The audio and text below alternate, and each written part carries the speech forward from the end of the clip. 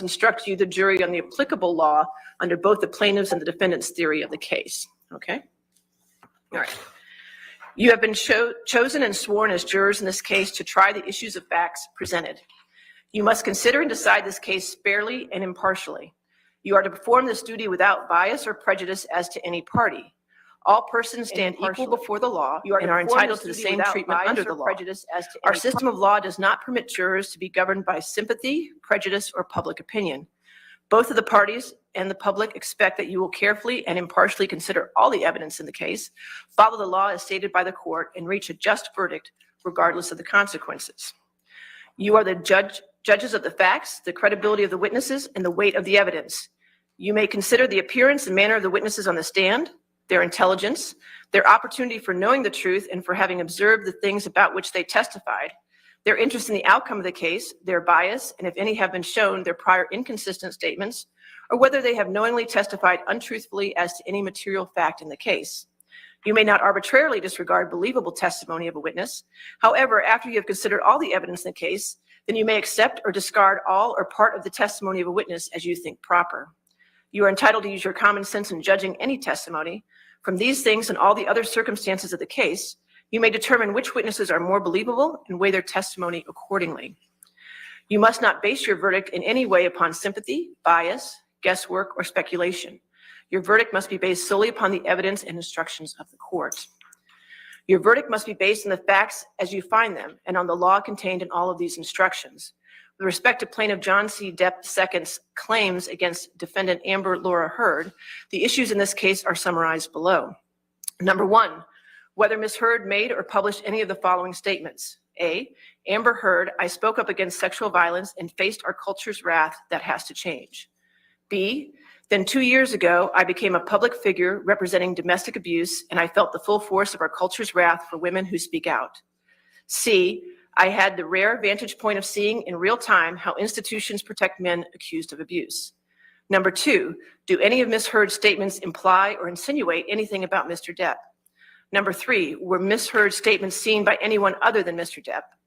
Number four, did Ms. Heard's statements convey a defamatory implication to someone who saw them other than Mr. Depp? Number five, are the implications or insinuations about Mr. Depp in Ms. Heard's statements false? Number six, did Ms. Heard make the statements with actual malice? Number seven, if Mr. Depp is entitled to recover, what is the amount of Mr. Depp's damages? On these issues, Mr. Depp has the burden of proof. Your decisions on these issues must be governed by the instructions that follow. With respect to Ms. Heard's claims against Mr. Depp, the issues in this case are summarized below. Number one, did Adam Waldman, while acting as an agent for Mr. Depp, make the following statements?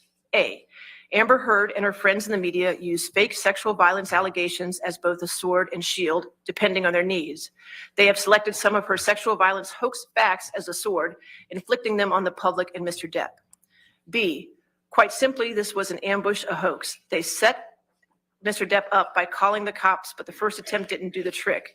The officers came to the penthouses, thoroughly searched and interviewed, and left after seeing no damage to face or property. So Amber and her friends spilled a little wine and roughed the place up, got their story straight under the direction of a lawyer and publicist, and then placed a second call to 911. And C, we have reached the beginning of the end of Ms. Heard's abuse hoax against Johnny Depp. Number two, are any of the statements about Ms. Heard? Number three, were any of the statements seen by someone other than Ms. Heard? Number four, are any of the statements false? Number five, were any of the statements made with actual malice? Number six, if Ms. Heard is entitled to recover, what is the amount of Ms. Heard's damages? On these issues, Ms. Heard has the burden of proof. Your decisions on these issues must be governed by the instructions that follow. You shall only return your verdict for Mr. Depp on his claim of defamation about the following statement if he has proved by the greater weight of the evidence that, number one, Ms. Heard made or published the following statement. Amber Heard, I spoke up against sexual violence and faced our culture's wrath that has to change. And number two, the statement was about Mr. Depp. And number three, the statement is false. And number four, the statement has a defamatory implication about Mr. Depp. Good morning, Barry. And number five, the defamatory implication was designed and intended by Ms. Heard. And number six, due to the circumstances surrounding the publication of this statement, it conveyed a defamatory implication to someone who saw it other than Mr. Depp. Good morning, and if Mr. everybody. Depp further proved by clear and convincing evidence, number seven, that Ms. Heard made the statement with actual malice. If Mr. Depp failed to prove any one or more of the 7 elements above, then you shall find your verdict for Ms. Heard with respect to the above statement. You shall only return your verdict for Mr. Depp on his claim for defamation about the following statement if he has proved by the greater weight of evidence that, number 1, Ms. Heard made or published the following statement. Then 2 years ago, I became a public figure representing domestic abuse, and I felt the full force of our culture's wrath for women who speak out. And number 2, the statement was about Mr. Depp. And number 3, the statement is false. Number 4, the statement has a defamatory implication about Mr. Depp. And number 5, the defamatory implication was designed and intended by Ms. Heard. And number 6, due to the circumstances surrounding the publication of the statement, it conveyed a defamatory implication to someone who saw it other than Mr. Depp. And if Mr. Depp further proved by clear and convincing evidence, number 7, that Ms. Heard made the statement with actual malice. If Mr. Depp failed to prove any one or more of the 7 elements above, then you shall find your verdict for Ms. Heard with respect to the above statement. You shall only return your verdict for Mr. Depp on his claim for defamation about the following statement if he has proved by the greater weight of the evidence that, number 1, Ms. Heard made or published the following statement. I had the rare vantage point of seeing in real time how institutions protect men accused of abuse. And number 2, the statement was about Mr. Depp. And number 3, the statement is false. And number 4, the statement has a defamatory implication about Mr. Depp. And number 5, the defamatory implication was designed and intended by Ms. Heard. And number 6, due to the circumstances surrounding the publication of the statement, it conveyed a defamatory implication to someone who saw it other than Mr. Depp. And if Mr. Depp further proved by clear and convincing evidence, number 7, that Ms. Heard made the statement with actual malice, if Mr. Depp failed to prove any one or more of the 7 elements above, then you shall find your verdict for Ms. Heard with respect to the above statement. You shall only return your verdict for Ms. Heard on her claim for defamation about the following statement if she has proved by the greater weight of the evidence that, number 1, Adam Waldman, while acting as an agent for Mr. Depp, made or published the following statement. Amber Heard and her friends in the media use fake sexual violence allegations as both a sword and a shield, depending on their needs. They have selected some of her sexual violence hoax facts as the sword, inflicting them on the public and Mr. Depp. And number 2, the statement is about Ms. Heard. And number 3, the statement was seen by someone other than Ms. Heard. And number 4, the statement is false. And if Ms. Heard further proved by clear and convincing evidence, number 5, that the statement by Mr. Waldman was made with actual malice. If Ms. Heard failed to prove any one or more of the 5 elements above, then you shall find your verdict for Mr. Depp with respect to the above statement. You shall only return your verdict for Ms. Heard on her claim for defamation about the following statement if she has proved by the greater weight of the evidence that, number 1, Adam Waldman, while acting as an agent for Mr. Depp, made or published the following statement. Quite simply, this was an ambush, a hoax. They set up Mr. Depp up by calling the cops, but the first attempt didn't do the trick. The officers came to the penthouses, thoroughly searched and interviewed, and left after seeing no damage to face or property. So Amber and her friends spilled a little wine and roughed the place up, got their stories straight under the direction of a lawyer and publicist, and then placed a second call to 911. And number 2, the statement is about Ms. Heard. Wow. And number 3, the statement was seen by someone other than Ms. Heard. And 4, the statement is false. And if Ms. Heard further proved by clear and convincing evidence, number 5, that the statement by Mr. Waldman was made with actual malice. If Ms. Heard failed to prove any one or more of the 5 elements above, then you shall find your verdict for Mr. Depp with respect to the above statement. You shall only return your verdict for Ms. Heard on her claim for defamation about the following statement if she has proved by the greater weight of the evidence that, number 1, Adam Waldman, while acting as an agent for Mr. Depp, made or published the following statement.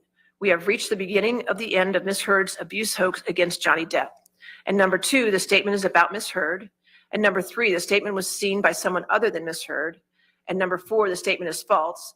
And if Ms. Heard further proved by clear and convincing evidence, number 5, that the statement by Mr. Waldman was made with actual malice. If Ms. Heard failed to prove any one or more of the 5 elements above, then you shall find your verdict for Mr. Depp with respect to the above statement. Blammo. When used in these instructions, the phrase, the Seems greater weight simple. of the evidence, also sometimes called the preponderance of the evidence, means the evidence which you find more persuasive when evaluated against all the evidence that has been admitted in the case.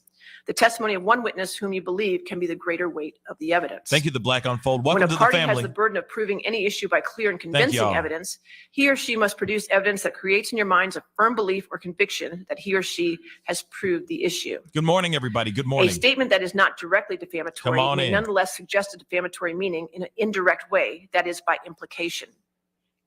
In determining whether any of the statements have a defamatory implication, you must consider the op-ed as a whole and Whoa. the circumstances surrounding its publication.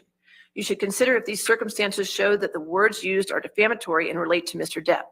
However, such circumstances cannot extend the meaning of the words used in the op-ed beyond their ordinary and common meaning. The proposed implication must be reasonably drawn from the words actually used. Okay, I got it. In determining whether any of the statements in the op-ed are false and defamatory as to Mr. Depp, you must read the statements in the context of the op-ed as a whole. Thank you for the $100. This means you may not seize on any one word, phrase, or image, or consider only one particular statement, phrase, or passage in isolation. I appreciate you. In determining whether any of Mr. Waldman's statements are false and defamatory, you must read those statements in context as a whole. This means you may not seize on any one word, phrase, or image, or consider only one particular statement, phrase, or passage in isolation. Both parties have the burden of proving actual malice by clear and convincing evidence. To meet this burden, each party must prove by clear and convincing evidence that each statement was made or published, number one, with knowledge that the statement was false, or number two, so recklessly as to amount to a willful disregard for the truth, that is, with a high degree of awareness that the statement was probably false. Actual malice is a subjective analysis that looks to the state of the mind of the person who made the statement. If the person who made the statement is believed it was substantially accurate at the time of its publication, then it does not give rise to liability for defamation. Thank you, Brandy Eddy, for the $100. The term actual malice should not be confused with the more common meanings of the word malice, such as ill will or hatred. Actual malice is not established merely because an author was motivated by ill will, prejudice, hostility, hatred, contempt, or even a desire to injure another. And reality. In order to find that Ms. Heard republished the original op-ed, including the headline, through a tweet on December 19, 2018, welcome to the family. You must find that she retransmitted the defamatory material or redistributed the material with the goal of reaching a new audience. Stated differently, republication occurs when the speaker has affirmatively reiterated the statement. A hyperlink directing readers to a previous article on the same website does not direct the previous article to a new audience. Merely linking to an article does not amount to republication. Thank you, Brandy. But adding content to a linked article may constitute republication. You must determine whether any added content was intended to reach a new audience. If you find any content added to the hyperlink was intended to reach a new audience, it constitutes a republication. Further, if you find a republication occurred on December 19, 2018, then in order to find for Mr. Depp against Ms. Heard, you must also find by clear and convincing evidence that Ms. Heard made this republication with actual malice.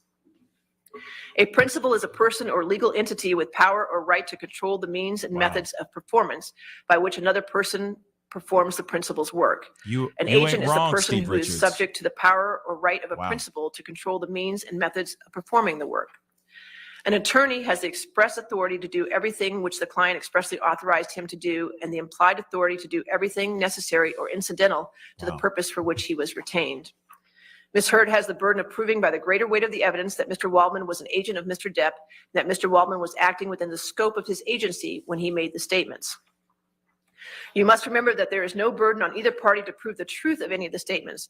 Both parties were free to offer proof of truth, but by doing so, they do not assume the burden of convincing you of the truth of the statements. The burden remains on each party to prove that the statements he or she complains of are false. Sandy, I think it's Elon. The rules of evidence ordinarily do not permit witnesses to testify as to opinions or conclusions.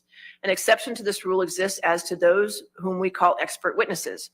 Witnesses who, by education and experience, have become expert in some art, science, profession, or calling may state their opinions as to relevant and material matters in which they profess to be expert, and may also state their reasons for the opinion. You should consider each expert opinion received in evidence in this case and give it such weight as you may think it deserves. If you should decide that the opinions of an expert witness is not based upon sufficient education and experience, or if you should conclude that the reasons given in support of the opinion are not sound, or if you feel that it is outweighed by other evidence, you may disregard the opinion entirely. In considering the weight to be given to the testimony of expert witnesses whose opinions differ, you may consider the ability and character of the witnesses, their actions upon the witness stand, the weight and process of the reasoning by which they support their opinion, their possible bias in favor of the side for which they testify, the relative opportunities for study or observation of the matters about which they testify, and any other matters which serve to illuminate their statements. In considering the weight to be given to the testimony of expert witnesses, you should consider the basis for his or her opinion and the manner by which he or she arrived at it, and the underlying fact and data upon which he or she relied. An expert witness was asked whether statements contained in published treatises periodicals, or pamphlets are reliable authority of a type normally relied upon by others in his or her field of expertise. This evidence is permitted to test the knowledge, accuracy, and opinions of the expert witness. And if such evidence is established as a reliable authority by expert testimony, it may be considered by you along with the other evidence in the case. If she loses, in considering the evidence, you're not limited to the bald statements of the witnesses. In other words, you're not limited solely to what you see and hear as the witnesses testify. On the contrary, you are permitted to draw from the facts which you find to have been proven such reasonable inferences as may seem justified in the light of your own experience. During the trial of this case, certain testimony has been presented to you by way of video depositions. You should give this testimony the same consideration as to its weight and credibility as you give to the testimony of witnesses who testified here in court. You must not discount any testimony merely because it was shown to you by video recording. When one of the parties testifies unequivocally to the facts within his or her own knowledge, those statements of fact and the necessary inferences from them are binding upon him or her. He or she cannot rely on other evidence in conflict with his or her own testimony to strengthen his or her case. However, you must consider his or her testimony as a whole, and you must consider a statement made in one part of his or her testimony in the light of any explanation or clarification made elsewhere in his or her testimony. Any fact that may be proved by direct evidence may be proved by circumstantial evidence. That is, you may draw all reasonable and legitimate inferences and deductions from the evidence. If you believe from the case that a witness, other than Mr. Depp or Ms. Heard, previously made a statement inconsistent with his or her testimony at this trial, the only purpose for which that statement may be considered by you is its bearing on the witness's credibility. It is not evidence that what the witness previously said was true. I'm trying not to talk over her. If you believe from the evidence that Ms. Heard or Mr. Depp previously made a statement inconsistent with her or his testimony at this trial, just a second. If the defamation trial is on camera, I will cover it. The Manson defamation case, yes, and evidence. Absolutely. Sometimes attorneys stated objections during the course of this trial and instructed a witness not to answer a question. Objections and instructions to witnesses are not evidence, and you may not consider them in reaching your verdict, nor are you to draw any inference from the fact that an objection was made. I appreciate your You must not consider any matter that was rejected or stricken by the court. It is not evidence and should be discarded. Any amount of damages requested by a party is not evidence in this case. You should not consider it as evidence in arriving at your verdict. What's up, Aruba? If you find your verdict for Mr. Depp or Ms. Heard, then he or she is entitled to recover compensatory damages without any proof of actual or pecuniary injury. As a result, injury to Mr. Depp or Ms. Heard's personal and business reputation, humiliation, and embarrassment is presumed. If you find either party liable for defamation, then in determining the amount of damages to which the opposing party is entitled, you may take into consideration all the circumstances surrounding the defamatory statements, the occasions on which they were made, and the extent of their publication, the nature and character of the insult, the probable effect on those who heard the statements, and their probable and natural effect upon the defamed party's personal feelings and upon his or her standing in the community and in business. Your verdict should be for the amount that will fully and fairly compensate him or her for, number one, any loss or injury to his or her business. Number two, any insult to him or her, including any pain, embarrassment, humiliation, or mental suffering. Number three, any injury to his or her reputation.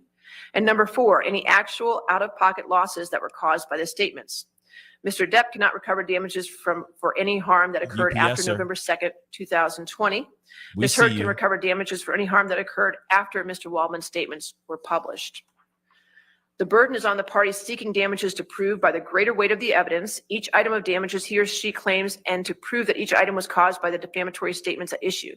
Neither party is required to prove the exact amount of damages, but the party must show sufficient facts and circumstances to permit you to make a reasonable estimate of each item. If either party fails to do so, then he or she cannot recover for that item.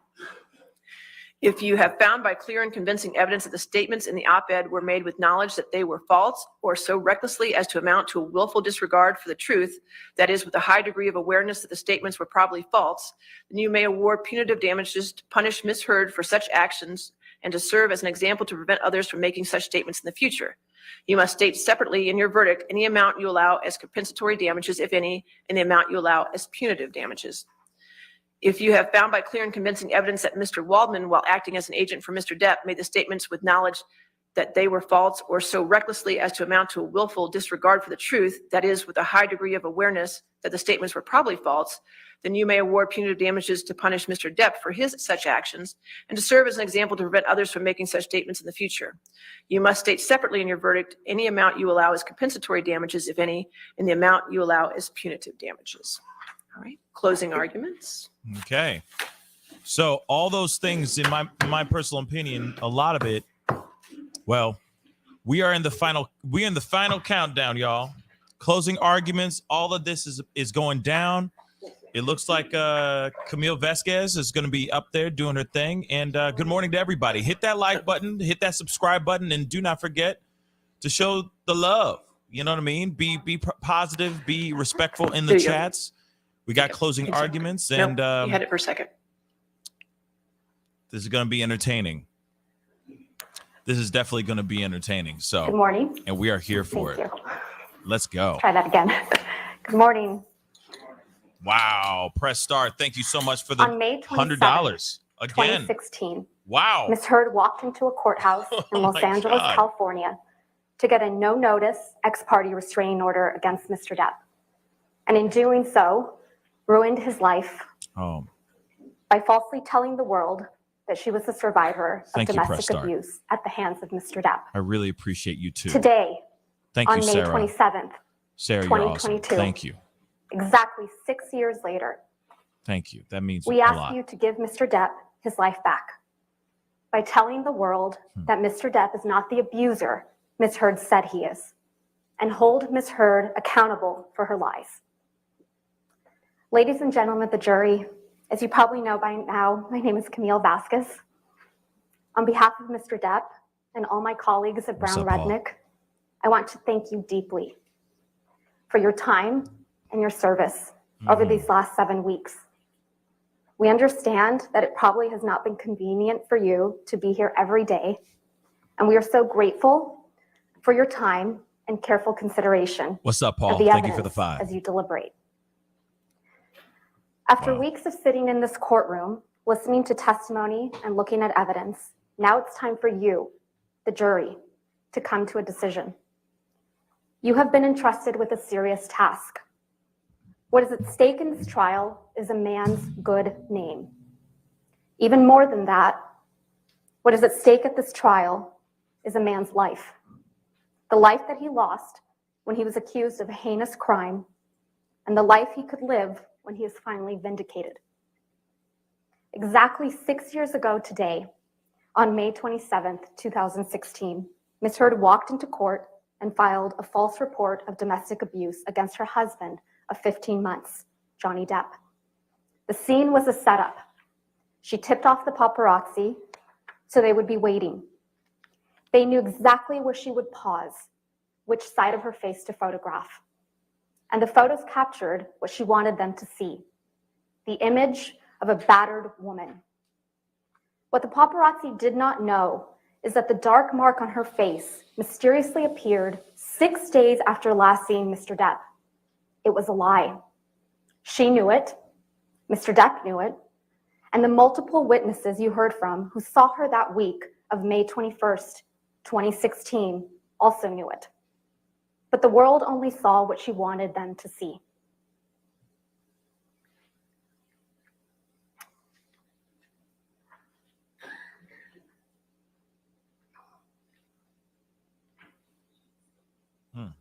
Oh, there we go. I guess she was waiting for that. Thank you, Zoe Zeppelin, for the 10. 2 years later, when promoting the biggest role of her career until this trial, Ms. Heard presented herself to the world as a public figure representing domestic abuse. The headline of the op-ed featured the term sexual violence, even though she had never before accused her ex-husband of such a heinous crime. Ms. Heard and her lawyers love to remind you of how the op-ed did not mention Mr. Depp by name. But Ms. Heard made sure that there would be no mistake about who she was referring to. She inserted 2 years ago, so the world would remember the photo of a battered woman, the mark on her face standing outside the courthouse, and they would once again see Mr. Depp as the villain, this time in full swing of the Me Too movement. But what was happening behind closed doors was quite different from what Ms. Heard presented to the world. The exact opposite, in fact. There is an abuser in this courtroom, but it is not Mr. Depp. And there is a victim of domestic abuse in this courtroom, but it is not Ms. Heard. The evidence presented at this trial has shown that Ms. Heard is in fact the abuser and Mr. Depp the abused. As you heard from Mr. Depp and multiple other witnesses that testified under oath at this trial, Mr. Depp experienced persistent verbal, physical, and emotional abuse by Ms. Heard during their relationship. And when their relationship was over, Ms. Heard inflicted the greatest and cruelest injury of all. Facts, Lori. She publicly and falsely named Mr. Depp as the abuser. Ms. Heard never thought she would be held accountable, never thought that she would have to face her abuser. She never thought she would have her supposed mountain of evidence vetted. She never thought that Mr. Depp would tell you, the jury, and the world that he was the real victim of domestic abuse. She said it in her own words. You can please tell people that it was a fair fight and see what the jury and judge think. Tell the world, Johnny. Tell them, Johnny Depp. Johnny Depp, man, I'm a victim too of domestic violence, and yes. I know it's a fair fight. And see how many people believe or side with you. Yep, it's a rap, son. It's a At the bloody start rap. of this case, Mr. Chu and I stood before you to give you our opening statements on behalf of Mr. Depp. During that statement, we made promises to you about what the evidence would ultimately show at the end of this trial. We've kept those promises. One of those promises we made was that you would come to understand who Ms. Heard is, that she is a deeply troubled person, violently afraid of abandonment, desperate for attention and approval. Damn right. And in her relationship with Mr. Depp, she was violent, she was abusive, and she was cruel. Absolutely. You heard from Dr. Shannon Curry, who explained that Ms. Heard suffers from borderline personality disorder and histrionic personality disorder. And narcissistic. These are disorders that are characterized by anger, sometimes uncontrollable and explosive anger, and a powerful, sometimes desperate need for attention, acceptance, and approval. Fear of abandonment is the deepest fear. A person with these disorders will suffer from dramatically fluctuating moods and can sometimes be violent and aggressive. They can also be charming and likable, but they can be incredibly manipulative and wild. An emotional roller coaster with wild swings, from idolizing their partner to devaluing him. In fact, you saw that when she completed testing with her own forensic psychology expert, Dr. Dawn Hughes. Ms. Heard self-reported that she felt like she had 3 or 4 different personalities, and that sometimes her temper would explode and she'd completely lose control. You heard from multiple witnesses that Ms. Heard can be very pleasant, even charming. But you also heard from multiple witnesses and in audio recordings of Ms. Heard that she can be incredibly aggressive, violent, and cruel. You heard that even from her former assistant, Kate James. Ms. James testified that Ms. Heard would scream, yell, and send her barrages of text messages. In fact, Ms. Heard testified that Ms. James testified that Ms. Heard literally spat in her face. You heard from Ms. Heard's former best friend, Rocky Pennington, that Ms. Heard once hit her when Ms. Pennington did not do her best to meet Ms. Heard's needs. You also heard from Beverly Leonard that she once witnessed Ms. Heard assault her then partner in Seattle Airport in 2009. And you heard from Mr. Depp that Ms. Heard used her sister Whitney as a punching bag, literally and figuratively. You also heard overwhelming evidence from Mr. Depp and the people that were around him and Ms. Heard during their relationship, that Mr. Depp suffered persistent verbal and physical abuse at the hands of Ms. Heard. High literary junkie. Heard evidence from Dr. Curry and the fact witnesses at this trial that Ms. Heard's deepest fear is one of abandonment. Glad you found us. Being left by Mr. Depp. Mr. Depp's greatest crime in her mind, the fault she confronts him with time and time again, is that he splits. He leaves the fight, especially when Ms. Heard gets physical. And she couldn't stand it when he did. You heard from Ms. Heard yourselves in audio recordings how upsetting it was to her when Mr. Depp would split. anytime anything goes wrong, you split. I feel like it's your first thing.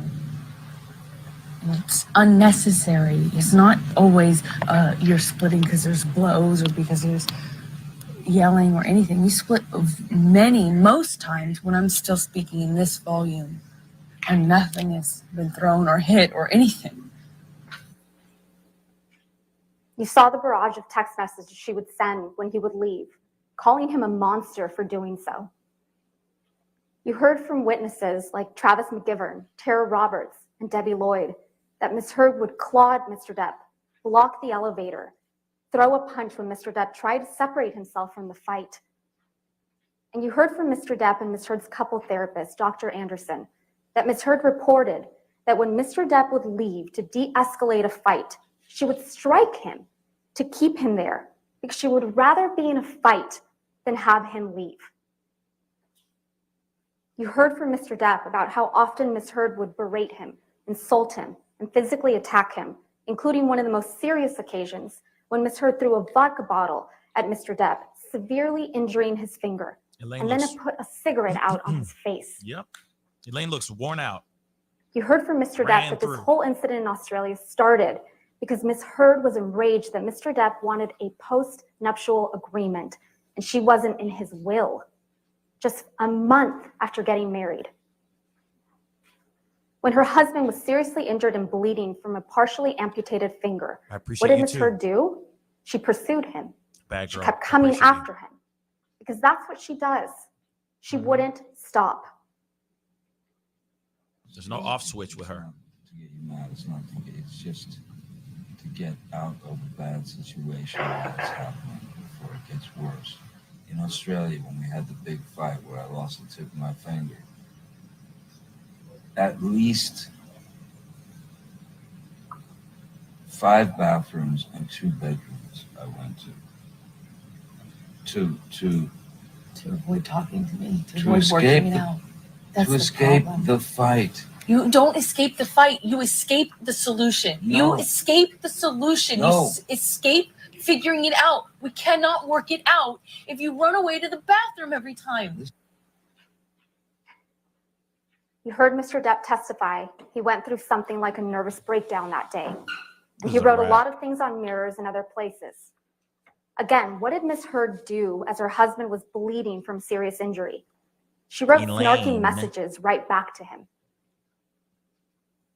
She denied it under oath to you, but the evidence you saw speaks for itself. You heard from Mr. Depp's security, Sean Bett, who was aware of constant arguing and bickering. He witnessed Ms. Heard calling Mr. Depp names. Fat ass. Fuck you, Johnny. Mr. Bett testified that he saw and documented injuries on Mr. Depp. A swollen eyelid in March of 2015, cuts on his nose, scratch marks on his chin in December of 2015. And you heard from Travis McGivern, who testified that Ms. Heard called Mr. Depp names like washed up, fucking cunt, and worst of all, a fucking deadbeat dad. Ms. Heard would take the low blows and hit him where it hurts, his children. Yep. Mr. McGivern told you that on March 23rd, 2015, Ms. Heard threw things at Mr. Depp, spat at him, and Yeah, ultimately punched that's a him in bruise. the face, leaving him with a shiner. Did that look like a fake bruise to You heard y'all? testimony from Malcolm Connolly, another security member, who testified he saw Ms. Heard throw things at Mr. Depp, a cigarette lighter on a plane, a soda can from upstairs at the Eastern Columbia building. He never saw marks on Ms. Heard, but he saw marks on Mr. Depp, scratches, bruises on his left eye, scratches on his left ear. And he took pictures documenting injuries like this one. He looks terrified. He looks tortured to me. Behind that smile, he looks like a tortured man. You also heard from Tara Roberts, a manager at Mr. Depp's Island, who witnessed Ms. Heard telling Mr. Depp that he was washed up and would die fat and lonely. You also heard from Ms. Roberts that she witnessed Ms. Heard clawing and grabbing at Mr. Depp, grabbing his hair, trying to pull him back to her. And Mr. Depp had a visible injury to his nose on that occasion. Thank you, Stacey Ann. Appreciate you. Most importantly, From you heard from Ms. Trinidad. Heard yourselves. on multiple audio recordings, admitting to being physically violent with Mr. Depp. You heard Ms. Heard admit to hitting Mr. Depp. And then you fucking clocked me. I remember hitting you as a response to the door thing.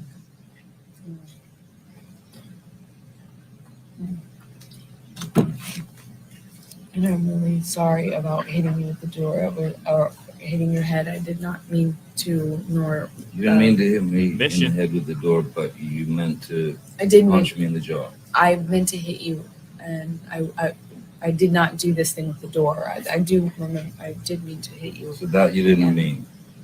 The door? No, God, no, I didn't. But punching me in the jaw. I didn't. Okay, I'm sorry I hit you. I did mean to hit you, but it was in response. I just reacted in response to my foot. I just reacted. And You heard her admit it again and claim Mr. Depp was a baby for complaining about the abuse. And I watched you lie, and then I didn't punch you, by the way. I'm sorry that I didn't hit you across the face in a proper slap, but I was hitting you. I was not punching you. Babe, you're not punched. Don't tell me what it feels like to be punched. You know, even a lot of fights have been around a long time. I know. Yeah. No, when you fucking have a close You face. didn't get punched. You got hit. I'm sorry I hit you like this, but I did not punch you. I did not fucking deck you. I fucking was hitting you. I don't know what the motion of my actual hand was, but you're fine. I did not hurt you. I did not punch you. I was hitting you. How are you? What am I supposed to do? Do this? I'm not sitting here bitching about it, am I? You are. That's the difference between me and you. You're a fucking baby. Because you start. You are such a baby. Grow the fuck up, You start Johnny. physical fights.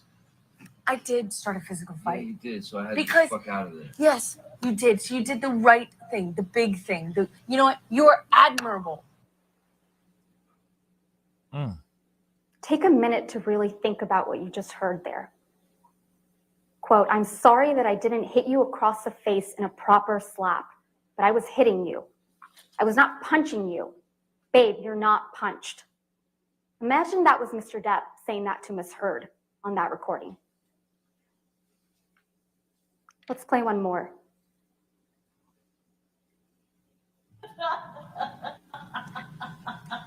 That fake laugh. That fake laugh is too much to take. No, I'm sure she's.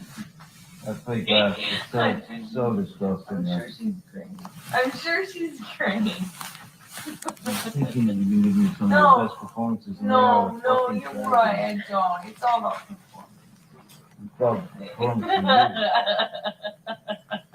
I'm right. I don't regret. I don't regret. Oh, what else? I What don't- else are you? Oh, come on. I don't Be regret. Oh, I come don't on. regret. Lay on me. What else? What else other things you want to add? Can't talk to You you when you fucking sound lying like piece of Bobby shit. Bear. What? Oh, Start no, your I foot want show. to know. Get out of your Uber's I'm out. kind of waiting. Go get Oh, it. a billion books. Yeah, Wait, is there no other place? for No you to doubt, go? Paul. 1,500 houses to go run. PhDs. Come on, go be a real Dissertations. married man. Go deal with your shit the way that a man does. My Go God. run to the next house. Every man does. Yeah. Go. Run away. It's so bad. This is the real Ms. Heard, It's so bad. the one in the audio recordings, It's so not the bad. one you saw in this courtroom. What a terrible human What you being. didn't hear on a single recording you heard in this case, and there were many played by both parties, is Mr. Depp ever admitting to hitting, punching, or kicking Ms. Heard. You didn't hear it. It doesn't exist. It didn't happen. And despite the fact that Mr. Depp and Ms. Heard are heard discussing many of the alleged incidents you've heard about at this trial, like Australia and the Bahamas, you never heard Ms. Heard accuse Mr. Depp of sexual assault. Unlike Mr. Depp, who you heard admit to and own up to his past mistakes and his struggles, No kidding. particularly with drugs and alcohol, No kidding, Zoe. Ms. Heard will not admit that she has ever done anything wrong. But she cannot deny what you heard on those recordings. As much as Ms. Heard and her lawyers have tried to make this case about Mr. Depp's language, it is Ms. Heard that repeatedly admits to violence. By April and May of 2016, Mr. Depp had reached his limit. His mother was dying. His finances were a mess. And when he showed up late to Miss Heard's 30th birthday party because a meeting with his new business manager, Edward White, had gone late, Miss Heard, of course, was not understanding. She was furious. You heard from Mr. Depp, both in this courtroom and on audio recordings, that Miss Heard punched him that evening. He left with Travis McGivern, and the next morning he learned that someone had left feces on his bed. Miss Heard denies responsibility. It's boo. But she admitted to the prank to Starling Jenkins. You heard him testify to that effect. For almost a month after that, they didn't see each other. And you heard from Mr. Depp that when his mother died on May 20th, 2016, he resolved to leave Miss Heard. Demetria, He was done. Demetria, good point. Very good point. And when Miss Heard learned that Mr. Depp was done, that she was really losing him, she went on the attack. She filed for divorce before Mr. Depp could. Then, as you heard from Mr. Depp's divorce lawyer, Laura Wasser, Miss Heard sent a letter demanding financial support. And when her demands weren't met, Miss Heard struck a blow against Mr. Depp that was more damaging than any physical blow she had ever landed. When she walked into court 6 years ago today, on May 27th, 2016, to get a domestic violence restraining order against Mr. Depp, she did so in front of paparazzi with a mark on her face. The evidence presented at this trial demonstrates that Miss Heard didn't just want a divorce. She wanted to ruin him. Miss Heard denied alerting TMZ to the TRO filing in this courtroom. But you heard testimony from Morgan Tremaine that TMZ knew to go to the courthouse, knew what side of her face the alleged bruise was on, and that Miss Heard would pause. She would pause for paparazzi, who got the photos that ended up splashed across newspapers and magazines. Miss Heard testified that she did not personally give photographs of her apparent injuries to People magazine, but somehow these pictures that she took and maintained on her devices ended up on the cover of People magazine 1 month later.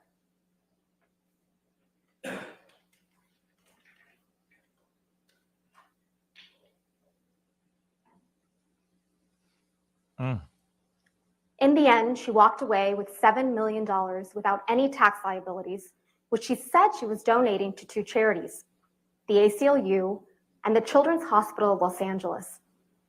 The ACLU, they got less than $1 million from her. Thank you, And Krishna. the Children's Hospital, they got $250,000. Hopefully you're doing well in India, my But brother. that didn't stop Miss Heard from telling the world that she donated everything, because remember, she wanted nothing. And she had donated everything. The word donated. And that didn't stop her from testifying under the penalty of perjury that she had donated it. Ms. Heard tried to tell you that pledge and donate mean the same thing. They She don't. claims she hasn't given the money because she was sued. But you've heard uncontested evidence that she had the money for 13 months prior to this lawsuit being commenced by Mr. Depp. She had all the money and had month after month after month to fulfill her pledge and actually donate the money. But she didn't. She also told you that she never fulfilled the pledge because Mr. Depp sued her for defamation. That's a blatant lie.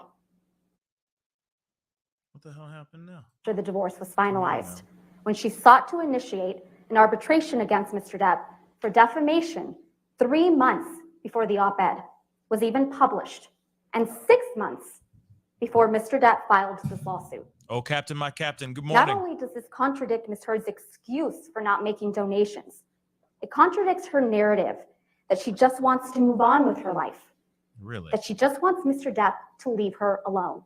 We'll talk about that, Lies. Captain. That is Ms. Heard's narrative. Lies upon lies. She ain't done yet. Be sure to hit that notification bell and like turn it off and turn it back on. Maybe it needs to do that thing because sometimes notification bells can be really weird like that. Okay, guys? Just letting you know. And actually were all kinds of accusations flying your way when you said all this. And then there was a divorce settlement. You got $7 million. People were saying this is all about the money.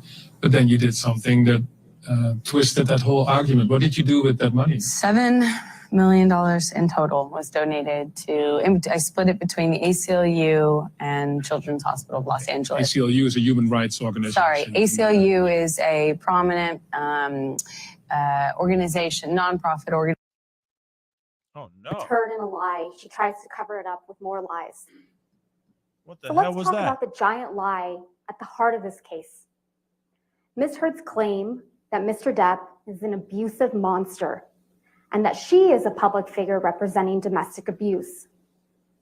What the At hell the was start of that? this case, Mr. Chu and I told you that you were going to hear some disturbing and graphic tales of abuse from Ms. Heard, and they were designed to shock you and overwhelm you, which you have. We told you that this would be a performance, the role of her lifetime, as a heroic survivor of brutal abuse. When Mr. Depp brought this case for defamation, Ms. Heard went all in. She spun a story of shocking, overwhelming, brutal abuse. She came into this courtroom prepared to give the performance of her life, and she gave it. Ms. Heard's acting coach, Christina Sexton, testified that Ms. Heard has difficulty crying when she is acting. You saw it. Ms. Heard sobbing without tears, while spinning elaborate, exaggerated, fantastical accounts of abuse and everything going on in her mind almost a decade prior while enduring that abuse. It was a performance. She told you that what she thinks she told you what she thinks you need to hear to convict this man as a domestic abuser and a rapist. She wants you to believe that she was abused countless times. Mm-hmm. Countless times. She does. Over the entire course of their relationship. But as Mr. Chu and I promised you, the evidence just does not bear that out. Ms. Heard has told you that she has mountains of evidence of abuse, but there are no medical records reflecting she sustained any injuries from the abuse she claims. Ms. Heard had medical professionals at her disposal. Dr. Kipper, Debbie Lloyd, her own nurse, Erin Filati, and yet there's nothing. Ms. Heard took pictures all the time. Pictures of Mr. Depp sleeping.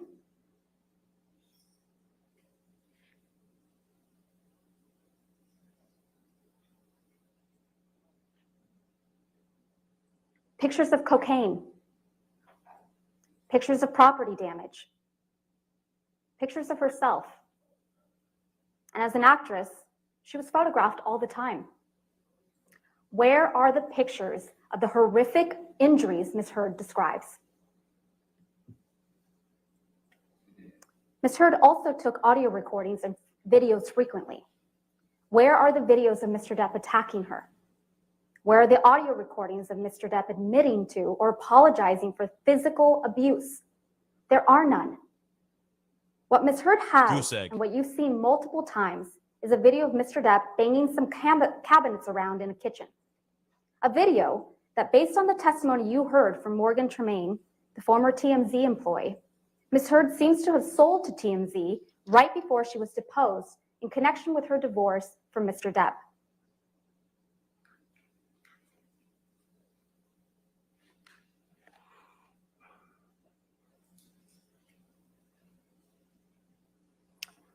Sure, Ms. Heard can point to text messages where Mr. Depp is apologizing to her, but never for violence. Ms. Heard's counsel showed you Defendant's Exhibit 325, where Mr. Depp says sorry for, quote, my behavior. I'm a fucking savage. But this is not an apology for violence. It's an apology for the, quote, these heinous, slinging insults. Mr. Depp is apologizing for the words he used.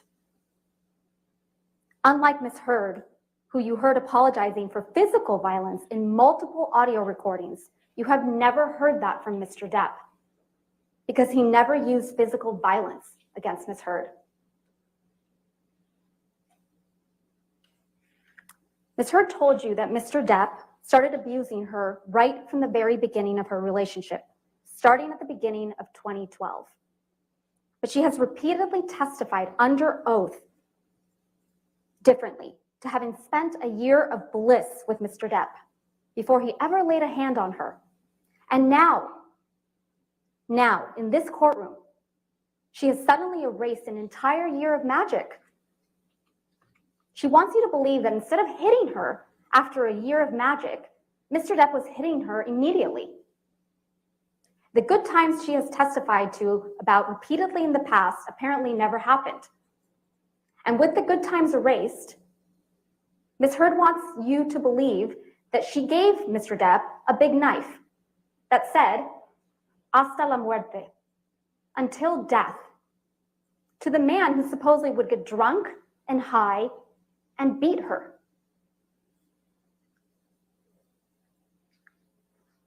Ms. Heard admitted to you during this trial that Mr. Depp always wears big, chunky rings on every finger. According to her, he was wearing these rings when he'd slap her, hit her, punch her in the face. But you have not seen a single photograph that reflects the serious injuries Ms. Heard would have sustained if this was true. Not one. Ms. Heard testified to an incident in March 2013 when Mr. Depp supposedly hit her multiple times in the face while wearing rings. And this is what her face looked like afterwards.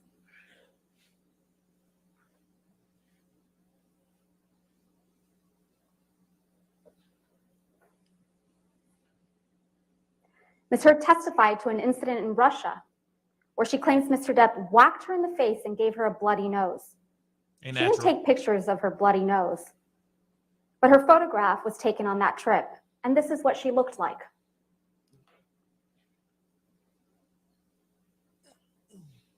Where the photos at? Yep.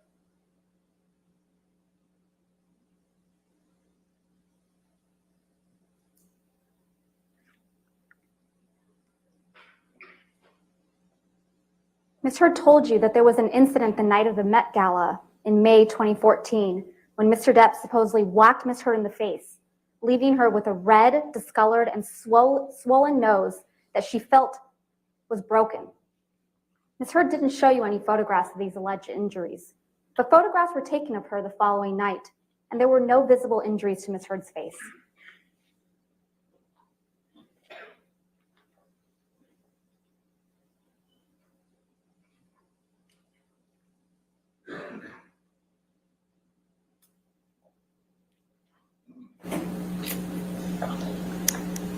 Ms. Heard testified that in January 2015, while she and Mr. Depp were in Tokyo, Mr. Depp knelt on her back so aggressively that she was concerned that bruises would be visible in her backless dress.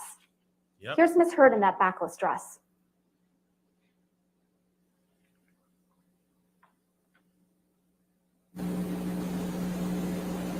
Yep. Make it make sense. Do you see any bruises? I don't see nothing.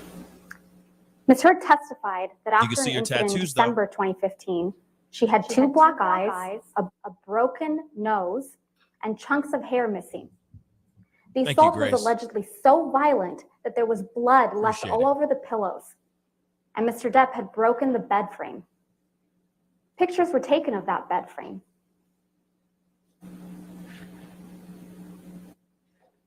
And in that picture, there appears to be a pocket knife on the bed.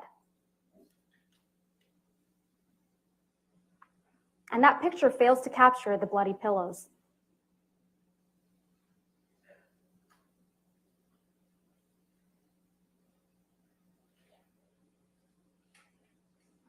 And here is what Ms. Heard looked like on the James Corden show the next day. Yep. Just fine.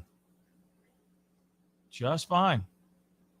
Indeed, you heard from Ms. Heard's own nurse, Erin Filati, that she saw her a day or two afterwards and could not visualize the injuries Ms. Heard described. Ms. Heard did take pictures of herself after this alleged incident. But are the injuries reflected in these photographs consistent? That's the question. Are they consistent with the brutal assault and serious injuries Ms. Heard has testified to? Or are these injuries more consistent with Mr. Depp's testimony that he and Ms. Heard bumped heads while he was trying to restrain Ms. Heard to keep her from attacking him.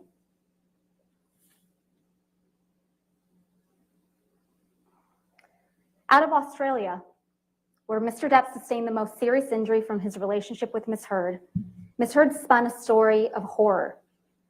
A 3-day ordeal with a drug-fueled Mr. Depp violently assaulting her, cutting his own finger off, dragging her through glass, and then bending her back over a counter and raping her with a whiskey bottle. She claimed that she had bruises on her face, cuts all over her arms and feet, and was bleeding from her vagina from the sexual assault. Yep. Where's the evidence? And what did Ms. Heard say she did? She went upstairs, took some sleeping pills, and went to sleep. The next morning, she took pictures of the mirrors her husband had written on in paint using his amputated finger. She took no pictures of herself, her alleged injuries, or the property damage she testified to in this courtroom. When Malcolm Connolly, Jerry Judge, Dr. Kipper, and Nurse Debbie Lloyd arrived to extract Mr. Depp and get him medical treatment for his finger injury, you heard from Mr. Connolly, Dr. Kipper, and Ms. Lloyd.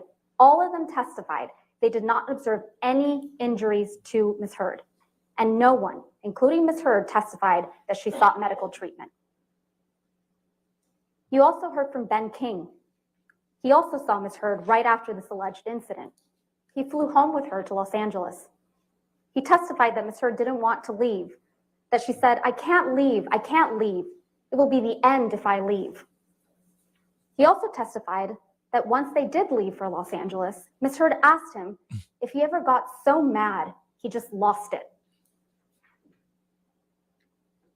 When Ms. Heard arrived in Los Angeles, she saw Travis McGivern, who also testified he observed no injuries, and her personal nurse, Erin Filati, who documented no requests for medical treatment and no injuries in her nursing notes for Ms. Heard.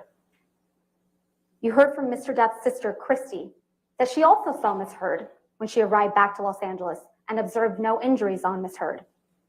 Christy testified that when she told Ms. Heard her fighting with Mr. Depp was unsustainable, Ms. Heard responded that Christy should get off her cross, that Mr. Depp liked her feisty. Ms. Heard's testimony about what occurred in Australia just doesn't add up. That's because there was a monster in that house in Australia, but it wasn't Mr. Depp. It was Ms. Heard.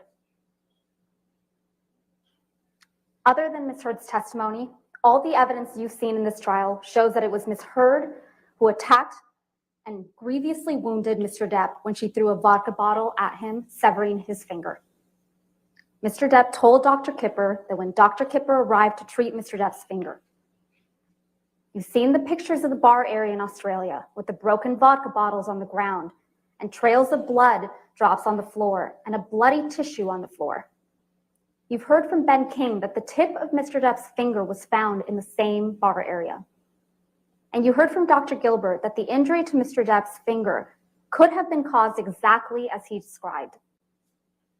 And interestingly, you heard from Christina Sexton that Ms. Heard told her that Mr. Depp injured his finger while swinging a bottle around. Not smashing a phone, as Ms. Heard surmised in this courtroom, but swinging a bottle around. You also heard from Ms. Sexton that Ms. Heard first told her about the bottle rape in Australia while Ms. Sexton was at Ms. Heard's home, meeting with her lawyers the day before Ms. Sexton was scheduled to be deposed in this case. The evidence presented at this trial shows that this is not the only time that Ms. Heard disclosed a sexual assault at a convenient time for purposes of litigation she's involved in. The first time Ms. Heard claimed that Mr. Depp sexually assaulted her in the Bahamas in December 2015 was after Tara Roberts, the manager of Mr. Depp's island, submitted a sworn statement in the UK action describing the incident she testified to in this courtroom, where Ms. Heard chased Mr. Depp out of the house, was yelling and then pleading with Mr. Depp to stay while clawing at his hair and clothes, and left Mr. Depp with an injury to his face. That's the first time she disclosed it. after there was contrary evidence. Ms. Heard testified about another incident just 2 weeks after the events in Australia, where Mr. Depp supposedly attacked Ms. Heard and almost pushed her sister Whitney down the stairs. Whitney is the only witness that you heard from that backs up Ms. Heard's version of events. She's it. And the only witness, other than Ms. Heard, who claims to have seen Mr. Depp physically attack Ms. Heard. Wow. But just like Ms. Heard's version of the events in Australia, her testimony about the staircase incident and that of her sister Whitney's just doesn't square up with the other evidence in this trial. Thank you. Their Thank you, testimony Sarah. is contradicted by the Dog testimony mom. of Travis McGivern Again, and thank Debbie you. Lloyd, who were there that night.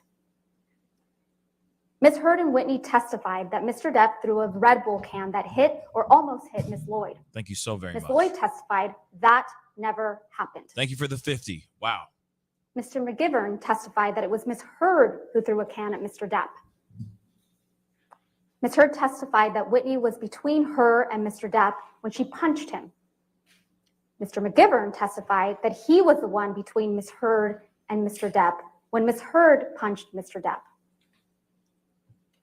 Ms. Heard testified that Thank you, Mr. Dr. Depp was Ed. able to get his hands in her hair, yank her, and Appreciate then hit you. her in the face with the cast he had on. But you heard from Ms. Lloyd and Dr. Colbert, Mr. Depp's medical doctor, who treated Mr. Depp's finger injury, that Mr. Depp's finger was in a delicate state. He had a pin in his finger, a skin graft, and a soft cast that immobilized Mr. Depp's 2 middle fingers. And tellingly, the only picture of an injury from this incident is of Mr. Depp with a shiner.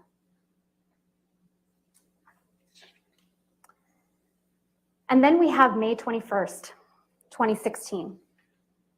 Ms. Heard testified that Mr. Depp threw a phone at her face, causing a visible injury. Ms. Heard has shown you pictures she claims to show this injury, but these photographs are not to be trusted. You heard from Mr. Neumeister that, like many of the photographs Ms. Heard has presented in this case, these photos were stored in a photo editing application.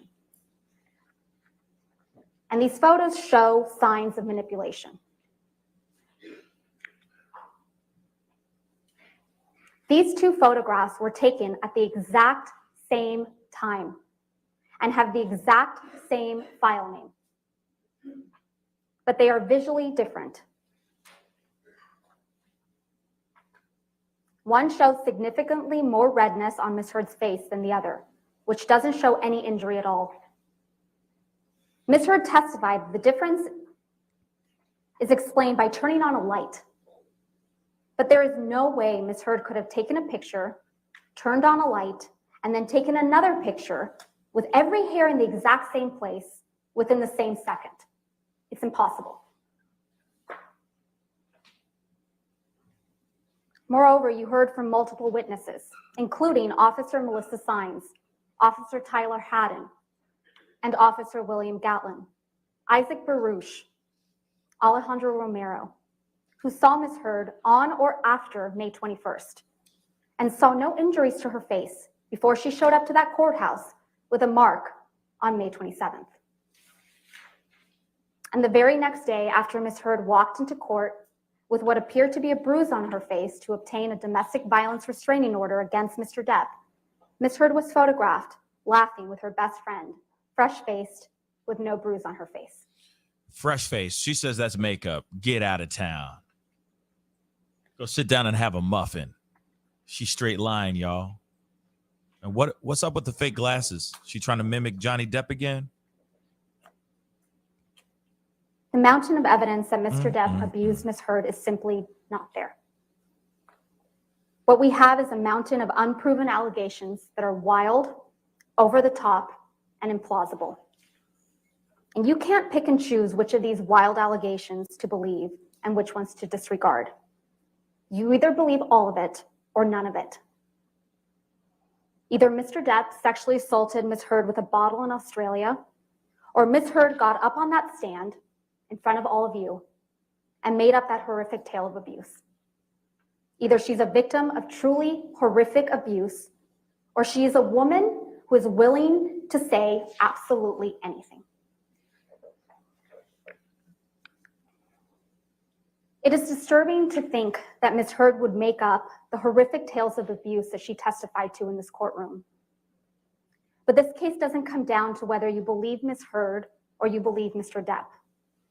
This case comes down to whether you believe Ms. Heard or you believe Mr. Depp, Christy Dombrowski, Sean Bett, Malcolm Connolly, Travis McGivern, Starling Jenkins, Keenan Wyatt, Dr. Kipper, nurses Debbie Lloyd and Aaron Filati, Tara Roberts, Ben King, Kate James, Kate Moss, Dr. Colbert, Morgan Knight, Morgan Tremaine, Officers Melissa Sines, Officers Tyler Haddon, Officer William Gatlin, and Beverly Leonard. What Ms. Heard testified to in this courtroom is the story of far too many women. But the overwhelming evidence, weight of that evidence shows that it's not her story. It's not Ms. Heard's story. Thank you, Cutie Pie, for the $20 super chat. Thank you It was so an very act much. of profound cruelty, not just to Mr. Depp, but to true survivors of domestic abuse. For Ms. Heard to hold herself out as a public figure representing Thank you. domestic abuse. It was false, it was defamatory, and it caused irreparable harm. And to talk more about that, I'm going to turn it over to my colleague and my friend, Mr. Chu. Chu. Let's go, Ben Chu. Bring it home.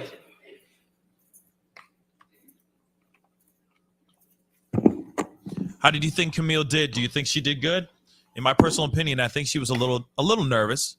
I ain't gonna lie. She seemed a little nervous, but I understand. She knows that the whole world is watching this whole thing, and you know, and every word, we're all hanging by every single word that she says, and also every word that she says, it determines his, you know, if he's gonna be vindicated or not. So I could definitely see that as well. Here it is, really quick. As far as the chat goes, as long as everyone's allowed to have their own personal opinions about everything here. Thank you, Camille. So as long as everyone plays nice, and thanks to all they of can you stay in the truly chat. for taking so much time over these last several weeks to listen to Mr. Depp, to his friends, to his family, and to so many others who have come forward physically in this courtroom, some from a very long distance, to tell you the truth. That's and to hilarious. finally, after so many years, to correct the record. P-Hub. As Ms. Vasquez said, you have now come to know the real Amber Heard. Scary. We also told you at the start of this trial that you were going to come to know the real Johnny Depp, not the many characters you've seen him play so wonderfully in the movies, but the man himself. We kept that promise. You've met the real Johnny Depp. You have heard that Mr. Depp came from humble, very difficult beginnings.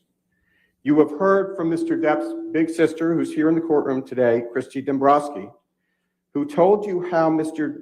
Depp grew up in a deeply troubled household with a mother, Betty Sue, who was physically abusive and mentally cruel. As Ms. Dombrowski testified, one of the names that Betty Sue called Mr. Depp when he was a little boy was One Eye, because he had to wear an eye patch for some time. His mother used to hit his father and the kids, including young Mr. Depp. Krishna, thank you And again. when his mother got violent, Mr. Depp Thank you very much. would retreat and find a place to hide. Sometimes he and his sister Christy would find a place to hide together. Mr. Depp never hit back. And like his father, he either stood up and took the violence or he retreated from it. Those are habits he returned to later when he found himself in a relationship with another person who returned his love with abuse, with physical abuse. And despite this long, unhappy history with his mother, Johnny never turned his back on her. In her elder years, Mr. Depp moved his mother to California. And he moved her to Los Angeles right across the street from his house so his two children could get to know her. He hired nurses for his mother. He made sure to take care of her and to make her comfortable. She never went to hospice. She had the nurses make her comfortable to the day she died. And from those humble and difficult beginnings, Mr. Depp grew into one of the greatest actors and movie stars of his generation. Now, he came to Los Angeles with his first love as a young man, planning to be a musician. Music had been a part of his life ever since he found peace himself in his room as a young boy when he was escaping. And he learned to play the guitar and would use it as solace. But it was an actor as his star began its rise, as he appeared in films too many to mention, including, of course, his iconic role as Captain Jack Sparrow in the Pirates of the Caribbean franchise. Fame came with challenges to Mr. Depp and his family. It was a strange experience for a shy young man from Kentucky to be thrust into the limelight, pursued by paparazzi, and to have even his very name become a brand. But he did his best to live a private, quiet life, and despite it all, and over the years built a reputation as a respected artist and as a decent, very well-liked man, which you've heard from many people. Mr. Depp dated major figures like Winona Ryder, Kate Moss, and Vanessa Paradis, with whom he spent 14 years together and with whom they had their children. Before Amber Heard, ladies and gentlemen, no woman ever before Amber Heard ever claimed that Mr. Depp raised a hand to her in his 58 years. And no other woman since Ms. Heard made that false claim back on May 27th, 2016, and repeated it in her December 2018 op-ed. Has any woman come forward since? This is Me Too without any Me Too. To the contrary, ladies and gentlemen, you heard Kate Moss 2 days ago testify. This is a woman who has never testified in any proceeding, ever. A very private person. Testified that Mr. Depp never abused her and that Ms. Heard lied to you. And she lied to you twice when she told you. Objection, Your Honor. Whoa. Sure. I didn't know that they can object during closing arguments. That's new. I didn't know that. Obviously, you know, I'm not a lawyer. But honestly, they're killing it right now. Team Depp. They're coming in with facts. So quit messing with his flow or do the same thing to them. Ladies and gentlemen, as I was saying, Ms. Heard lied to you twice when she suggested to you that Mr. Depp pushed Kate Moss down the stairs. You told her, you heard her say just 2 days ago that Mr. Depp never did that, and he never hit her, and he never kicked her. That was one of— Objection, Your Honor. That's not what you testified to. Exactly we what just you discussed testified. that. Overruled. Thank you, Your Honor. Jesus. They're still at it. Let the man speak. Ms. Heard and her lawyers have spent much of this trial talking about drugs and alcohol. Mr. Depp is no saint, and he has never claimed to be one. He has made mistakes in his life, as we all have. Yes, he has struggled with drugs and alcohol, but you never heard him deny that. We told you that in the opening statement. He owns his flaws. He admits to them. He told you all about them. But he is not a violent abuser. He's not an abuser, as Ms. Heard claims. And he did not and does not deserve to have his life, his legacy, destroyed by a vicious lie. And this is, as Ms. Vasquez said, this is the 6th anniversary of that. There is a world of difference between having substance abuse problems and being a physical abuser. Ms. Heard falsely accused Mr. Depp of beating her. That was her first allegation, and you know why, and you know that wasn't true. Then, years after the fact, for the first time, she accused him of raping her. The lies have grown and metastasized over time, and they need to be stopped. And those false accusations have caused more harm to Mr. Depp than her fists ever did. And make no mistake, Ms. Heard has admitted, unlike Mr. Depp, Ms. Heard has admitted on the audio tapes you've heard at this trial, and Ms. Vasquez just played you a few of them, she has admitted repeatedly to physically abusing Mr. Depp. And I would just like to take a minute to talk about the harm Thought I was to crazy. Mr. Depp and his family. You have heard from several of the people in Mr. Depp's life about the damage Ms. Heard's lies have done to him.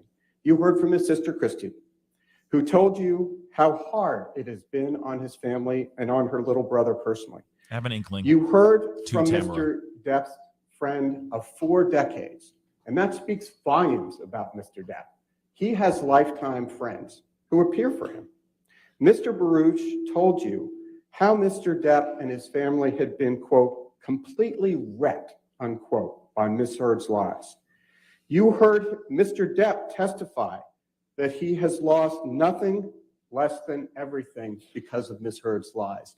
Nothing less than everything. You heard about Mr. Depp's children, Jack and Lily Rose. His children have had to hear these allegations since 2016. And then when that started to die down, they had to hear them again.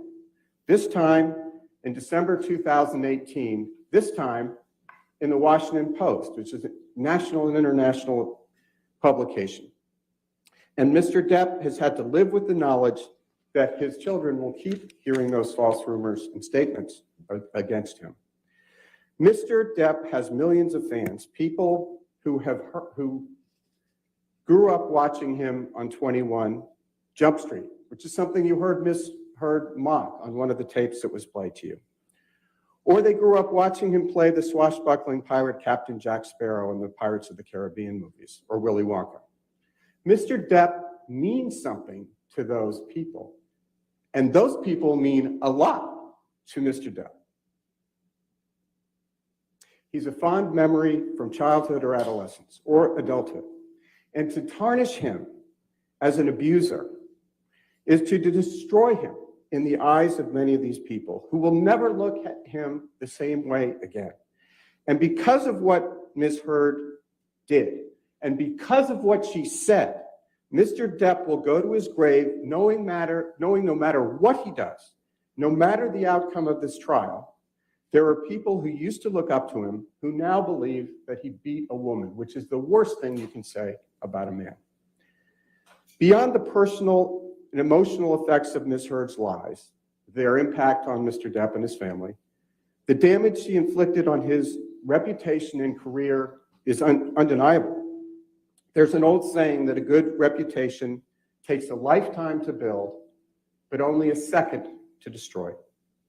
Mr. Depp spent, in fact, a lifetime building his reputation as one of the greatest actors and movie stars of his generation, an iconic figure respected and liked throughout Hollywood and recognized and admired throughout the world. You heard evidence from Jack Wiggum, who was here today, Mr. Depp's agent, who explained that Mr. Depp, quote, was very well regarded and respected by peers in the artistic community, unquote. And you heard further testimony from Mr. Wiggum that Mr. Depp had a deal with Disney to play Captain Jack Sparrow in the 6th movie sequel of the Pirates of the Caribbean franchise for $22.5 million. But as Mr. Wiggum explained, all of that changed when Ms. Heard published her op-ed in December of 2018 in the Washington Post. Quoting from the testimony you heard by Mr. Wiggum, quote, after the op-ed, it was impossible to get him a studio film, which is what we normally would have focused on in that time period, unquote. Another quote, it was on the damage, the impact of this op-ed, as opposed to the other stories that you saw, the other publications. Mr. Wiggum explained why this one was so damaging. Quote, "It was a first-person account. I mean, from the victim. It's extremely impactful. You know, with respect to Johnny, it was catastrophic because it was coming from a first-person account. It was not from a journalist. It was coming from someone observing. It was from someone saying, 'This happened to me,'" unquote. You also heard from Richard Marks, an expert in the inner workings of Hollywood and the entertainment industry, who explained that the impact of Ms. Heard's allocations on Mr. Depp was devastating. Quote, "It's devastating. It's the type of claim, the Me Too claim of sexual violence, domestic abuse that has canceled a list of actors," unquote. And for many, and Mr. Depp would agree with this, rightfully so, Me Too is an important movement, a movement that Mr. Depp supports and believes in. It's for true survivors of abuse, not Ms. Heard. True victims need protection, and true perpetrators need to face the repercussions. But as you heard in this case, Amber Heard is not a true victim, and Mr. Depp certainly is not an abuser. Again, nobody has come out of the woodwork to say Me Too. This is the unique and singular Me Too case where there's not a single Me Too. In fact, to the contrary, Kate Moss, who was in a romantic relationship with Mr. Depp for 3 years, which he broke off, came forward to say, no, he never pushed her down any stairs. And you heard Doug Banya, an expert in internet and social media analytics, testify to the impact that Ms. Heard's allegations had on Mr. Depp's popularity. Play Ms. nice Heard's out there, lawyers guys. tried to tell you that all of the damage done to Mr. Depp's career was because of his own behavior, because he was sometimes unprofessional or sometimes late to set. But that doesn't hold up. Mr. Depp has been a major figure in Hollywood for decades. Yes, Mr. Depp was late to set sometimes. But as Richard Marks testified, quote, "When you hire Johnny Depp, you get all of Johnny Depp, which includes being late," unquote. Keenan Wyatt, who has worked for decades as a sound engineer on some of Mr. Depp's films, said much the same thing. And by the way, Mr. Wyatt is not and never has been an employee of Mr. Depp. He's just worked with him on movies. Mr. Depp wasn't canceled by Hollywood because he was sometimes late to set. He was canceled because Ms. Heard falsely accused him of domestic violence and sexual violence on the pages of the Washington Post on December 18, 2018, repeating the prior lies of May 17, 2016. And as you saw at trial, Ms. Heard published the op-ed on December 18, 2018, 2 years after her public allegations of domestic abuse. Ms. Heard's publication of the op-ed coincided with the release of her major movie Aquaman that December. And it coincided as well with her announcement on Twitter that she was becoming an ACLU ambassador for women's rights. And in that op-ed, Ms. Heard repeated her false allegations against Mr. Depp. Now, she didn't mention his name. She didn't have to. Everyone knew exactly who and what Ms. Heard was talking about. Ms. Heard got on the stand and tried to tell you that the op-ed was not about Mr. Depp.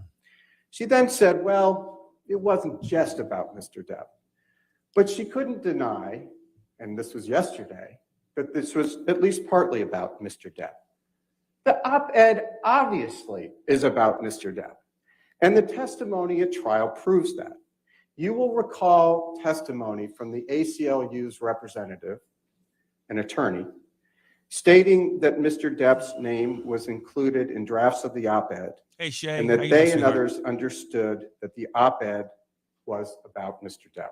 Welcome. Specifically, the ACLU representative testified, among other things, quote, based on my review of prior drafts of the op-ed, I knew that she was referring to Johnny Depp and the marriage, unquote. Ms. Heard's claim that the op-ed is not about Mr. Depp is just another one of her many, many lies. In fact, what you have seen time and time again through the course of this trial is that Ms. Heard lies.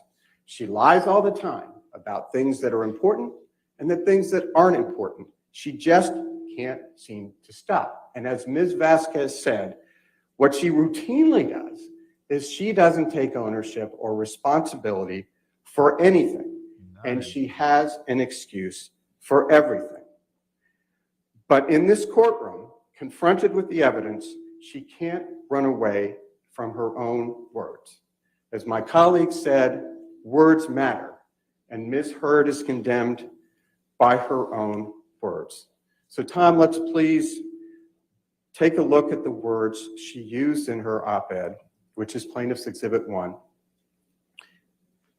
and which Ms. Heard published in December 2018, 2 years after she first publicly accused Mr. Depp of being an abuser on May 27, 2016. The title of the op-ed reads, as you can see, quote, Amber Heard, I spoke up against sexual violence and faced our culture's wrath. That has to change, unquote. Below that, Ms. Heard states, quote, then 2 years ago, I became a public figure representing domestic abuse, and I felt the full force of our culture's wrath for women who speak out, unquote. And below that, Ms. Heard states, quote, I had the rare vantage point of seeing in real time how institutions protect men accused of abuse, unquote. Mm-hmm. Each of those statements clearly refers to Ms. Heard's allegations against Mr. Depp. And taken collectively, their message and their implication about Mr. Depp is clear, i.e. that Ms. Heard is a survivor of domestic abuse and that Mr. Depp is a perpetrator. The context in the rest of the op-ed makes that clear as well. Consider, for instance, this line, quote, imagine a powerful man is a ship, like the Titanic. That ship is a huge enterprise. When it strikes an iceberg, there are a lot of people on board desperate to patch up holes, not because they believe in or even care about the ship, but because their own fates depend upon the enterprise, unquote. Everyone in Hollywood knew, and everyone in this courtroom now knows exactly what Ms. Heard intended those words to mean. The ship, the Titanic, is Mr. Depp, and Ms. Heard was the iceberg that sank him. That's precisely what Ms. Heard was saying in the op-ed. And in just the same way, everyone in Hollywood knew, and Hollywood and elsewhere knew exactly what Ms. Heard meant by the words, quote, 2 years ago, I became a public figure representing domestic abuse, unquote. That was a clear reference to the day 2 years earlier on May 27th, 2016.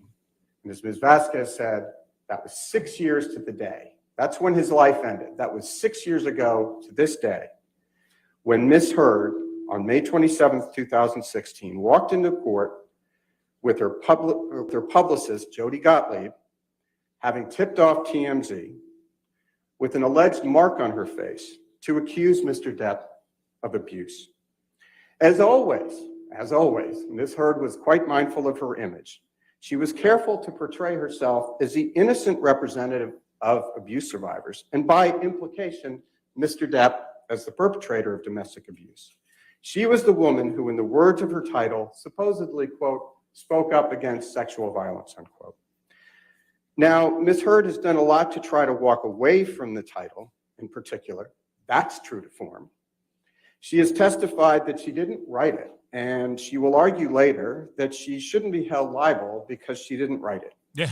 But as the court's instructions, which you heard this morning, make clear, Ms. Heard didn't have to personally write any part of the op-ed for her to defame Mr. Depp through implication in the Washington Post. I feel you, Shay. And let's please, Tom, turn to Plaintiff's Exhibit 3.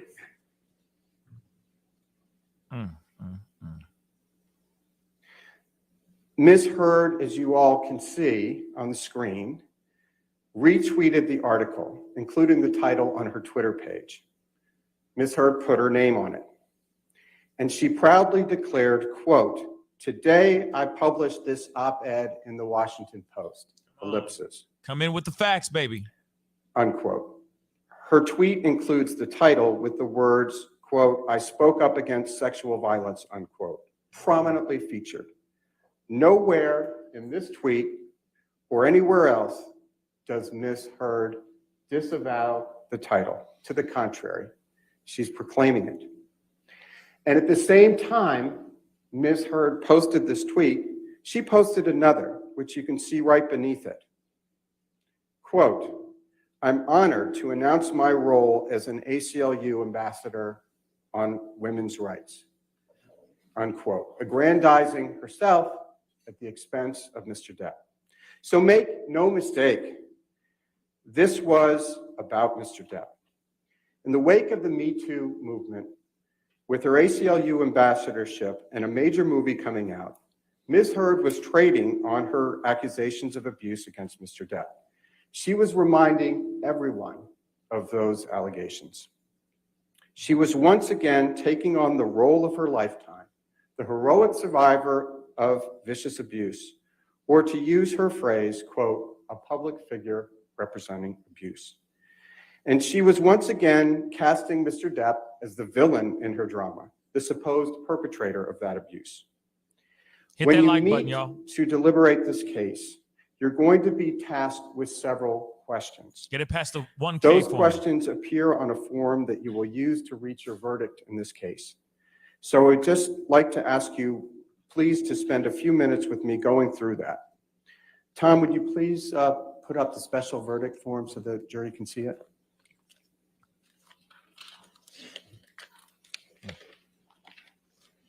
Some of it's hard to read, so maybe Tom might please blow it up. Oh, thank you very much. You will see here the first page of the verdict form relating to Mr. Depp's claim for defamation against Ms. Heard. There are 3 pages relating to Mr. Depp's claim, one for each of the 3 defamatory statements in the op-ed that form the basis of Mr. Depp's claim against Ms. Heard. You've heard those 3 statements many times, but they bear repeating. I promise, just once more here.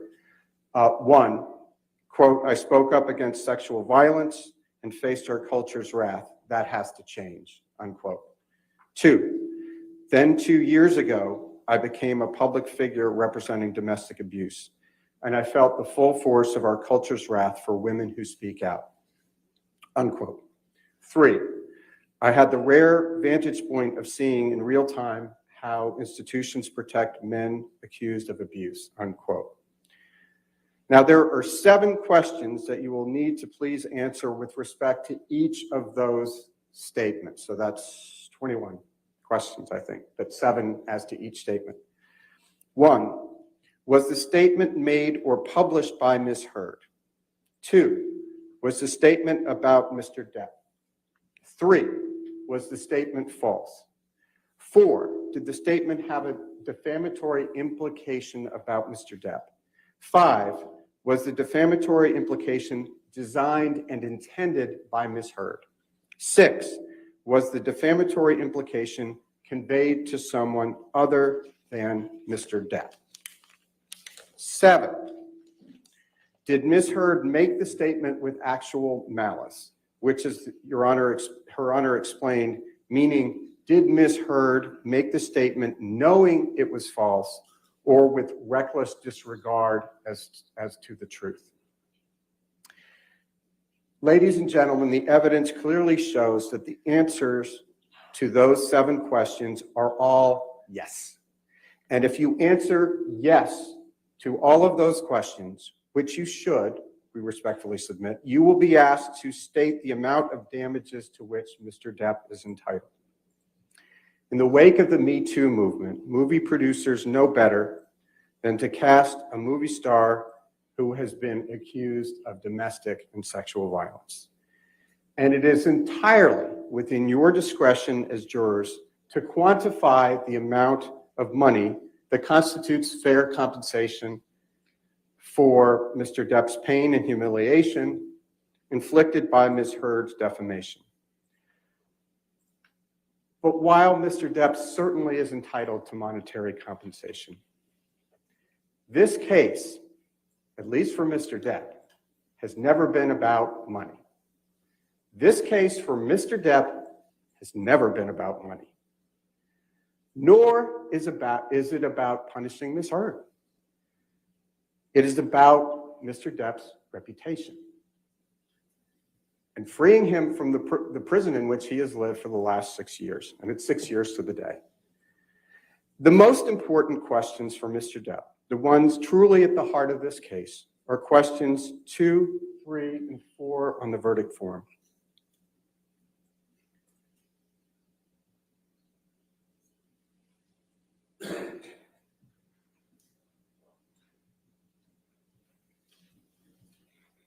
Yeah, you missed quite a bit, Roxy, but And while Tom's we'll be pulling talking that about up, let's take question 2. Thank you. Were the statements about Mr. Depp? Yes. 2 points here. 1, when the ACLU pitched the op-ed to the Washington Post, I think you'll remember this, they pitched it as, quote, a piece by Amber Heard, who, as you know, was beaten up during her brief marriage to Johnny Depp, unquote. That's how they pitched it.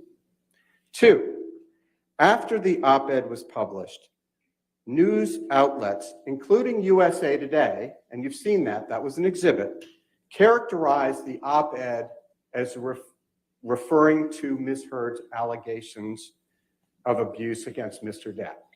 So the USA Today interpreted it that way, and so did many other publications. They got exactly the implication that Ms. Heard and the ACLU intended them to have.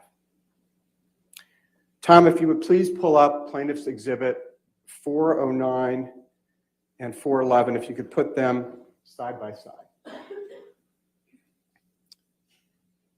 And this was expected. This is what they wanted.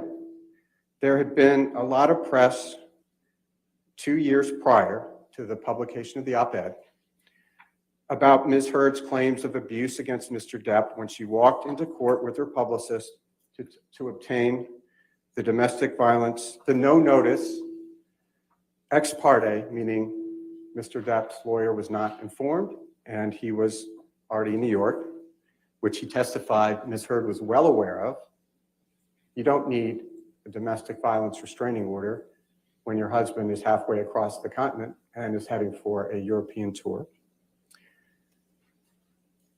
On May 27, 2016, with a purported mark on her face, everyone knew exactly who and what Ms. Heard was referring to in the op-ed. She was referring to Mr. Depp.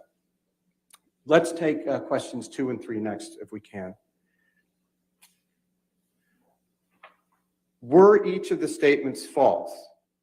And did the statements have a defamatory implication on Mr. Depp? Again, the clear answer is yes. The statements, understood in the context of the op-ed itself and in the broader context of the press coverage of Ms. Heard walking into the court with a mark on her face to obtain a domestic violence restraining order against Mr. Depp in May 2016, clearly imply that Mr. Depp physically and sexually abused Ms. Heard. The overwhelming evidence that you all have heard, and it's come forward in this case, shows that those allegations are false and despicably false. Mr. Depp did not physically abuse Ms. Heard. He did not sexually abuse Ms. Heard. You've heard audio after audio where Ms. Heard admits that she was physically abusing him. While Mr. Depp's name will be forever tarnished by these horrendous and false allegations, This case is about telling you his story and the truth about what really happened, which you've now heard. It is about restoring his lost reputation. It's about showing Mr. Depp's children, Lily Rose and Jack, that the truth is worth fighting for. It is. And it's about restoring Mr. Depp's name and standing in the community to the fullest extent that you can. And you can do something. And only you, ladies and gentlemen, can do that for him. You heard from Mr. Depp yesterday that he has been carrying these outlandish, outrageous stories on his back, pretty stoically, and living them with them for 6 years and waiting to be able to bring his truth out. And he has told you the truth, the unvarnished truth, even truth that pretty embarrassing. He knew that was going to happen when he brought this case. You've seen the evidence in this case over 6 long weeks, which we again thank you for. That evidence shows overwhelmingly that Ms. Heard's attempt to paint herself as a heroic survivor, an innocent survivor, and Mr. Depp as a terrifying abuser are utterly false. We ask you to please return your verdict for Mr. Depp. We ask you, we implore you to give him his name, his reputation, and his career back. Thank you very much, ladies and gentlemen. All right, ladies and gentlemen, let's go ahead and take There we a go. break at this time. Again, Okay. this case has not been submitted to you yet. We will continue with closing arguments when we come back. So do not discuss the case with yourselves. Don't do any outside research, okay? Lovely. Thank you. Beautifully said. I mean, if anything, what they're saying there,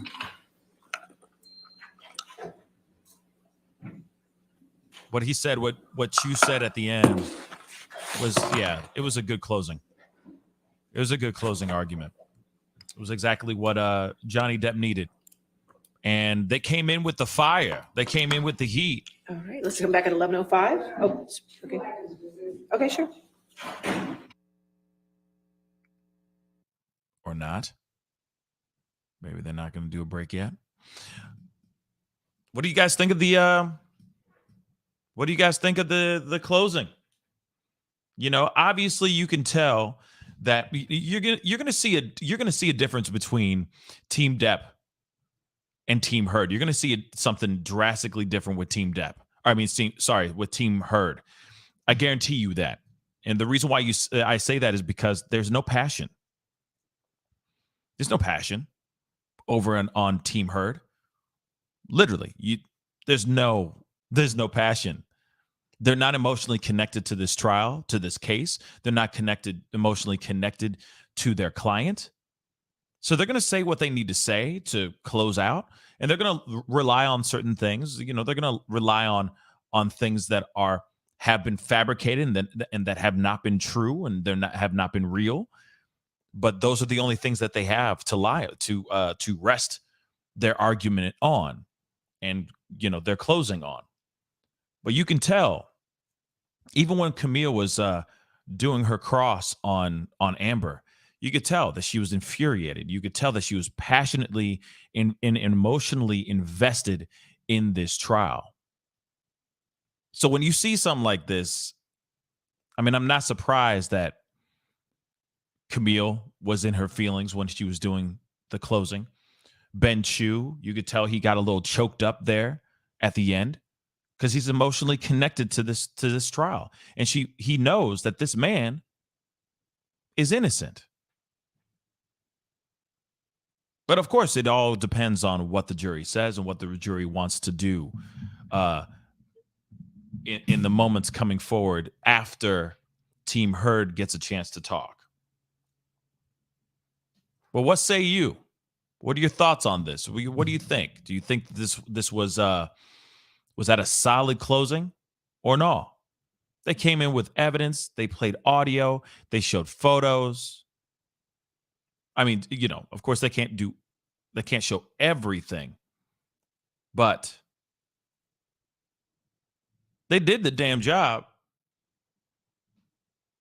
And I think that Johnny Depp couldn't be more appreciative. I think he was thinking, thank you. I just needed somebody to say something for me. You know what I mean? I just needed somebody to sit there and say something on my behalf finally, instead of all this other stuff, instead of all these other rumors and whatnot. So I will say,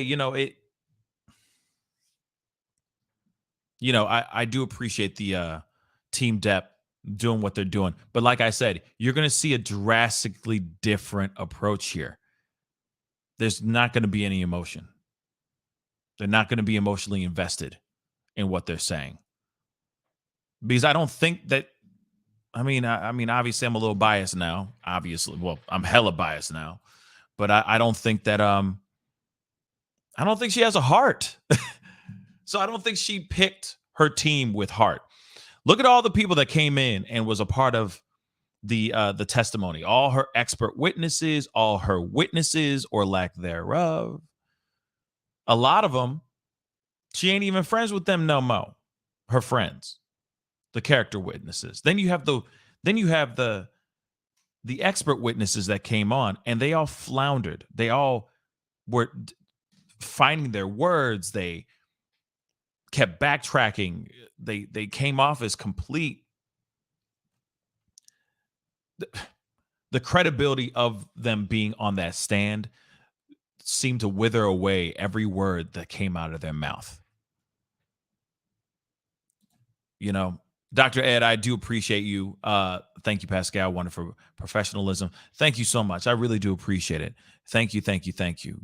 And of course I want to comment and respond to you guys during the trial, when the trial is on, but I can't really respond because I want everyone to hear what the lawyers are saying during their closing. So I'm just kind of showing your comments and all that. I'm trying to show the super chats as well, because I do appreciate the super chats, of course. But I'm trying to be respectful because I know everybody's here not to hear me talk over a trial. You know what I mean? So I'm doing it. I'm trying to do as much as I can. You know what I mean? But I do appreciate the 20. Seriously, I really, really do. I got another super chat here I want to grab really, really quick. Where is it? Where did it go? There it is. Immortal. What's up, man? How you doing, my brother? Thank you so much for the 5. The biggest thing I've learned from this trial was that pledge means you get credit, but don't have to pay. Yep. Dear IRS, I pledge too. Man, I'm telling you. I'm sorry, I'm having a little bit of headphone issues right now. But I hear you 100%. How can you sit there and say pledge and donate the same damn thing? Because they ain't. But she tried to say it depends on what is. Little Bill Clinton action going on there, little throwback. But we will see what happens here. I know that there's some people in the chat that have opposing views on this whole trial, and there's going to be people out here that have opposing views on this trial. But the only thing I say to the people that are on the opposing side that think that Amber Heard is innocent and she is, she's goody and Johnny's batty, then I urge you to answer this question. If he really was as bad as he was, and he did all these terrible, terrible things to Miss Amber Heard, then where's the proof? Where's the footage? That's literally the only thing I beg of every single person that's out there that thinks that Johnny Depp is an abuser and Amber Heard is 110% innocent. So far, the footage that we have, the photos that we have, the audio that we have, all points in the opposite direction of Amber Heard being, let's just say, quote unquote, innocent, being the victim. So far, we've been watching for weeks. So far, we have text messages from Johnny Depp just being mad, being angry because he's been in an emasculating and abusive relationship with a woman that just keeps on trying to knock him down as many pegs as she can. You have one person so far that's somewhat credible to a certain extent, just loosely credible, which is her sister. And that's it. Every other person that has come in, either their video depositions from years ago, or they are expert witnesses that I wouldn't even say that they're really experts. Seems like they came in to get the bag, say, oh yeah, you know, Johnny did all these terrible things to her. Bye. Where's my $5,000? It almost seems like that. And I agree, Angela, you know, some of those text messages are questionable. Even the ones that when Johnny Depp was back on the stand and and Team Heard did their cross, some of those text messages, he was like, I would never write something like that. I would never write that. That's not even my language. He's like, somebody made that up. That's not me. Somebody made that up. So I say over and over and over again, because I understand that I'm sure he has a fairly tarnished past. I'm sure he's human. Okay. He is only human, of flesh and blood are made. Okay. I'm sure he's made some bad mistakes in his past. Real talk. I guarantee you he has. Who hasn't? But when it comes to this relationship and in this trial, where is the proof of said abuse?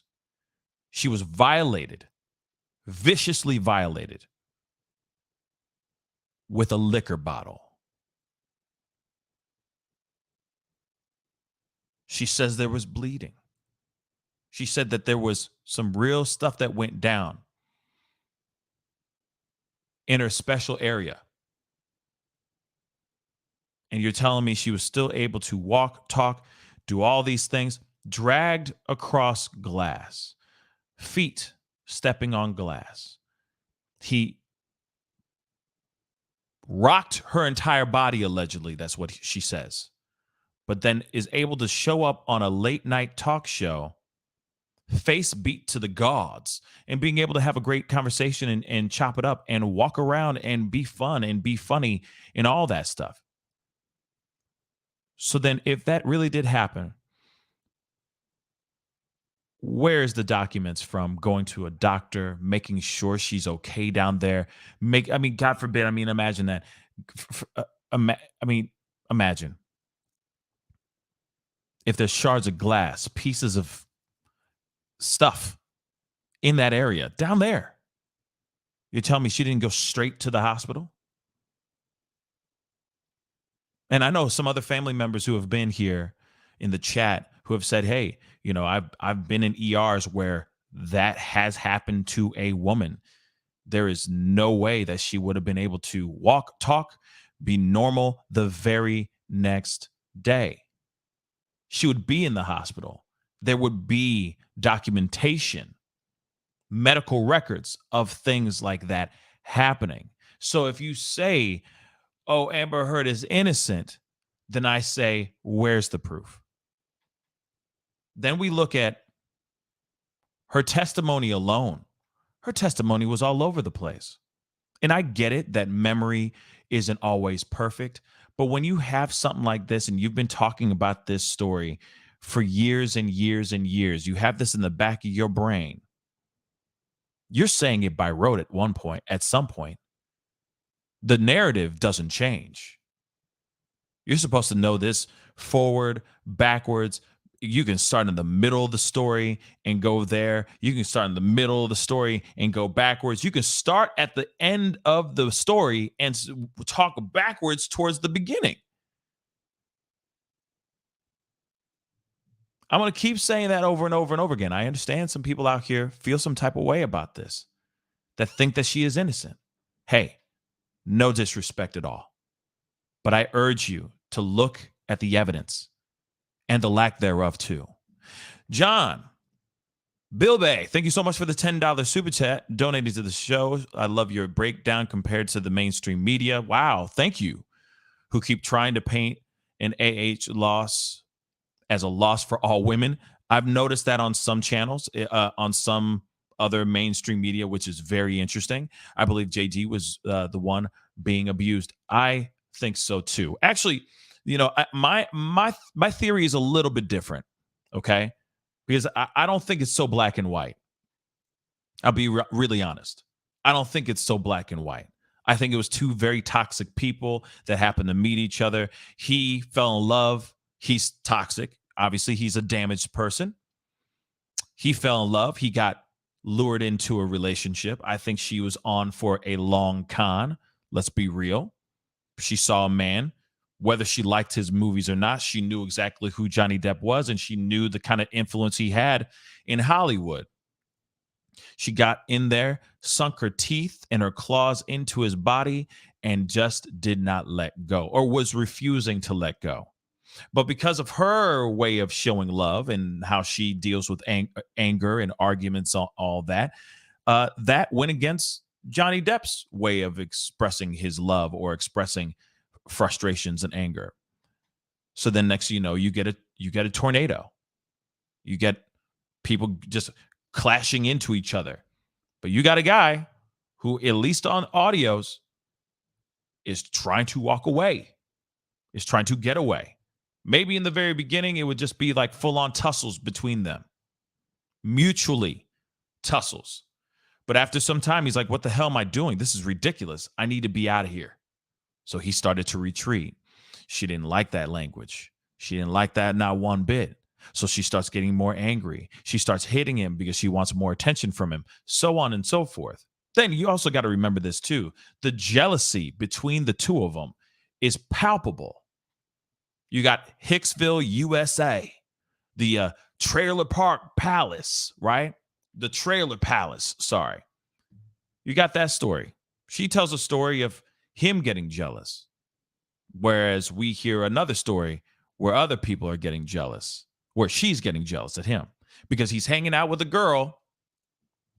Allegedly, the story goes that he was hanging out with one of the girls there.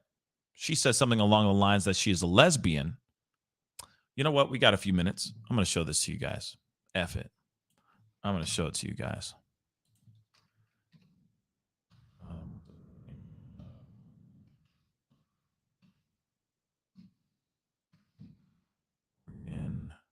Night. Okay, because we got a couple minutes. I want to show this to you guys real quick. And again, thank you so much for the $10 super chat. I know we got some other super chats. We're going to get into it. I promise you. But there's this tweet that I thought was very, very fascinating. And this is from, let me get rid of that. And this is from one of the people that was actually working there. Okay. Now, this has been retweeted, so on and so forth. But here it is. Okay. In light of the Amber testifying vehemently under oath this morning that Morgan Knight was not even at Hicksville, which she lied about because Morgan was there, and therefore I also apparently didn't exist either. Allow me to tell you a story from that night. So she says, this is Jenna. She was one of the people hanging out. She says there was another instance of Amber Heard's jealousy I experienced at the campfire that Morgan was inside for. JD and I were playing a guitar and chatting for quite some time at the fire. We weren't engaging AH and her friends during this. Just each other, really hitting it off. They were bonding over music. At one point, I kept glancing over and noticing AH sitting silently across the fire, glaring at us, specifically me. She was throwing daggers in my direction, head tilted down with an icy expression on her face, just staring at me. This was starting to make me very uncomfortable. I got the feeling she was jealous, upset that JD and I were talking so much, and that he was not engaging her and her friends. So after a while, I looked over at Amber and cracked a joke to try to break the ice. I said playfully, "Amber, your man is really charming and handsome and all, but don't worry, I'm a full-on lesbian." And I laughed. Johnny laughed also and said, "Yeah, Amber, can't you tell? It's obvious," which was absolutely hilarious. Then her expression went from icy glare to her face immediately breaking into a beaming smile. And she said, "Oh my God, I was a lesbian too before I met Johnny. I was married to a woman for like 5 years." I remember that quote verbatim. I remember thinking, well, you either are a lesbian or you are not, regardless of what man comes along. It's okay to be bisexual, but I just laughed and said, "That's great, Amber." I remember this unnerving me how quickly her face/behavior changed in an instant, but I was just glad it broke the tension. She was nicer and more easygoing for a while after that. Eventually, she went back to seeming upset that JD and I were still talking. That is a full-on account of what happened inside, or by the campfire, allegedly. Okay, this is somebody who was there hanging out, bonding with Johnny Depp, and she got upset. So, like I said, we hear all these different stories. She just flipped the narrative. She flipped the names, basically. She flipped pronouns and said, "Hey, it wasn't him. It was me." So on and so forth. So, like I said, the stories keep on growing. It's just getting weirder and weirder. But as you see, where is the actual solid proof? You see, those people that came onto her side were paid to say those things. He has people that are going out of their way to stop their jobs or risk getting sued, viciously sued, just so that they can get their story out and tell the actual truth. That says a lot, y'all. That says an absolute lot. Okay, they're going to be starting here very, very shortly, but I'm going to go through some of these super chats.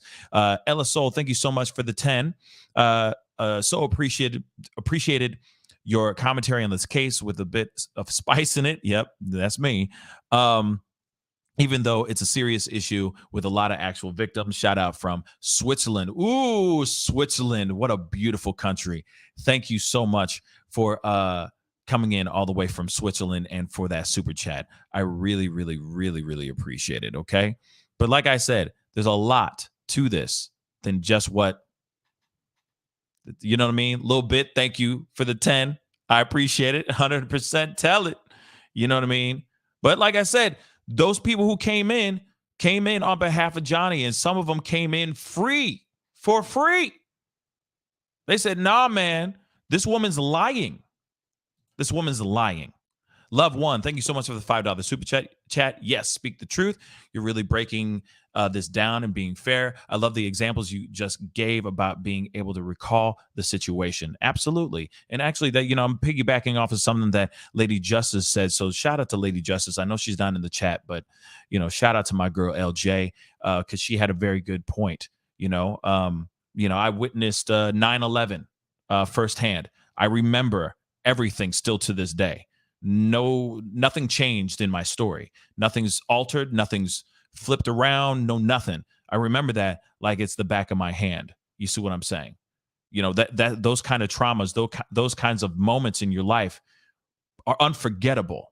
Real talk, unforgettable. You don't throw in random things and say something that you don't add different things to it. It just doesn't make sense. Berenice, thank you so much for the 5. Yes, guys, don't forget to hit that like button down below. Send it past 100,000 likes really quick. I see a bunch of y'all filing in and being a part of the conversation. I really, really do appreciate it, okay?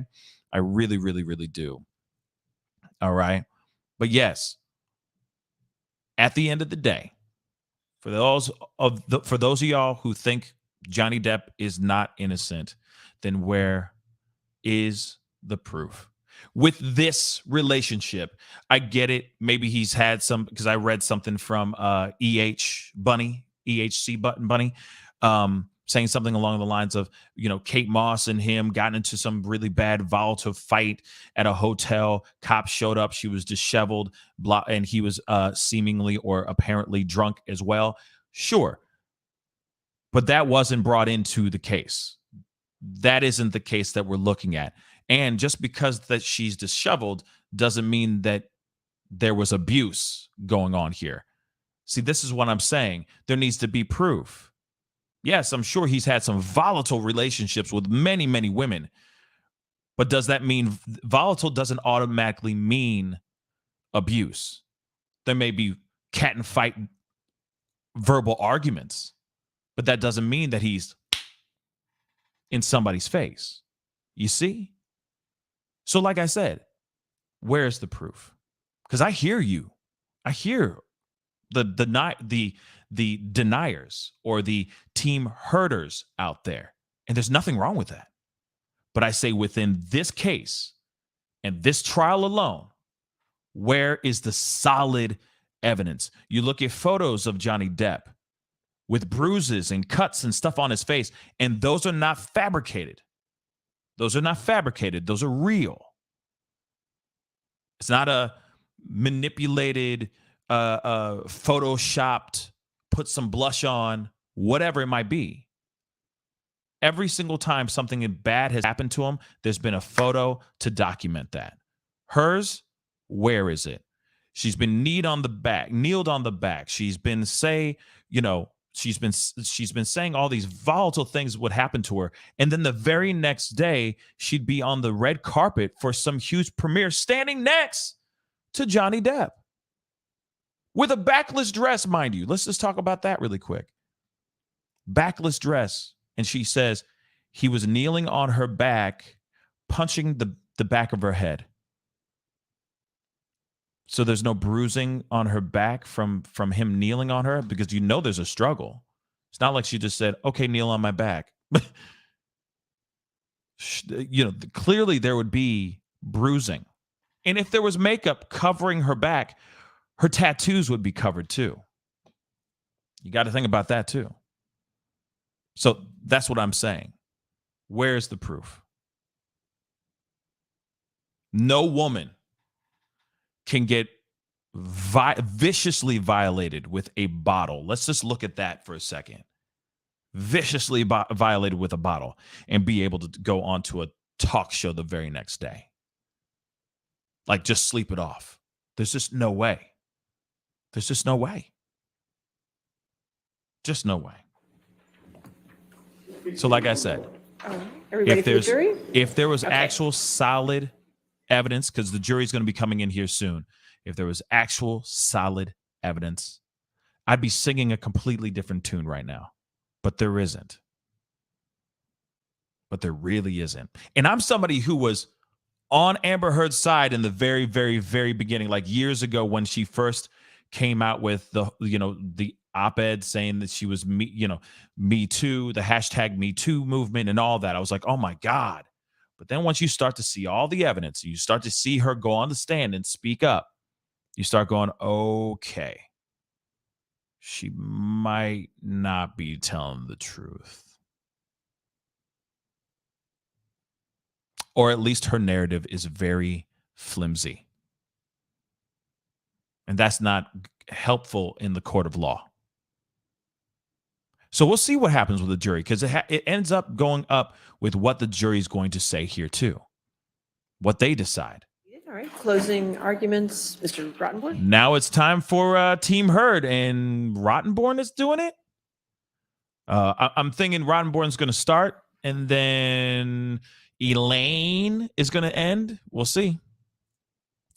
Let's get it. Let's see what they pull out their ass. And I want to see if they get objected during their closing arguments. Mr. Rottenborn, is your mic on? I believe it is. Oh, there you go. Okay. I don't think it is. But okay. Hit that like I'm button. trying to convince you that Mr. Depp has carried his burden of proof in proving that he was never abusive to Amber on even one occasion. Think about the message that Mr. Depp and his attorneys are sending to Amber, and by extension to every victim of domestic abuse everywhere. If you didn't take pictures, it didn't happen. If you did take pictures, they're fake. If you didn't tell your friends, you're lying. And if you did tell your friends, they're part of the hoax. If you didn't seek medical treatment, you weren't injured. If you did seek medical treatment, you're crazy. If you do everything that you can to help your spouse, the person that you love, rid himself of the crushing drug and alcohol abuse that spins him into an abusive, rage-filled monster, you're a nag.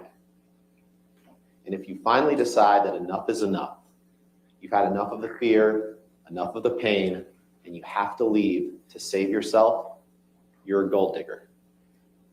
That is the message that Mr. Depp is asking you to send. But he doesn't stop there, because in Mr. Depp's world, you don't leave Mr. Depp. And if you do, he will start a campaign of global humiliation against you, a smear campaign that lasts to this very day. He will do everything he can to destroy your life, to destroy your career. That is what they're saying, ladies and gentlemen. And that's what they're trying to get you, the jury, to be an accomplice to. But it's not surprising, because Mr. Depp cannot and will not take responsibility for his own actions. It's always someone else's fault.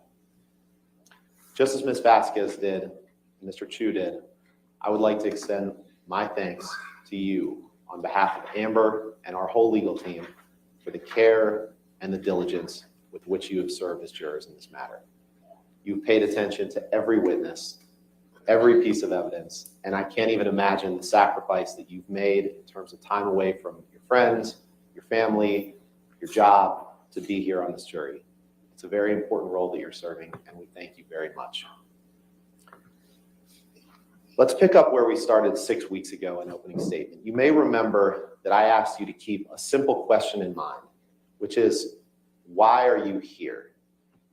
And much of what you've heard during the course of this trial, you don't need to make a decision on in order to return a verdict for Ms. Heard on Mr. Depp's claim of defamation. Now, we'll talk about Ms. Heard's claim of defamation against Mr. Depp, and Elaine will address most of that in a few minutes.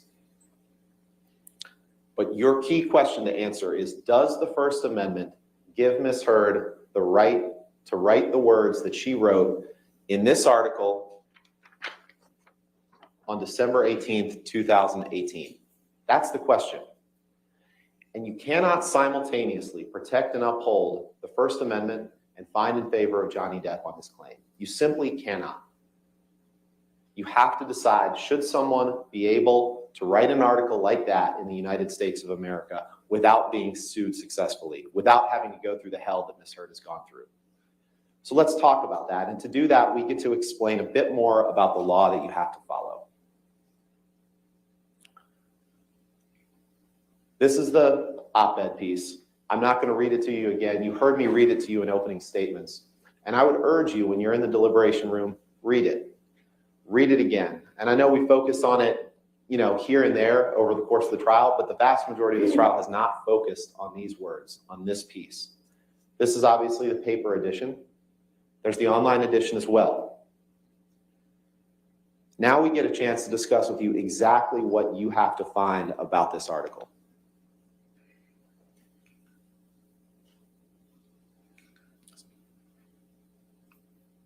Let's try this again. This is one of the jury instructions that you'll get. And I've been so looking forward to being able to actually explain to you, as the judge read all the instructions to you this morning, and I know it was a lot, but we've been looking forward to being able to explain to you what you're here to decide. Because I imagine for some of the case, it's been kind of unclear. What are you being asked to decide?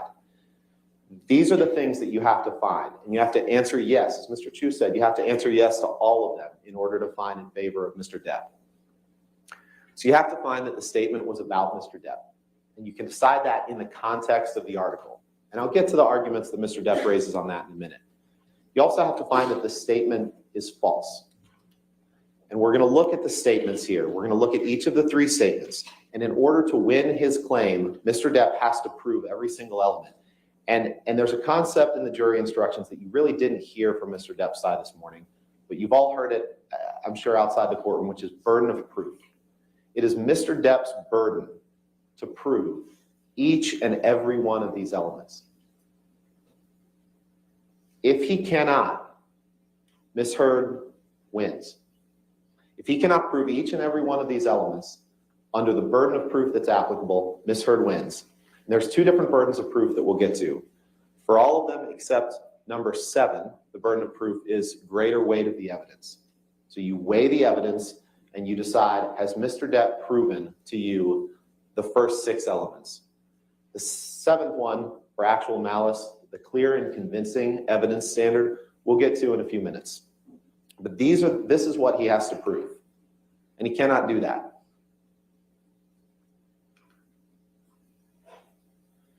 These are the 3 statements. And I know you may be thinking to yourself, wait a second, don't we have to decide if Mr. Depp committed abuse? And the answer is no, you don't have to, because these 3 statements, you can decide as a matter of law, or as a matter of fact, as you weigh the evidence and the fact that they're true. So the first 2 statements I'm going to address together. Then 2 years ago, I became a public figure representing domestic abuse, and I felt the full force of our culture's wrath for women who speak out. Number 2, I had the rare vantage point of seeing in real time how institutions protect men accused of abuse. When you go back to the jury room to deliberate, you should feel free, like I said, to read the article and think of the article's purpose. The jury instructions also tell you to take these statements in the context of the article. Think about the purpose. The purpose of the article was to promote legislative measures designed to protect victims of domestic abuse, designed to protect people who did exactly what Ms. Heard did, to speak out. That's apparent on the face of the article. And to do that, Ms. Heard talked about her own life experiences as someone who had obtained a TRO against Mr. Depp, someone who had accused Mr. Depp of domestic violence. Make no mistake, and Mr. Depp's side keeps trying to say that we're somehow suggesting that 2 years before she wrote this, that Ms. Heard hadn't had anything to do with Mr. Depp. We're not saying that. You heard Ms. Heard herself say, of course, 2 years before I wrote this article, I felt the full force of our culture's wrath for women who speak out after she obtained a temporary restraining order against Mr. Depp, after she became a public figure representing domestic abuse. But the words that she wrote here, and then chronicling her own experience after that, those words are true. Those words are true.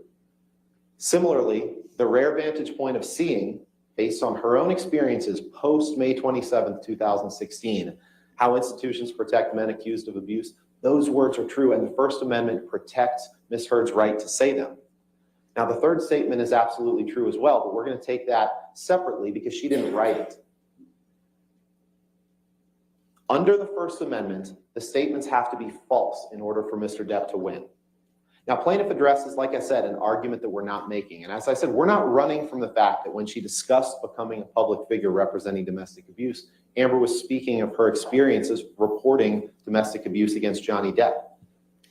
She admitted to that, but that doesn't make the article or the statements about Johnny Depp. Think about it. Think about every piece of evidence that you've heard over the last 6 weeks about his abuse, about their relationship. None of that is in the article. None of it.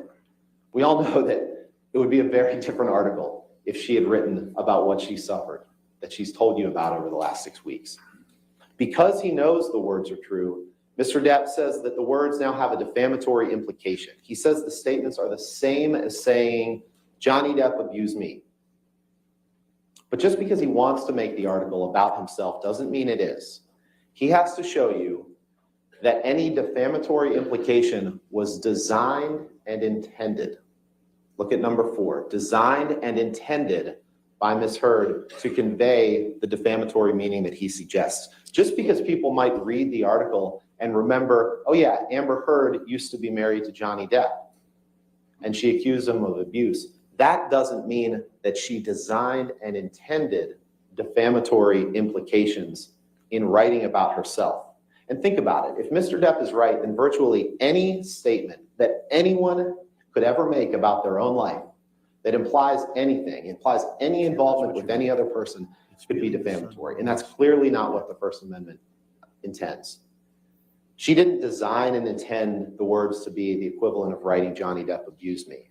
And you don't have to take her words for it. You can take the words of Terrence Doherty of the ACLU. He said that the op-ed wasn't even Ms. Heard's idea. The ACLU wrote the first draft, and great care was taken in drafting the article so as not to make it about Mr. Depp or Ms. Heard's relationship with him. That's the only evidence presented about Ms. Heard's motive, except her statements that was exactly what she wanted to do. She wanted to talk about her experiences after Johnny Depp. She wanted to own her story after Johnny Depp and fit those into what other women experience, what other people experience having accused someone of domestic abuse and the backlash that they suffer, and then talk about legislative measures that could help protect people in those positions. That's what she meant, and that's what the article is about. There's no hidden meaning here, ladies and gentlemen. This isn't a hit piece on Johnny Depp.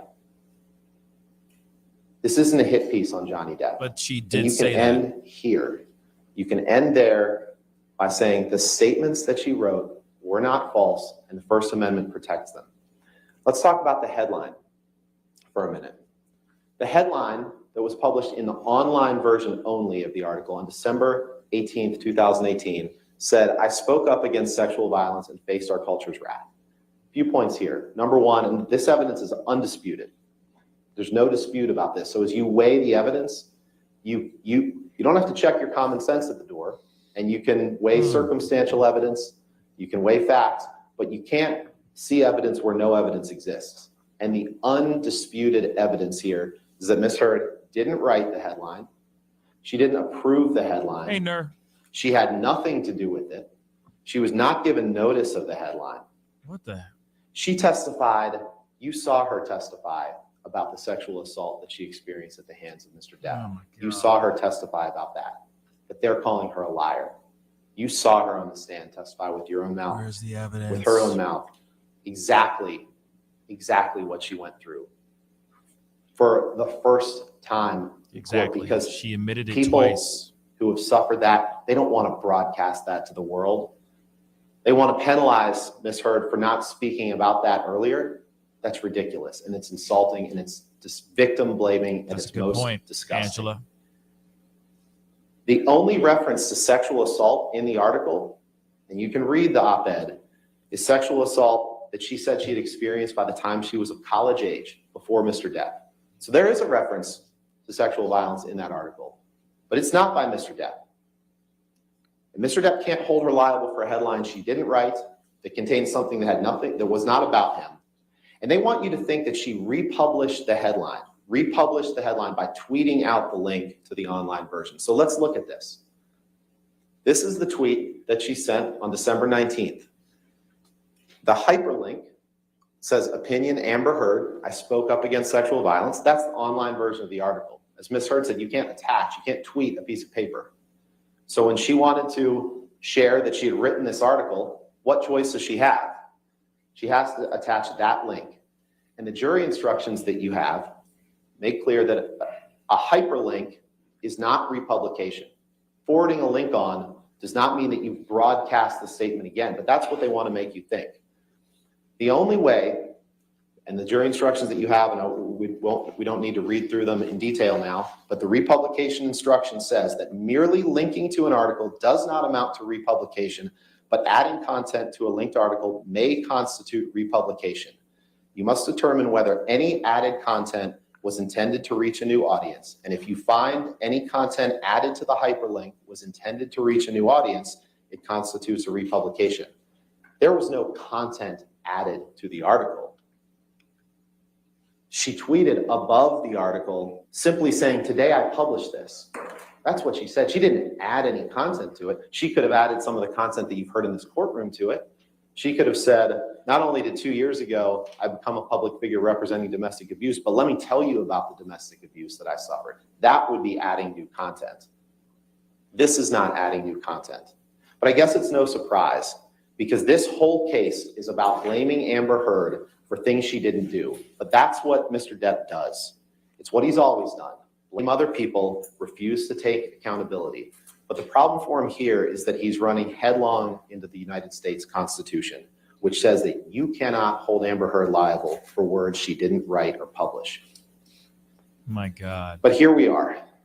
Here we are. And you can decide this case without ever wading into any of the allegations, the facts, the evidence that you've heard about the heinous abuse that Ms. Heard suffered at the hands of Mr. Depp. You can decide that by determining that those statements are true and they're protected by the First Amendment. But Mr. Depp brought this case, and he's suggesting that he was never abusive to Ms. Heard. So if that's where you want to make your decision, that's where the road ends for Mr. Depp. She said she wrote it. She said she Ladies wrote and it, gentlemen, Calvin. let me be very clear. Get out of here. If Amber was abused by Mr. Depp even one time, then she wins. One time. And we're not just talking about physical abuse. We're talking about emotional abuse, psychological abuse, financial abuse, sexual abuse. That's what we're talking about. Interesting. Let's look at the evidence. You heard Mr. Depp define abuse from his own mouth. He admitted all of that when he talked about his childhood. As they reference, his mother called him one eye because he had a lazy eye. And he said that that was worse than the beatings that he took. Worse than the beatings that he took. Being called one eye by his mother was worse than the beatings that he took. And after the evidence that you've seen, some of which you're going to see, I want you to think to yourself, is being called one eye worse than what he did to Miss Heard? Absolutely not. You'll remember his expert, Shannon Curry, agreed with all that abuse can take many forms. And you'll remember that Don Hughes, Miss Heard's expert, talked about the reports of intimate partner violence by Miss Heard, characterized by physical violence, psychological aggression, sexual violence, coercive control, and surveillance behaviors. She tested Miss Heard. She said that the tests show that there's a high degree of serious violence perpetrated by Mr. Depp toward Miss Heard. She got that opinion and that impression by reviewing the medical records of Miss Heard. She talked about the role of coercive control that Mr. Depp exercised over Miss Heard. The effect of coercive control, she said, was drastic, and it was composed of things such as possessive jealousy, the imbalance of power, not only in physical stature and physical size, but in where they were in their life and their career, by intimidation. She said writing obscene messages to your partner can absolutely be intimidating behavior. She said that Mr. Depp, after reviewing the evidence, banging and throwing and hitting things in the household, that's psychological aggression. Punching a wall, throwing something, screaming, that is abuse. That's abuse, ladies and gentlemen. She said alcohol can just throw lighter fluid off a flame in a situation of domestic violence. All of these things constitute the domestic violence that Miss Heard suffered at the hands of Mr. Depp. And he's trying to get you, to fool you, to believing that he's carried his burden of proof that never a single time in their relationship was he in any way, physically or non-physically abusive to Miss Heard. And that's ridiculous. That's ridiculous. So let's look at some of that evidence. And like I said, you can apply your own common sense. You don't need to check that at the door when you go into the deliberation room. I'm going to walk you through the evidence, some of the evidence that's been presented, including evidence from Mr. Depp's own mouth, his own words or the words of his witnesses. Keep in mind the burden of proof. And as we go through this evidence, I'd ask you to keep this in mind as well. It's not about who's the better spouse. It's not about whether you think Miss Heard may have been abusive to Mr. Depp. It's not. Because remember, if you think that they were both abusive to each other, and that's what their witness Laurel Anderson testified to, then Amber wins. They're trying to trick you into thinking that Amber has to be perfect in order to win, even while they're ignoring Mr. Depp's many flaws. But don't fall for that trick. Amber's not perfect. None of us are. She's never pretended to be, and that's not what you're being asked to decide. One time, ladies and gentlemen, one time. If he abused her one time, Amber wins. Actually, if he fails to prove that he never abused her one time, Amber wins. So let's take a look at some of the evidence. This was one of the first messages shown to Mr. Depp in his cross-examination. This is a message to Paul Bettany, his drug buddy, early on in their relationship, when he says, "Let's burn Amber. Let's drown her before we burn her. I will fuck her burnt corpse afterwards to make sure she is dead." Some of the most vile, disgusting language that you could ever imagine. That is what he said to her at the beginning of the relationship. So let's look at how the relationship was bookended. You remembered Mr. Depp the other day in response to some text that we'll see later saying, "I don't write like that." This is a bookend of the relationship. This is after it was over. I asked Mr. Depp to read that top text. You'll remember that was the only thing I asked him to read, and he immediately said, "I didn't write that text," even though, of course, he did. even though he wrote the text under it that said, hopefully that cunt's rotting corpse is decomposing in the fucking trunk of a Honda Civic. That's how he bookended their relationship. Ladies and gentlemen, these words are a window into the heart and mind of America's favorite pirate. This is the real Johnny Depp. Oh my God. Angry man. This is the real Johnny He's Depp angry. after Miss Heard decided that she couldn't take it anymore, decided that she needed to leave him. And I'm not going to reread this whole text to you. But this is where he says she's begging for global humiliation. And she's going to get it. He says, I'll stop at nothing, and I can only hope that karma kicks in and takes the gift of breath from her. It's one of the only promises to Miss Heard that Mr. Depp has ever kept. It's not the greatest That's text. how he ended the relationship. But you saw how he started it. It's not the greatest text. I will be Now, really honest on Miss that. Heard did testify on the stand that Mr. Depp abused her countless times. First, it started, they were very happy. They started dating in 2011, and things were good.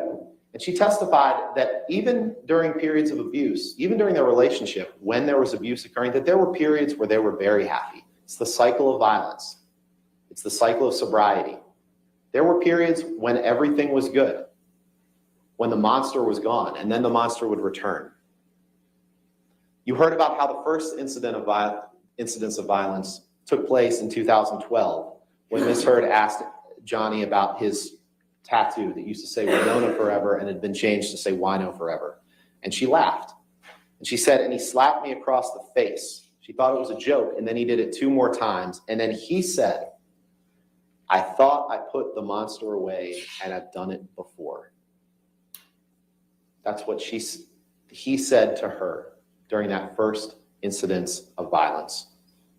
But you don't just have to take what Mr. Depp said in his text. We can hear through his own voice what he called Miss Heard.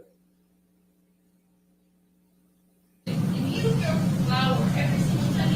you're a fucking cunt! That's it? That's it? Okay. We talked about the monster. You heard Mr. Depp get on the stand and say that that was Miss Heard's term. She made it up. That was what she used to refer to him when she was nagging him, because she didn't want him to have a good time. She didn't want him to have a beer once in a while. That's what he's implying. But no, this was a term created by Mr. Depp that she heard for the first time in 2012 after he slapped her 3 times across the face and said, I thought I put the monster away. And after he sat up here on the stand under oath and told you that she made that term up, we look back at his texts, the writing at the time. The first text is after Australia in 2015, during a period of sobriety, a short-lived period of recovery for Mr. Depp, when he told Jerry Judge, his bodyguard, all I had to do was send the monster away and lock him up. Remember, he texted Elton John, or sent an email to Elton John in 2012, referring to himself as the monster.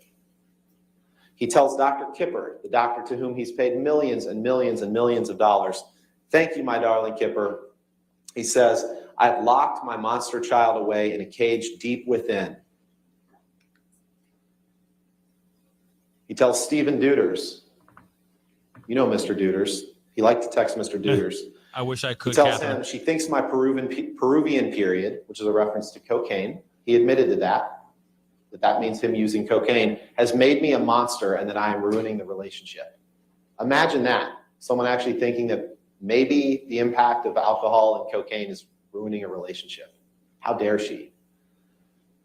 He says, need to discuss the news helicopters, the monster. I want to shoot a motherfucker, but don't worry, the monster is not involved. Mr. Depp knows that he can turn into a monster. He knows that. He knows that. He got up here on the stand and tried to deny that to you. Talk about lack of accountability. Let's see the monster. Let's see the monster in the flesh. Cabinets. Yep. The cabinets. Of course.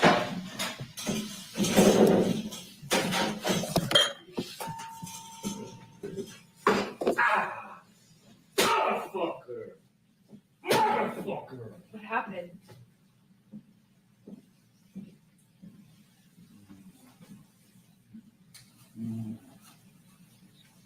What happened?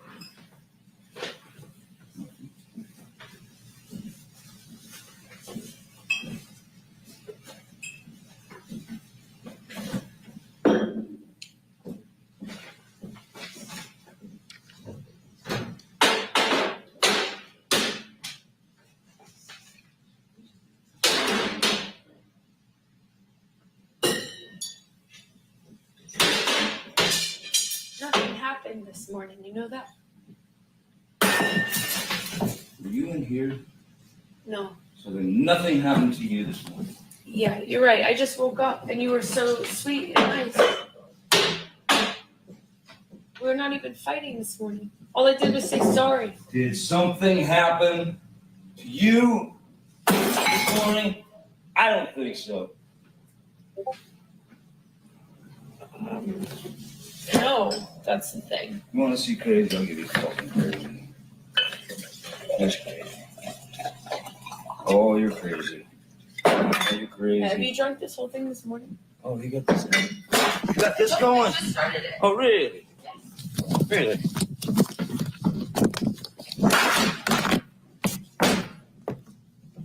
See that shit on me, motherfucker? I didn't. You were smashing shit.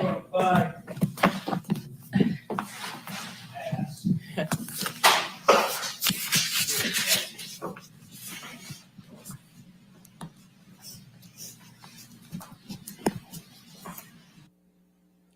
You see Miss Heard laughing in that? She's not laughing in that. She was laughing, but okay. Mr. Depp in this courtroom right now is laughing and making snide remarks as that video is being played. But it's not a laughing matter. Who does that? Who does that? Imagine being in Amber's shoes on February 10th, 2016, videotaping him because when he's sober and sweet, you've never loved anything more. But when he mixes the drugs and he mixes drinks, he turns into this man. You've seen it before. You're praying it won't happen again, but deep down, you know it will. You know that that man will come out. You know that monster will come out, and you want him to change. Imagine watching your husband, the person you love, behaving violently that way, like a wild animal. That is abuse. That's abuse. And you don't have to look at that incident in isolation to find that it's abuse. You can look at it in the context of their whole relationship. This isn't about breaking down a series of individual days that you've heard evidence about. This is about the cumulative effect of Mr. Depp and Miss Heard's relationship and whether that constitutes abuse. That is abuse, ladies and gentlemen. That's domestic abuse. And their response is, she sold it to TMZ, which she didn't. There's no evidence of, and she was on a plane. The only evidence suggests she was on an international flight when Mr. Tremaine testified that they received it and it was validated within something like 15 minutes, which could only have happened by the person who sent it. Miss Heard was in the air. She didn't send it to TMZ. She never leaked anything to TMZ, as you heard from her own mouth. Who would want that to Good become God. public? Are you serious? Is she quivering? Again, is her In chin order to find for quivering? Mr. Depp, you would have to find that for his defamation claim, every single thing that ever happened between them that could constitute abuse, Amber was the abuser. Every single time. You have to believe the unbelievable. You all are smarter than that. You have to believe the unbelievable. But Mr. Depp Okay. thought he could hide it. He thought he could hide the monster. That's why he lied in insurance forms that you have to fill out in order to be able to act. That's why he said he hadn't taken illegal substances, whether prescribed by a physician or not. That obviously wasn't true in the past 12 months. They keep talking about Mr. Depp's role as a father. This is what he sent, a text that he sent DX207. Now Lily Rose, his daughter, hates me because she thinks I'm drinking, and she's right, but I can't admit, or I fucking die in her eyes. Thanks for that one, Vanessa.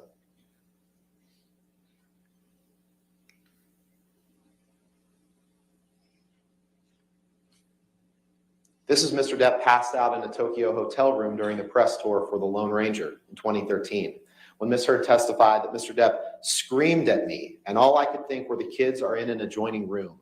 And Mr. Depp passed out with his head like this. I don't think he was sleeping on the floor because he had a bad back. They keep referring to these pictures as she took pictures of Mr. Depp while he was asleep. He's not asleep in that picture. He's passed out, drunk and high, and she's taking pictures because she wants him to realize what he's done and get help and seek help. I don't think that looks like the spice cabinet of anyone in this courtroom. That's Mr. Depp. This is Mr. Depp. This is Mr. Depp. This is Mr. Depp. That was a lot of All you weed. hear from Mr. Depp when these pictures are shown is snickering and defiance. Victim blaming, blaming Miss Heard for taking this picture of him, for trying to help. So let's talk about some of these instances of abuse. Oh, forgot one. In March 2013, talked about the Wino Forever tattoo. In March 2013, there were a couple instances. There was one where on March 8th, and we'll get to that in a second, where he was drinking brown liquor and doing a lot of cocaine. Or that might have been March, sorry, that was March 22nd. On March 8th, this is when Mr. Depp backhanded her. She felt like her lip went into her teeth and got a little blood on the wall. He grabbed her by the arm and held her on the floor, screaming at her. We'll come back to this in a minute. This is March 22nd. This is what Mr. Depp said isn't every hour happy hour. Again, totally abandoning any responsibility for behavior like this. But what happened on March 22nd is he wanted Miss Heard to remove a painting by her ex-partner, and he wanted to admit to an affair that she wasn't having. She didn't admit to it because it wasn't true. So he decided to have some lines of cocaine and some whiskey for breakfast. And then, on the way to filming the Keith Richards documentary, after a multi-hour argument, he grabbed their dog, their teacup Yorkie, and holds the dog, Boo, out of the window of a moving car, and he's howling like an animal, Miss Heard said, while holding the dog out of the car. That is abuse, ladies and gentlemen. That's abuse. Maybe the dog just wanted to know what it felt like to fly. You know what I mean? Let's go back to this, because Just saying. Ms. Vasquez read a parade of witnesses that she believes support Johnny's defense in this case. But as you've seen over the course of this proceeding, Poor these Boo. witnesses, as I previewed in the opening, almost all of them are witnesses on his payroll. They're all scared to say anything bad about him, and they've seen what happens to people who do. And none were there for the instances of domestic violence. What they're saying is, oh, if he didn't abuse Miss Heard in front of his 4 bodyguards, then it must have never happened. That's essentially what they're asking you to believe. That's ridiculous. That's not the way domestic violence works. Take his sister, Christy. I know it seems like a year ago, but she was the first witness in this case. You'll remember her on the stand when I presented her with these texts that say, stop drinking, stop coke, and stop pills. You'll remember her squirming and saying, oh, I don't think I was asking him to stop drinking, stop coke, stop pills. She couldn't even answer that basic question because she wanted to lie for Mr. Depp and say that Miss Heard was delusional. She couldn't even admit this to you. She's nothing but an enabler. The same with Sean Bett, his head of security, who's been sitting in this courtroom for the past 6 weeks. No, I would not. He's right It was there. a joke. It was Mr. just Bett a joke. was the one who Never. testified to you that when Mr. Depp has a few drinks of Hell alcohol, he said, I wrote this down, he said it's like the rest of us drinking sparkling water. I don't think that kitchen video that we just saw was like you or I when we drink sparkling water. This is the same Sean Bett who said that on the evening of May 21st, 2016, which Elaine will talk about in a little bit, he said Mr. Depp Elaine. may have bumped something off a table. You've seen the pictures. You'll see him again. Just like Travis McGivern said that Mr. Depp rearranged Miss Heard's closet. You've seen the pictures. You'll see him again. Just like Tara Roberts in the Bahamas, who tried to blame everything on Miss Heard and only under cross-examination admitted that Mr. Depp passed out face down in the sand underneath a hammock and his son Jack found him there. She took a video of their cabin in the Bahamas to try to suggest to you that this assault that Miss Heard alleges couldn't have taken place. But conveniently, she didn't take the camera into the closet where Mr. Depp held Miss Heard, hit her. We'll get to that incident. She didn't take the video camera into the bathroom where he sexually assaulted Miss Heard. She didn't do that because she wanted to generate evidence only favorable to Mr. Depp. Think about Sean Bett and Starling Jenkins' conflicting stories about the birthday party on April 21st. Remember, Mr. Depp experienced horrific financial news the evening of that night, April 21st, 2016. He learned that he was essentially out of money and he needed to start selling things. Well, we all know what Mr. Depp does when he receives bad news like that. He left the meeting at 9:30 and didn't arrive at Miss Heard's birthday party until 11:15. Okay, fine, he was late. But we all know what he does when he has that hour and 45 minutes of free time and he's stressed out about something. Mr. Bett testified, remember he said, I took him to his home on Sweetser Avenue, his other home, to pick up a birthday present for Miss Heard. That's what he said. That's what he said. Mr. Jenkins, you may remember him, he testified by the video link on the stand, and I said, you don't know what he did in that intervening time period. And he said, oh, yes, I do. I do. He said, Mr. Depp was visiting his sick mother. And I said, who told you that? And he said, Mr. Bett. The witnesses that Mr. Depp has paraded up here, who are here in person, they're here in person because they're on his payroll, almost all of them. And they're telling you whatever they think they need to tell you to get you to take Mr. Depp's side, just as we previewed they would do in the opening. But Mr. Depp would go through periods where he would apologize, where he would be grateful. I have no doubt that there were times when Mr. Depp wanted to get better. These are texts, PX 120A and 120B. I won't read them all to you. These are texts that Mr. Depp sent to Paige Heard, Amber's mom, after detox on the island in 2014.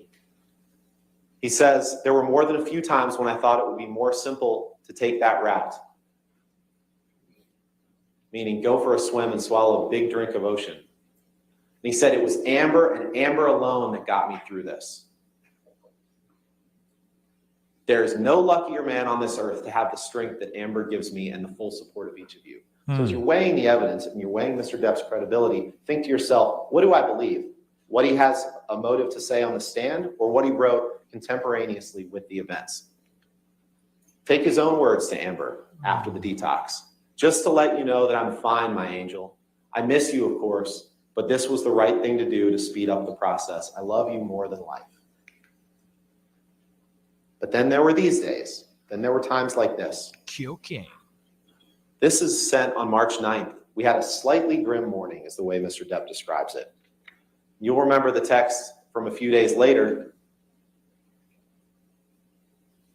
referred to as the disco bloodbath text, where Miss Heard says, is that about last Friday night by any chance? And Mr. Depp responds, how can you make me smile about such a hideous moment? He testified on the stand, I don't remember what happened that Friday night, but Miss Heard sure did. And this is one of the things that she had to show for it. Now, Ms. Vasquez showed this to you in opening statements and made it seem like, again, remember what I said at the beginning, if you take pictures, they're fake. If you didn't take pictures, it didn't happen. Here's one where she did take a picture, but Ms. Vasquez says, but she doesn't have injuries on her face. Look at the date that this picture was taken, ladies and gentlemen. March 23rd, 2013, 15 days after this incident. So even when there are pictures, they're trying to deceive you into thinking, oh, there should have been more. This is a 2-week-old bruise. And she texted, look who she texted that to. She texted to her mom. They say she never told anyone. Text to mom, March 23rd, 2013. And her mom is dead.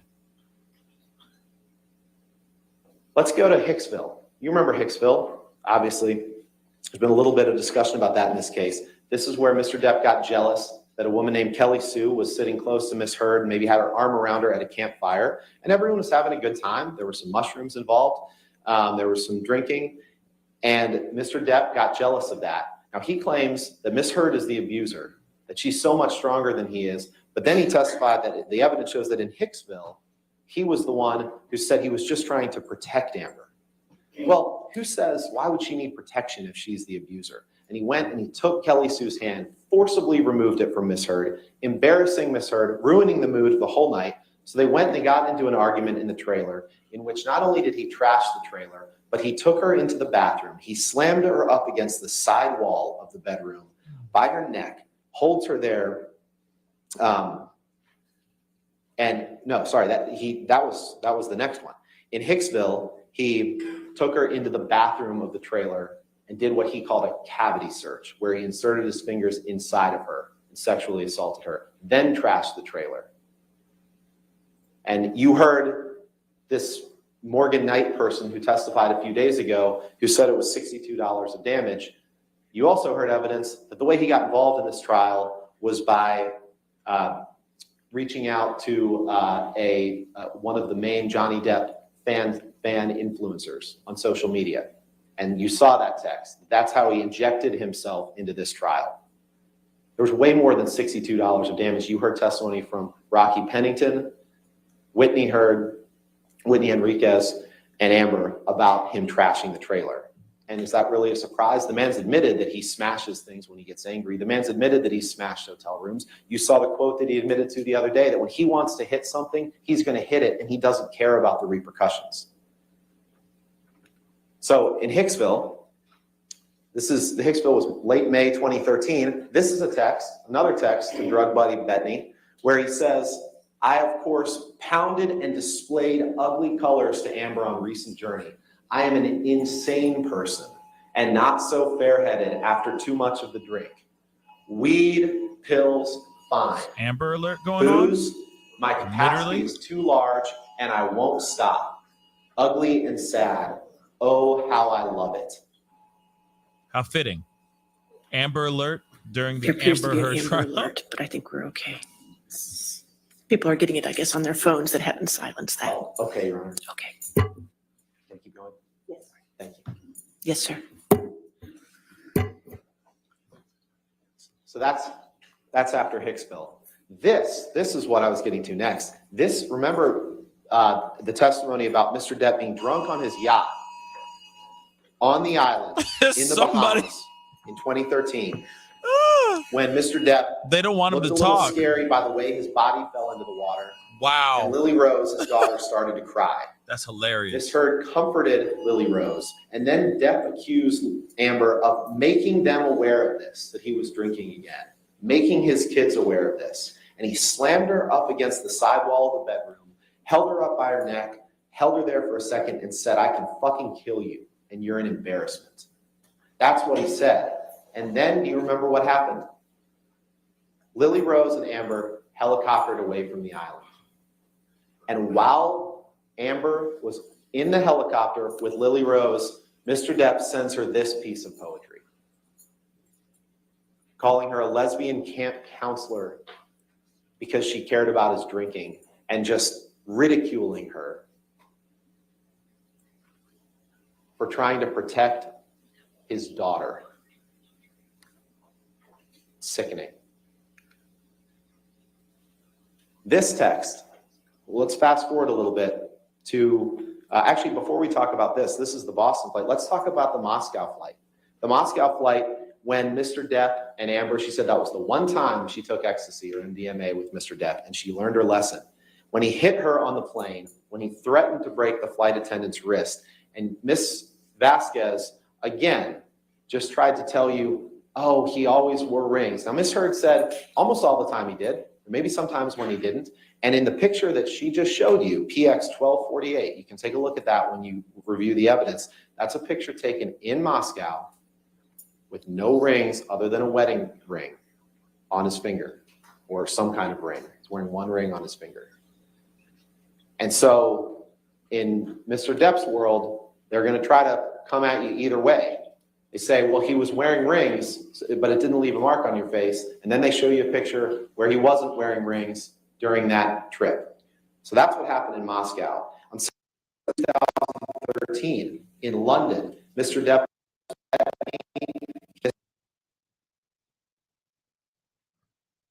Oh, come on. Get back to it.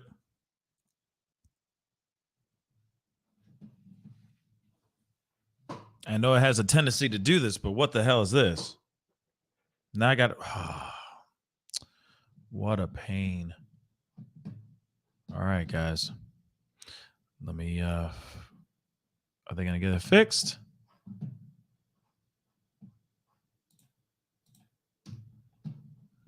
Dagnap. Let me fix this real quick, guys. Because that bad boy just completely went out.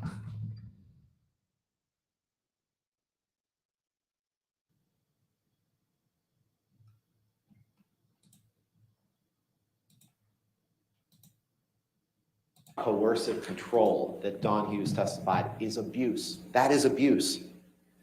And there's been a lot mentioned in this case by Mr. Depp about Ms. Heard not wanting him to leave. Ms. Heard not wanting him to leave.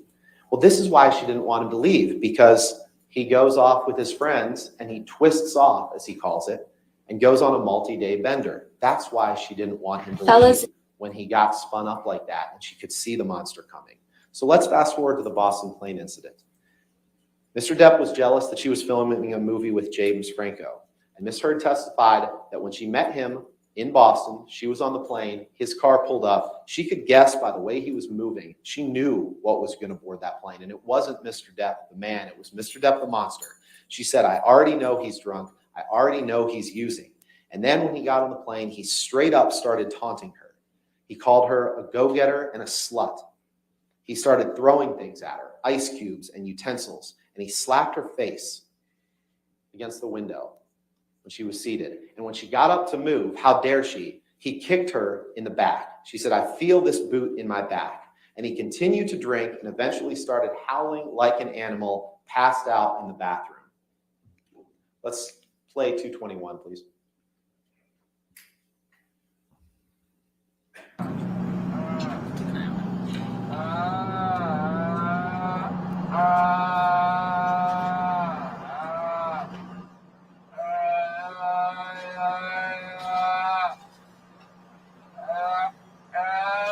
Yeah, he drunk. He drunk.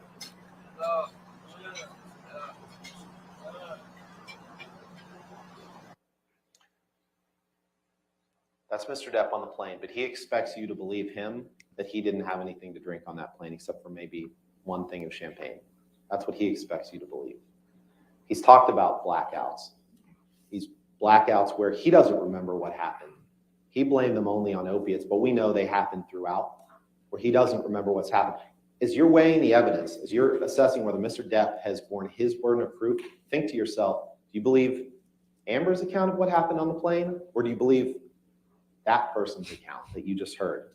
But actually, you can look at his account from a few days later, May 30th, in which he told, again, Paul Bettany, he said, drank all night before I picked Amber up to fly to LA. No food for days, powders, half a bottle of whiskey, 1,000 Red Bulls and vodkas, pills, 2 bottles of champagne. And what do you get? An angry aggro engine in a fucking blackout, screaming obscenities and insulting any fuck who got near. I'm done. I'm admittedly too fucked in the head to spray my rage at the one I love. For little reason as well. I'm too old to be that guy, but pills are fine.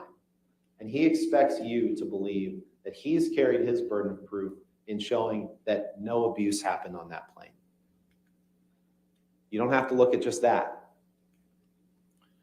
You can look at this text to Patty Smith when he says, when I was in NYC, they were brief visits and I fucked and charged by horrific fights with Amber. I fucked up and drank and got shitty, was so disappointed in myself.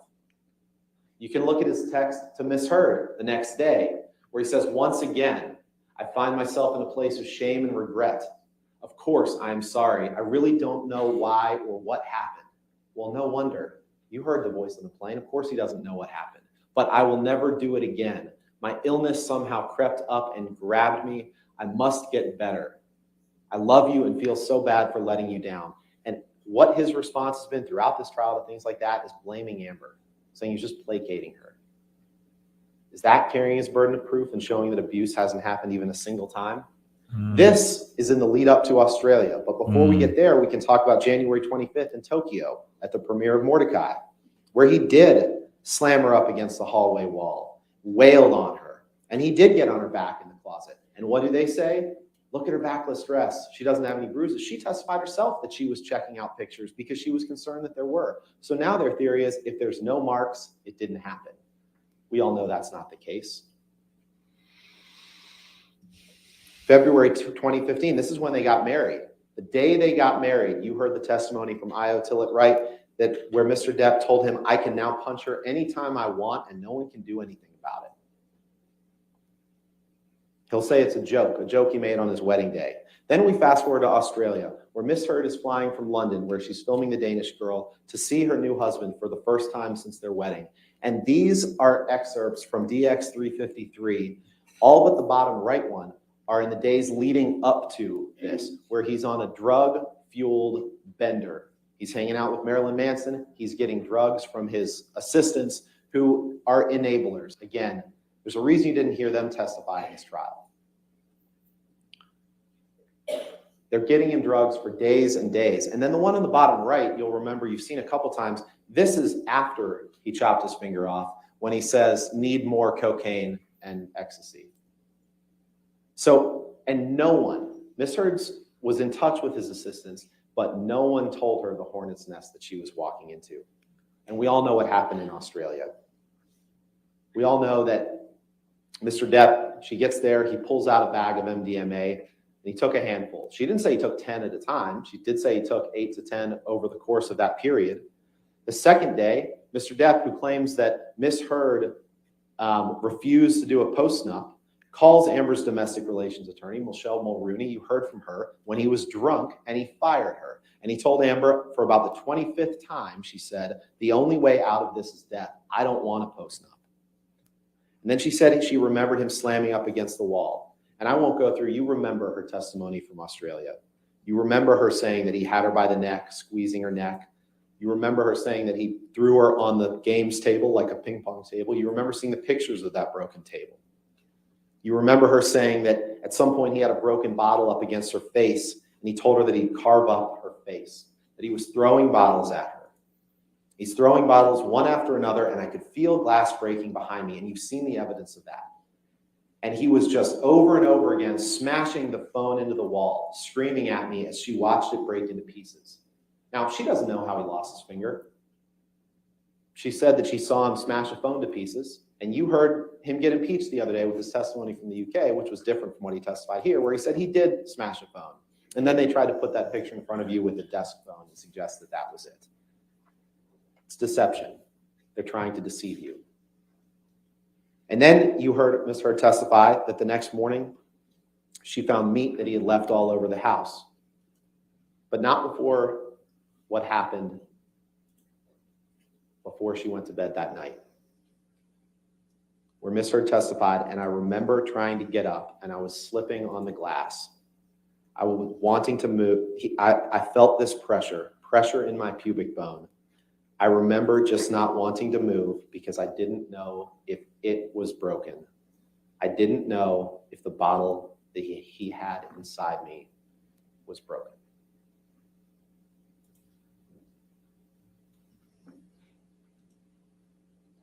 This is the next morning. This is what he wrote with the bloody stump of his finger. And there's been testimony about what happened to cut the finger off. But frankly, it's irrelevant to your deliberations here. Amber could have chopped it off with an axe, and it has nothing to do with whether or not Mr. Depp abused her. But we all know she didn't. We all know that his fingers weren't curled, and someone was standing with a half-gallon vodka bottle from about where that canopy is and threw it, and it somehow managed to damage just the bottom of the finger and leave the nail fully intact. We all know that didn't happen. Mr. Depp knows it didn't happen. We'll see some evidence of that. But here, he writes about her ambition, starring Billy Bob and Easy Amber, who talked about controlling jealousy, talked about him not wanting her to act. Dawn Hughes testified how that is a form of intimate partner abuse. Here he's writing on the mirror again, and they try to blame her and say that she wrote Call Carly Simon. She didn't write that. Who was the lunatic in the house? Who was writing everywhere? There's no evidence she wrote that. She testified she doesn't even know who Carly Simon was until she was told. This is some of the evidence. Mr. Depp told you a couple different stories the other day about the evidence on the right. He claimed that that was the handle of vodka between those two beer cans there. But then under cross-examination, he admitted it's not, that there's not enough glass on the floor, that there's no handle of vodka on the floor. But what there is in the picture on the right is evidence of when he was throwing bottles past Amber's head and breaking that plate glass window. More writing, more abuse on the right. Imagining having a painting area where you're drawing two canvases and you and your husband get in a fight, and while you are asleep that night, he takes the bloody stump of his finger and dips it in paint and destroys your paintings. Ladies and gentlemen, that's abuse. Good luck and be careful at the top. And this is a good chance to talk about Mr. Depp's controlling and jealous rage and his desire to control Amber's career. He didn't want her to act. As early as 2013, he tells his sister, I don't need actress bullshit and her fucking ambition. He tells her in this recording,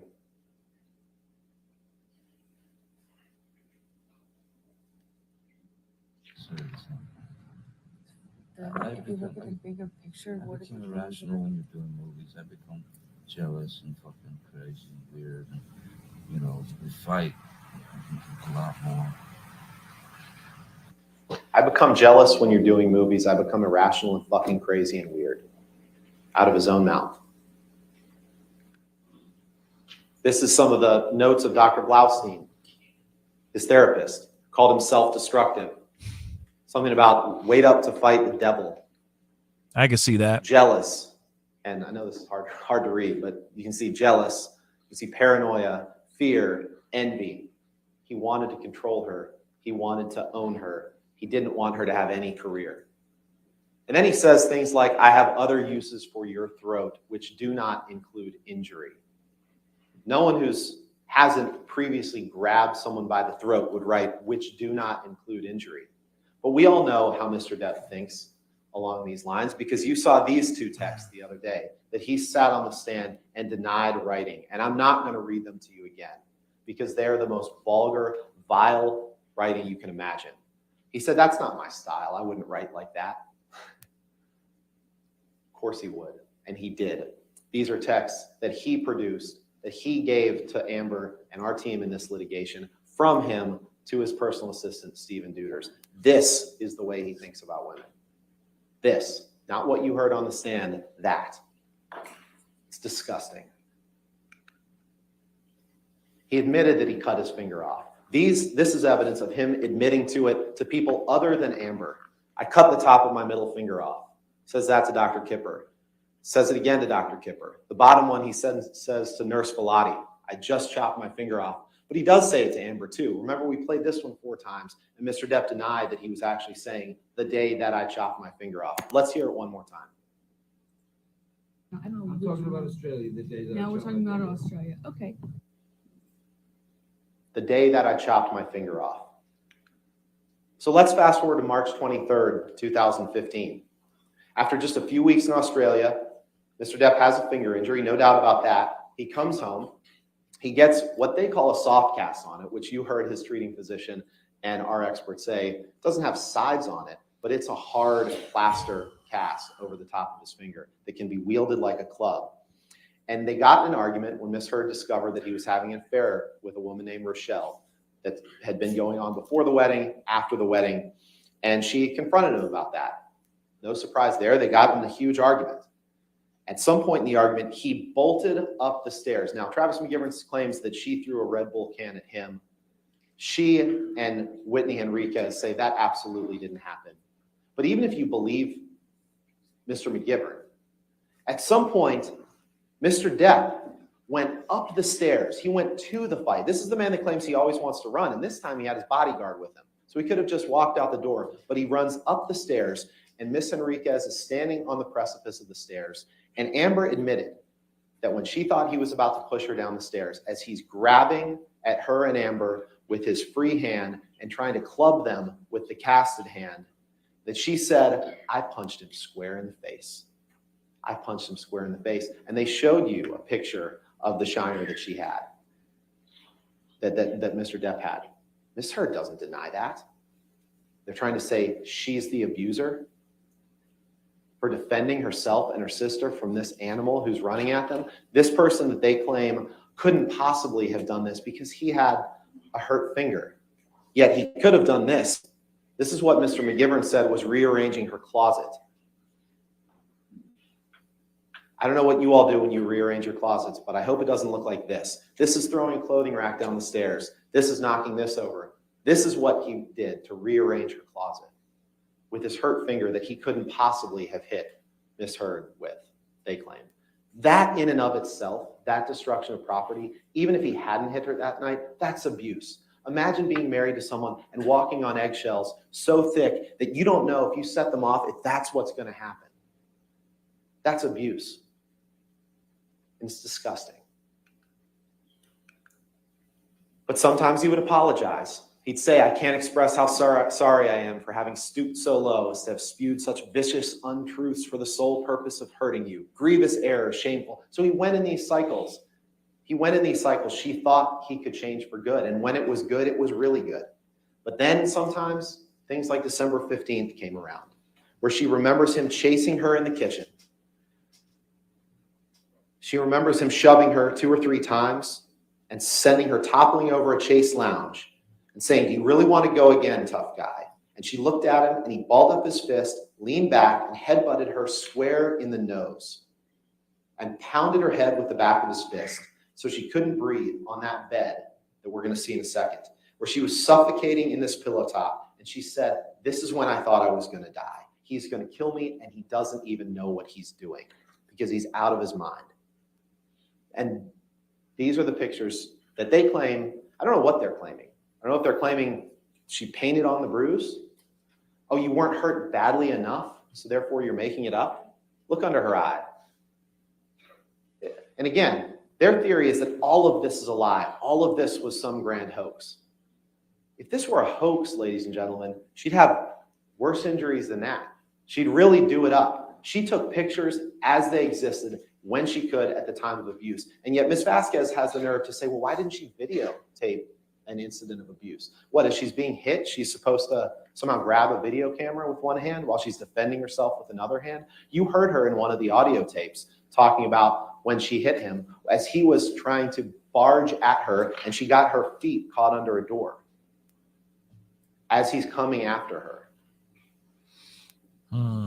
And of course, as Don Hughes testified to, victims of coercive control like this, they do try to appease their abusive partner and apologize for things that aren't their fault. So as you're coming at me, Johnny, and you push a door into me and I have to hit you to get away, to protect myself, yeah, she did apologize for that because that's the cycle of violence. That's what victims do. Yet they continue to blame the victim. There's no evidence she painted on that bloody lip. And again, if we're talking about a hoax, the next day she went on James Corden and they say, well, you can't see any injury there, so it must not have happened.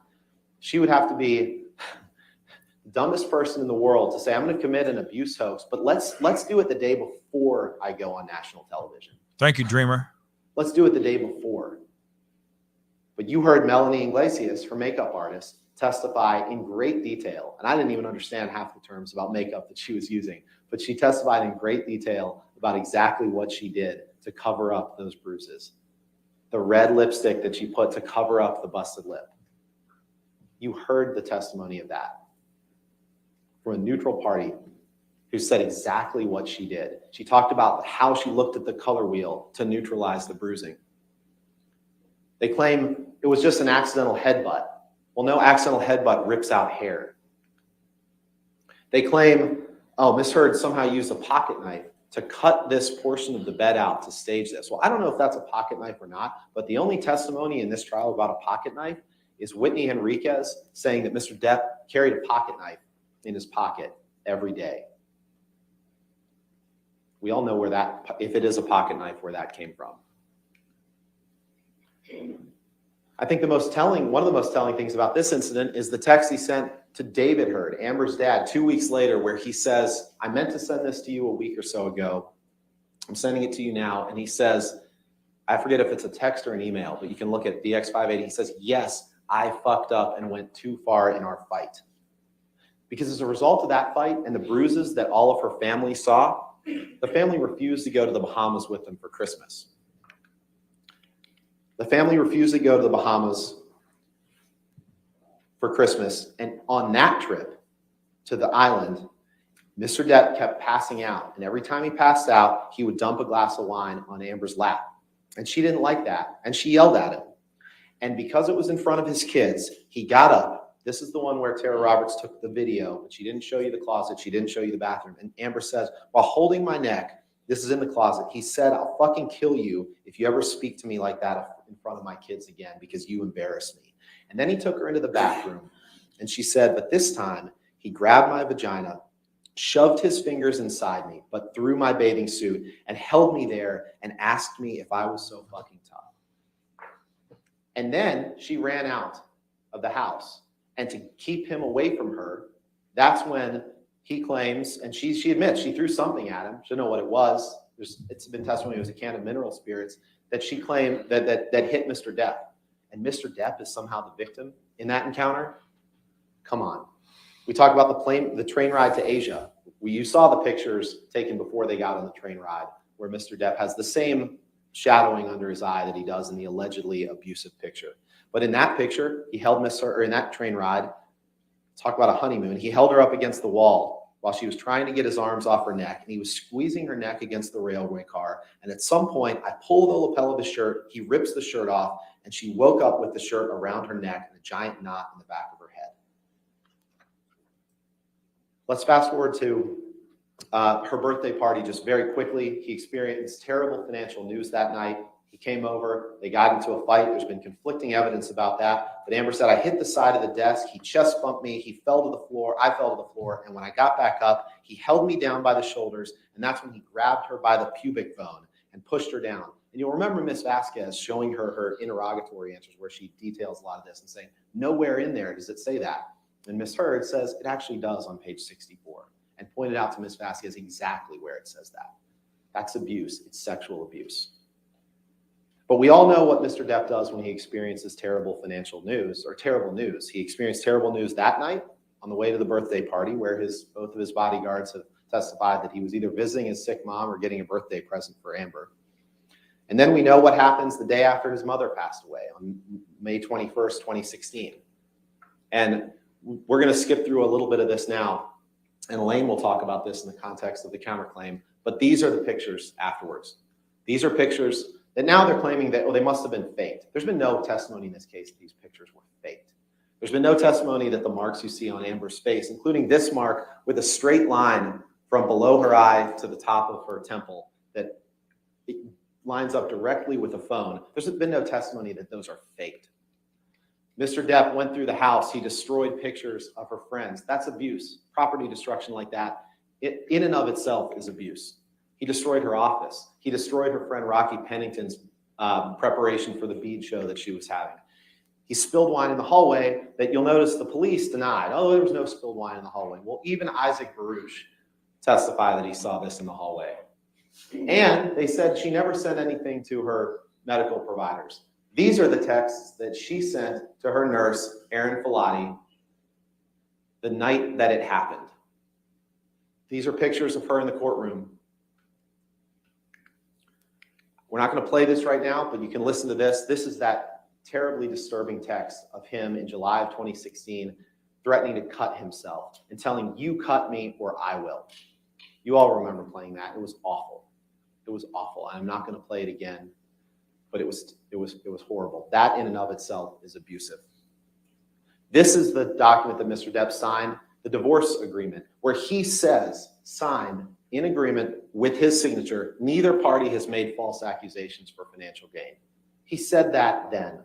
He could have fought this then, but he didn't because he knew that her allegations were true. But then he continued his campaign of humiliation. He says, I want her replaced on that WB film. Ladies and gentlemen, the facts are absolutely overwhelming of abuse. One time, that's all you have to remember. Mr. Depp simply cannot prove to you that he never once abused Amber. And if you don't know, you have to return a verdict for Ms. Heard. A ruling against Amber here sends a message that no matter what you do as an abuse victim, you always have to do more. No matter what you document, you always have to document more. No matter whom you tell, you always have to tell more people. No matter how honest you are about your own imperfections and your own shortcomings in a relationship, you need to be perfect in order for people to believe you. Don't send that message. That's what he wants you to send. So I'm going to quickly get to another point that you have to find in order to prove or in order to rule for Mr. Depp. You would have to find that Ms. Heard made the statements with actual malice. Now, what Mr. Chu didn't tell you is that you have to find this by clear and convincing evidence. So this is much higher than the greater weight of the evidence standard that applies to the other claims, the other elements of the claim. Clear and convincing evidence is evidence that creates in your minds a firm belief or conviction that Mr. Depp has proved this issue. So if you believe that Ms. Heard did not act maliciously in writing her op-ed, then you must return a verdict for Ms. Heard, even if you think that he never abused her. But I'll quickly go over the evidence of this. The op-ed, you look at the words, it clearly wasn't a hit piece. She visited her attorney, Eric George, who testified by video that his objective was to make sure that there could be no meritorious claim that could be brought about this article relating to defamation. He gave Ms. Heard advice. She affirmatively followed all of it.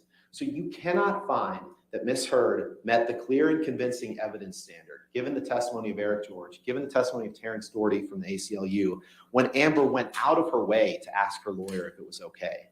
They will say it doesn't matter if she's lying, but even if that isn't, they will say that that doesn't matter if she's lying, but even that isn't true. Because again, keep in mind that if Ms. Heard wanted to be malicious toward Mr. Depp, the article would be very different. And I think it's interesting here, we'll talk about Mr. Waldman in a second, but that Amber utilized her attorney, Eric George, to make sure that she was following the law.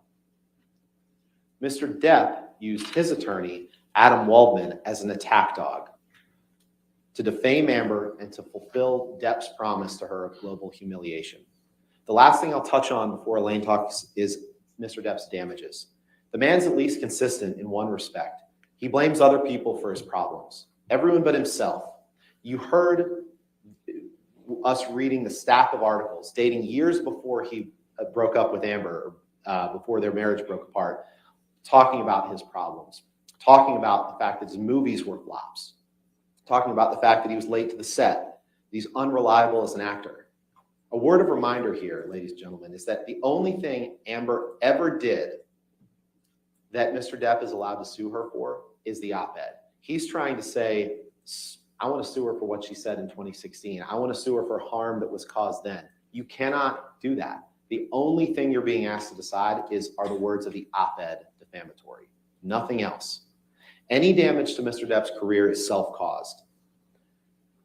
Then think about the testimony that you've heard from his former business manager, Joel Mandel, said that Depp had issues with drugs and alcohol that damaged his career. Depp sued him.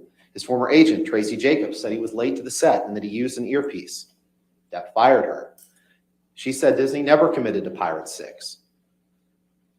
Disney's corporate representative, Tina Newman, said that there was no record in Disney's records of this op-ed. This op-ed had nothing to do with it. In fact, Catherine Arnold, our damages expert, testified that the paper version of the article that allegedly they say came out 4 days after the op-ed was published the same day as the op-ed. It said that Johnny might not be in Pirate 6. The same day, the paper article came out the same day. So the op-ed didn't cause that. There's no evidence of any contract by Disney for Pirate 6. His agent, Jack Wiggum, couldn't identify a contract. His former agent, Christian Carino, said that there's no contract.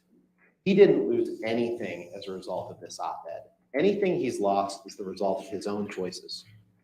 You also heard him lie to you. You heard him tell you that this was his first chance to tell his story. But let's break it down because that's not true. He could have fought the TRO that Amber filed. He could have said, I didn't abuse her, but he chose not to do that. He could have fought her in the divorce case, but he chose not to do that. Instead, he signed the statement saying that no one had falsified any statements. He only filed this suit after he met Adam Waldman, the same Adam Waldman who convinced him to file suit against his former business manager, to file suit against his law firm and fire them and blame them for things. But by the time that Amber wrote the op-ed, Mr. Depp already had another opportunity to tell his story.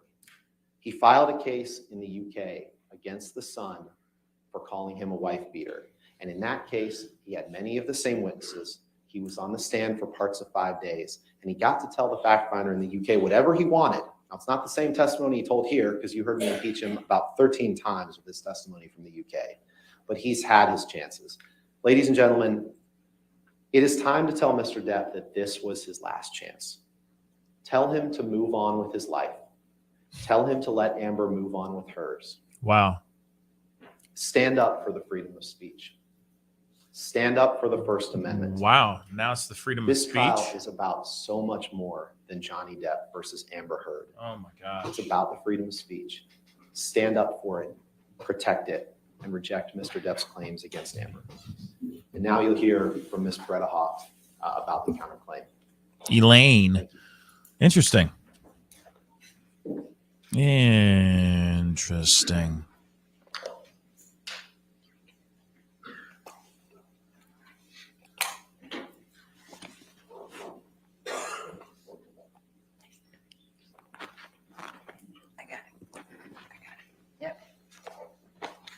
Fascinating.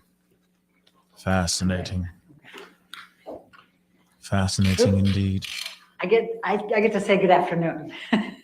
And I know you've been listening to everybody for a long time here, and I echo Ben's very strong thank you to all of you for this extreme service and extraordinary service. We really appreciate it. I'm going to go really fast and try to go as quick as I can. Nice. So that you can get a break from us and go make your decision. I know you're probably itching to do it at this point. Let's go. But this is very important to us, and we appreciate your listening, and we appreciate your being here. I wonder how fast I'm it's going going to to be. stay on this slide for a moment, and there's something that's very important on this slide that hasn't been brought to your attention by Mr. Depp's team. When you see the actual damages, go down to the last paragraph, if you will. It says, Mr. Depp cannot recover damages for any harm that occurred after November 2, 2020. Do you all see that? So what Mr. Depp's team got up here and told you through Mr. Chu this morning has nothing to do with this case. He had his chance in the UK. The lawsuit was filed June 2018, 6 months before the op-ed. The trial was July 2020. The process ended, according to Mr. Marks, their expert, on November 2, 2020. And his damages stopped then. He can't get reputational damages. He can't get his legacy back for his children. He can't get anything after that day from you. You can't restore his reputation. You can't give him anything. They didn't tell you that, but the court told you that. And that's a very, very important thing here. He told his story. He had his opportunities. He had his full opportunities to do all of that. And he came in here and lied to you and said he's here to get his reputation back. It's just one of many lies in this case, but it's a really big one, because here we are, 6 weeks of your time, precious time, 6 weeks of this court's time, for what? For nothing, only to go after Amber. That's psychological abuse. He's going after Amber for nothing because he wants to put her through this again, the third time. So we're fighting back, and that's the counterclaim. She finally has said enough, enough. And we're asking you to finally hold this man responsible.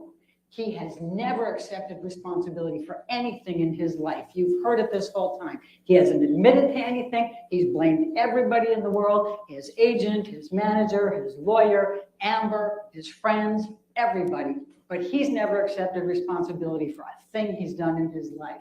But we're asking you to accept, to make him accept responsibility, to hold him legally responsible for his actions, and to fully and fairly compensate Amber for what he has done by creating this concept of a hoax for the defamation that he has committed, that you have heard so much about, that just took wildfire and went off into negative media and has made Amber's life pure hell up to this day. We're asking you to do that, to compensate her, to be fair and hold him responsible so he stops. We don't want another lawsuit. We don't want anything else. We want to leave Amber alone and let her get on with her life and raise her child. So let's talk about the counterclaim for a moment. These are Adam Waldman's statements. You've heard Mr. Depp say, well, why aren't you suing Mr. Waldman? Isn't that typical of Mr. Depp? He doesn't take responsibility for anything. So now he's going to blame his lawyer. But the evidence is very clear on all three statements, and we'll show them to you in a minute, Okay. that he says Adam Waldman, Mr. Depp's attorney, says these things. Now, Mr. Depp says, oh, I didn't even know about those until the counterclaim. Well, we know that's not true because Mr. Waldman's testimony was 2 months before those statements were made. In February of 2020, Mr. Depp accompanied Mr. Waldman to the Daily Mail, the same place that all three of these statements were published. And he gave him 2 spliced audio tapes to try to make it look like Amber was the person who was committing the abuse. He went with him. He knew that Mr. Waldman was doing this. He knew that Mr. Waldman was launching a campaign against Amber to try to discredit her. And the timing of this, we're talking, the statements now are April and June of 2020. The trial is July of 2020. So they're launching an attack to try to discredit Amber before the trial in the UK. That's what happened here. And that is Mr. Waldman, but it's Mr. Depp. The judge gave you 3 different instructions and you'll all have them. He's acting as his attorney. He has the authority. So Mr. Depp is standing in the shoes of Mr. Waldman. Mr. Waldman is standing in the shoes of Mr. Depp. Michelle, can you please bring up the first statement? It says, Amber and her friends in the media use fake sexual violence allegations as both a sword and shield, depending on their needs. They have selected some of her sexual violence hoax facts as the sword, inflicting them on the public and Mr. Depp. Now, what this statement is meant to imply is that Amber is lying about the sexual assaults and using them with the media to try to discredit Mr. Depp. That's the clear implications of this. Now, the first part of this is this contradicts Mr. Depp's claims today that the first time you ever heard about the sexual assaults that happened was in this case. It was in the UK case. This is the case that Mr. Depp brought in the UK. And instead of Amber Heard trying to put this out in the media, she did exactly the opposite. Now, this article's not in your evidence, but at least some of you will remember it being shown at one point with the title that said that Amber was successful in being able to treat her allegations of the sexual violence confidential in that proceeding. And it was treated confidential. She did exactly the opposite. She didn't want to tell people this. And you know that. You watched her on the stand. It was heart-rending for her to have to do this with the cameras, no less. But what else is false about this statement? It's that there was no false statements of sexual violence. Ben went through all 4 of them, and I will not repeat them all.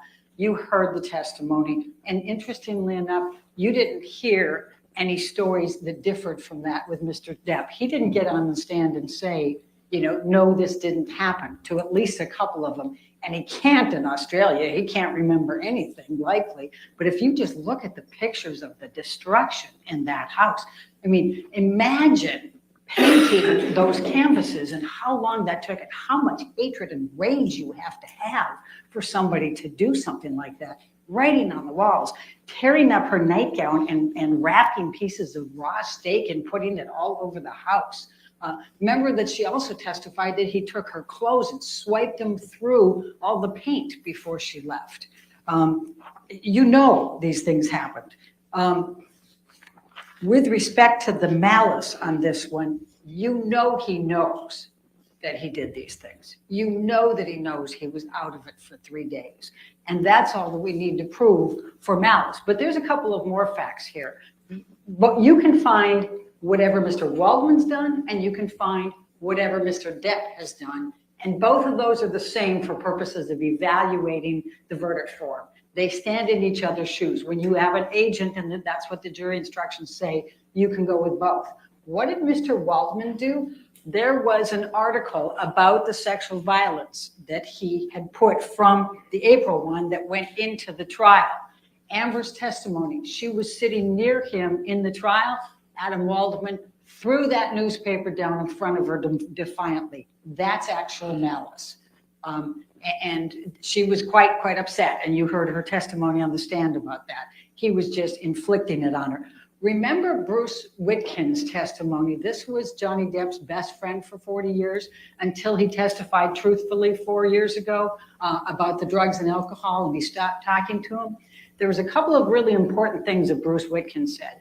One of the things is he said he met Adam Waldman once. Adam Waldman said, "Do you have any dirt on the Mandels?"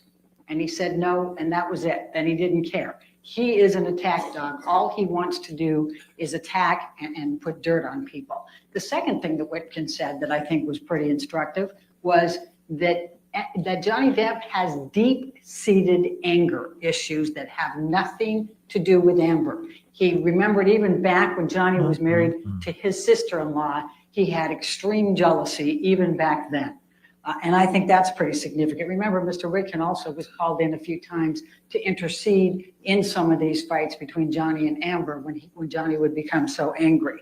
The last thing I thought he said that was actually pretty important was that Kipper and his whole group are a scam. He said, how is it that they can be sober doctors, for these years, and he's never sober? He's even taking pot all the time. How can you be sober? I thought that was quite instructive. But in any event, going back to, that's the first statement. The second statement, Michelle, if you can bring that one up. Oh, before I go there, I want to talk about a few more things for Mr. Waldman that you have in your She said this is going to be quick. pocket to be able to find additional malice with him. She said she's Remember, going to be he's quick. the one that after the UK trial went to the LAPD with a notebook full of things and tried to get perjury charges against Amber. The LAPD said, we don't investigate those things.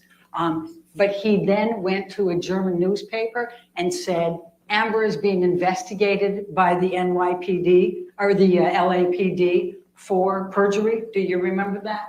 That's malice. That's showing his intent to do harm to Amber.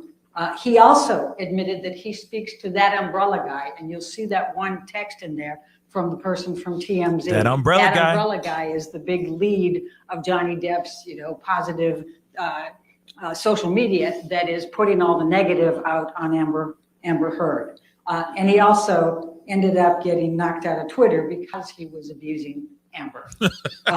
So now we'll go to the second counterclaim statement. No, thank And you. that is quite simply, this was an ambush. No, a thank you, hoax. Lamarcus. They set Mr. Depp up by calling the cops, but the first attempts didn't do the trick.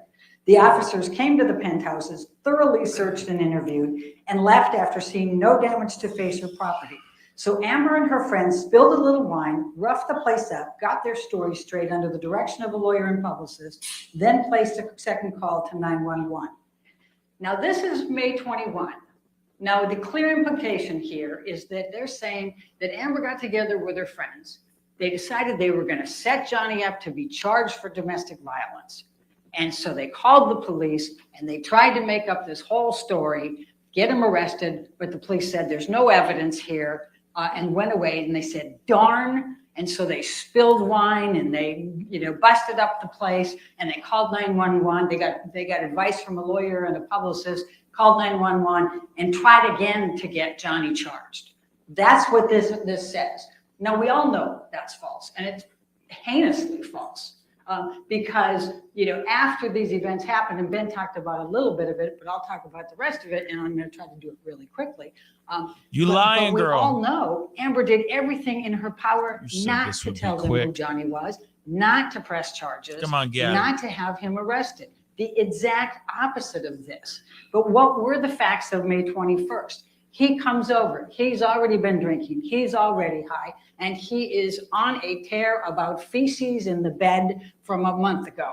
And remember how Amber talked about when he gets into these drug-induced things, he gets into these paranoias, and he gets some idea in his head, and he just won't let it go. And that was his this time. There's somebody put that feces in the bed a month ago. That was his spin. So she gets Io Tillett on the phone. He's in New York at the time. He's going, they thought, this is ridiculous. Of course nobody did. And by the way, Boo has this huge problem. Of course it was Boo. He's always doing this. Blame it on Boo. But Johnny just won't get there. So then they laugh. That makes him mad. Then he throws the phone at Blame Amber. it Amber on the screams out dog. and says, "Ow, you just threw the cell phone at me. It hurts." Yeah. Io says, "Amber, get out of there." Johnny gets madder, pulls her hair, grabs her and starts hitting her. So Io gets hold of Rocky Pennington. She comes over as quickly as she can. She goes and gets in between the two of them. She puts her hands up on his chest. He pushes them down. And then she continues to stand in between them. And he's screaming loudly 10 times, "Amber, get the fuck up. Amber, get the fuck up. Amber, get the fuck up." Loudly, loudly. Then his bodyguards hear this. They come in, they break it up.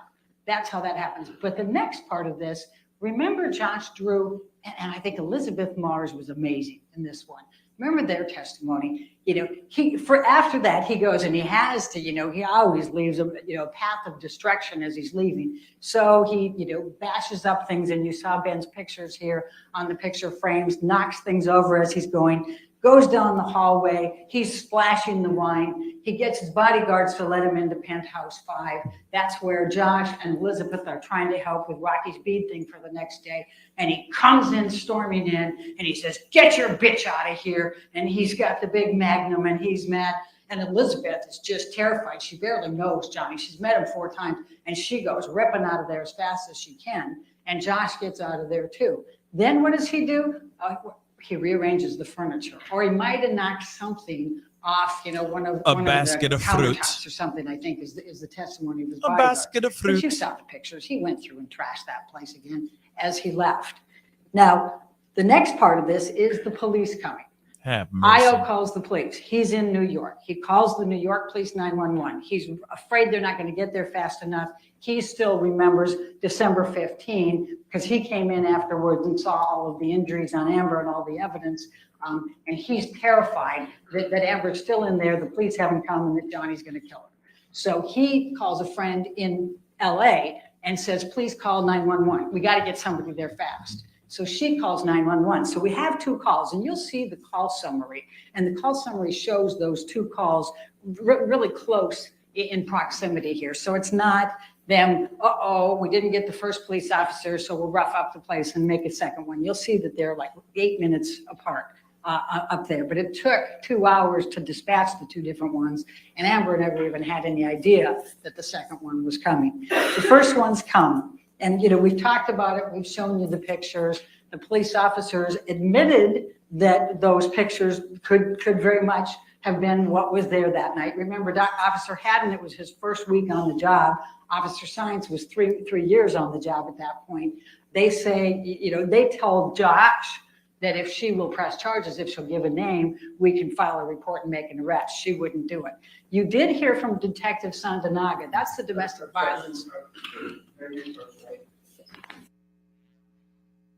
May we approach?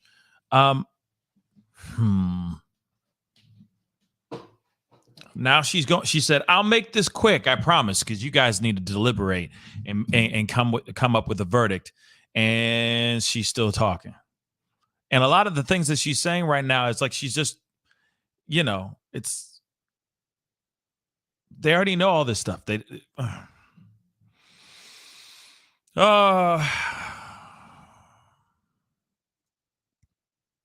I'm good. I'm good on it. Like, we've heard Depp's side.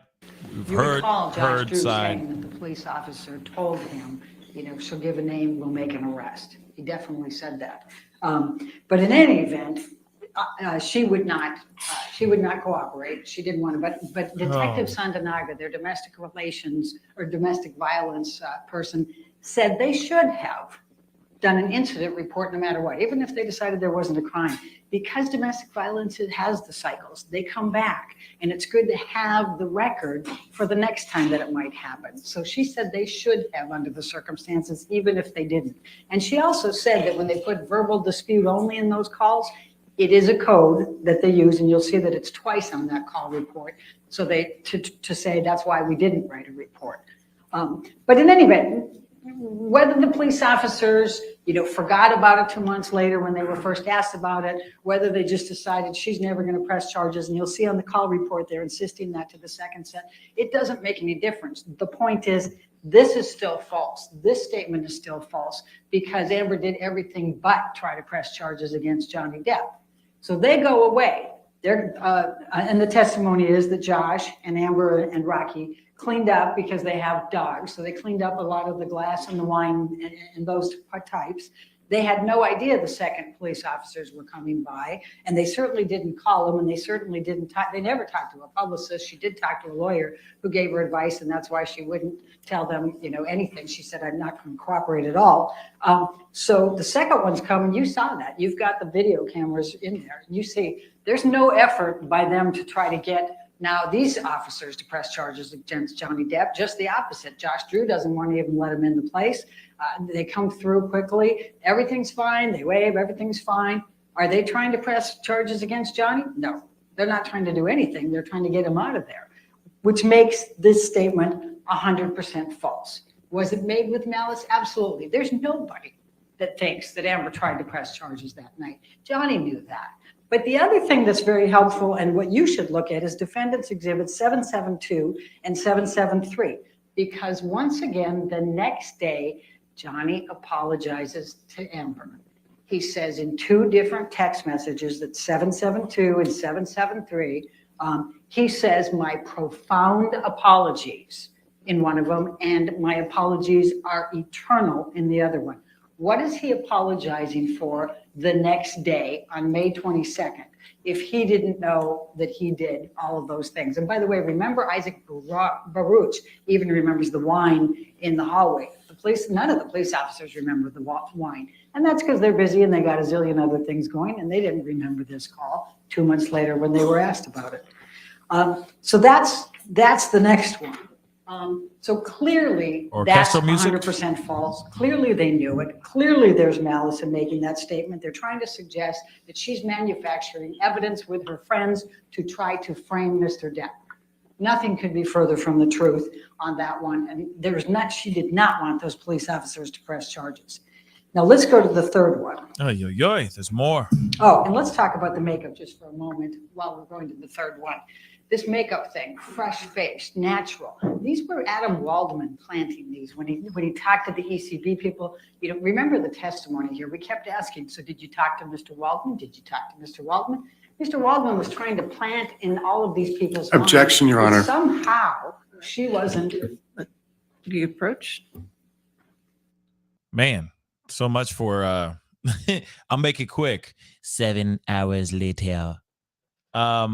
Yeah. I don't know what she's trying to say here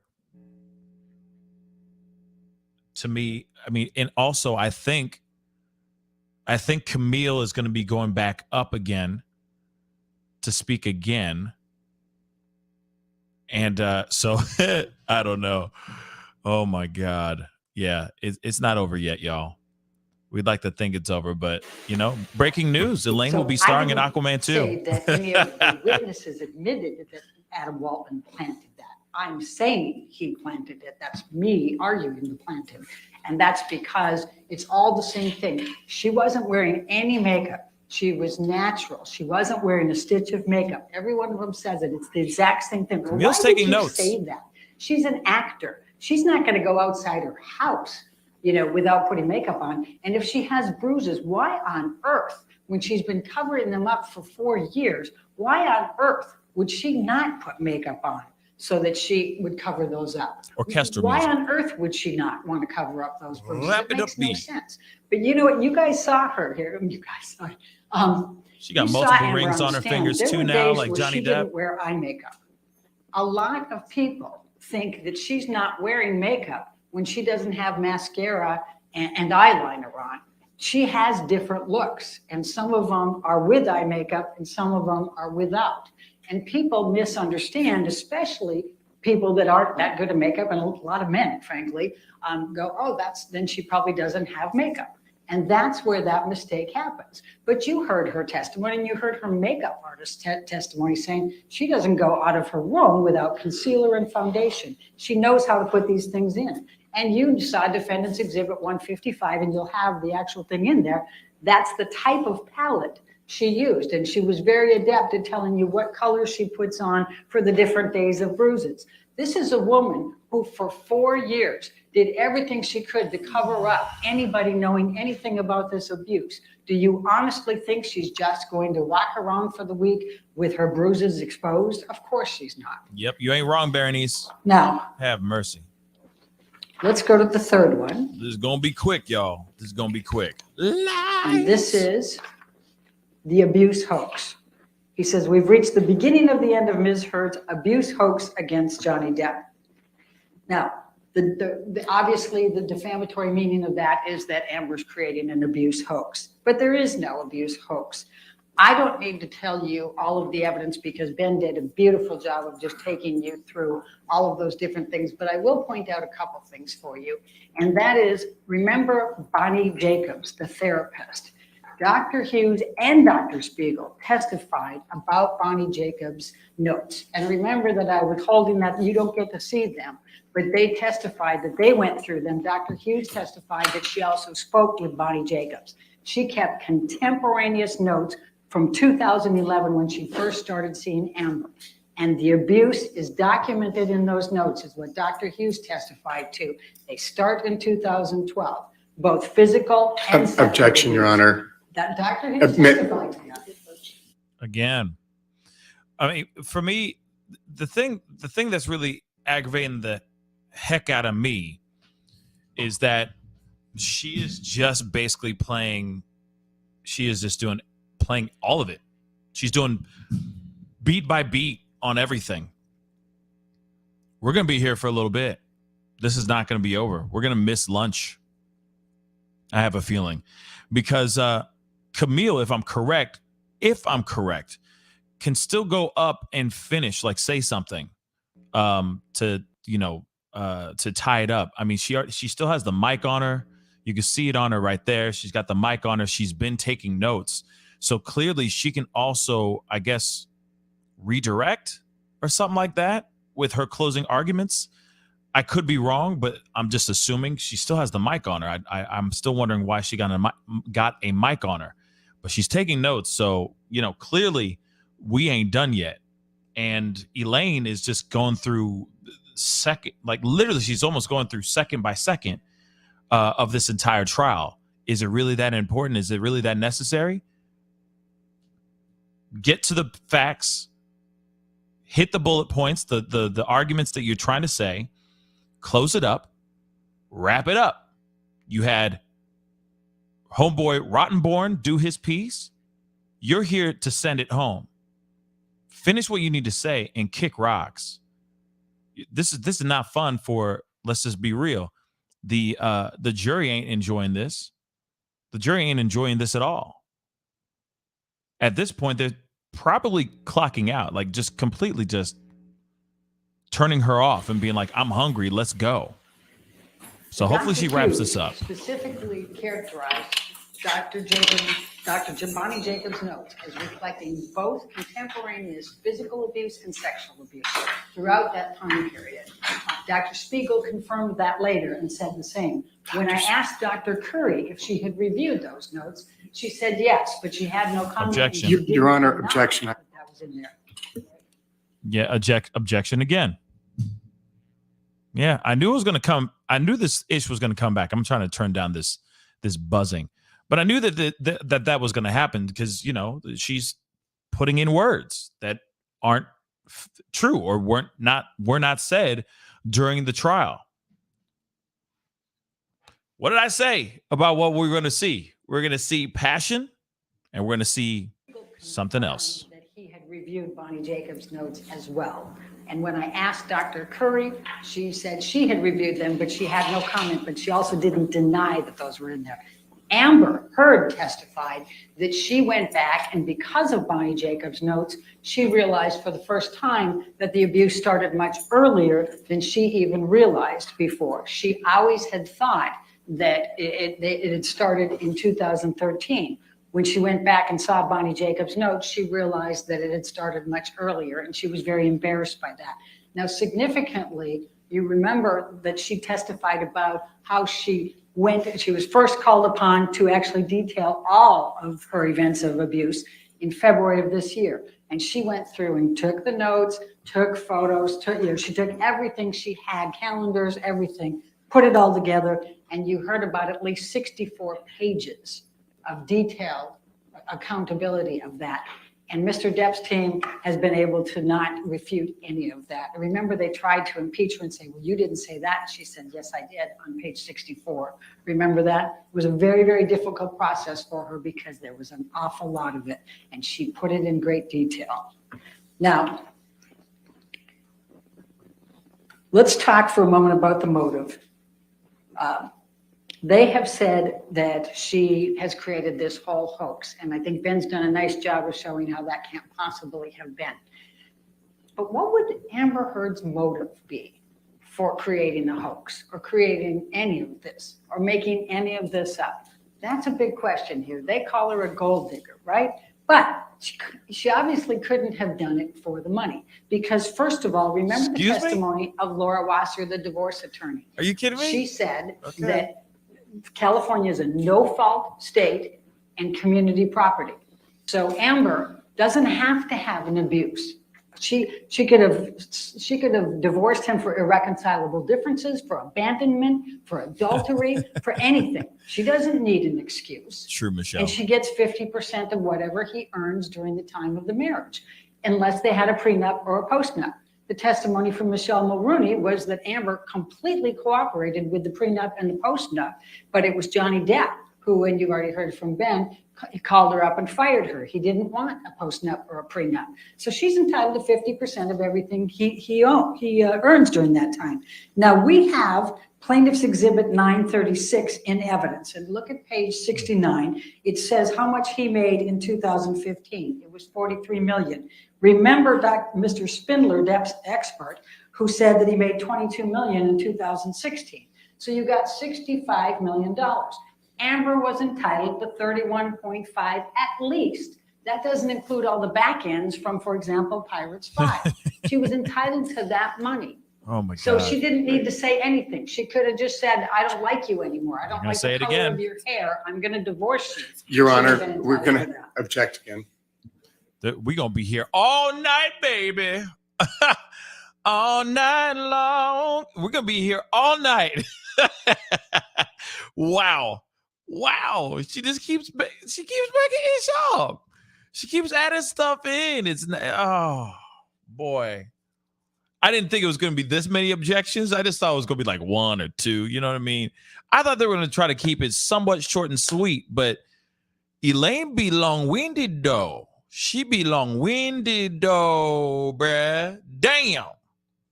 Diggity damn. Okay, guys.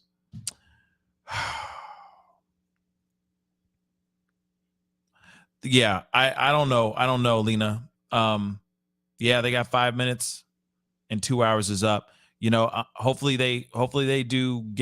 she wraps it up. Like the orchestral music's been playing this entire time. I'm surprised Sandman hasn't come on and just, you know, danced up with his little hook and just hooked her and just dragged her off the damn stage. Because real talk, a little Apollo, little throwback on Apollo. But yeah, this is getting really crazy and just stupid. Sai, thank you so much for the 29 rubles, if I'm correct. Thank you so much. I appreciate it. But yeah, this is getting old. They need to wrap this up because if she is still going up to talk, have mercy. It's going to be a late lunch, and then the jury still needs to deliberate. So if they are even wanting the jury to come back with a verdict today, they need to wrap it up, B. They need to wrap it up with the quickness. Or they come back Tuesday for a verdict. And I don't think anybody wants that. I don't even think the jury wants that. So my prediction, I'm going to say this now. I have a prediction that they're going to have a pretty quick turnaround on the verdict. That's my theory. That's my theory. So if you do the math, Amber is entitled to at least 31.5. What does she take? $7 million.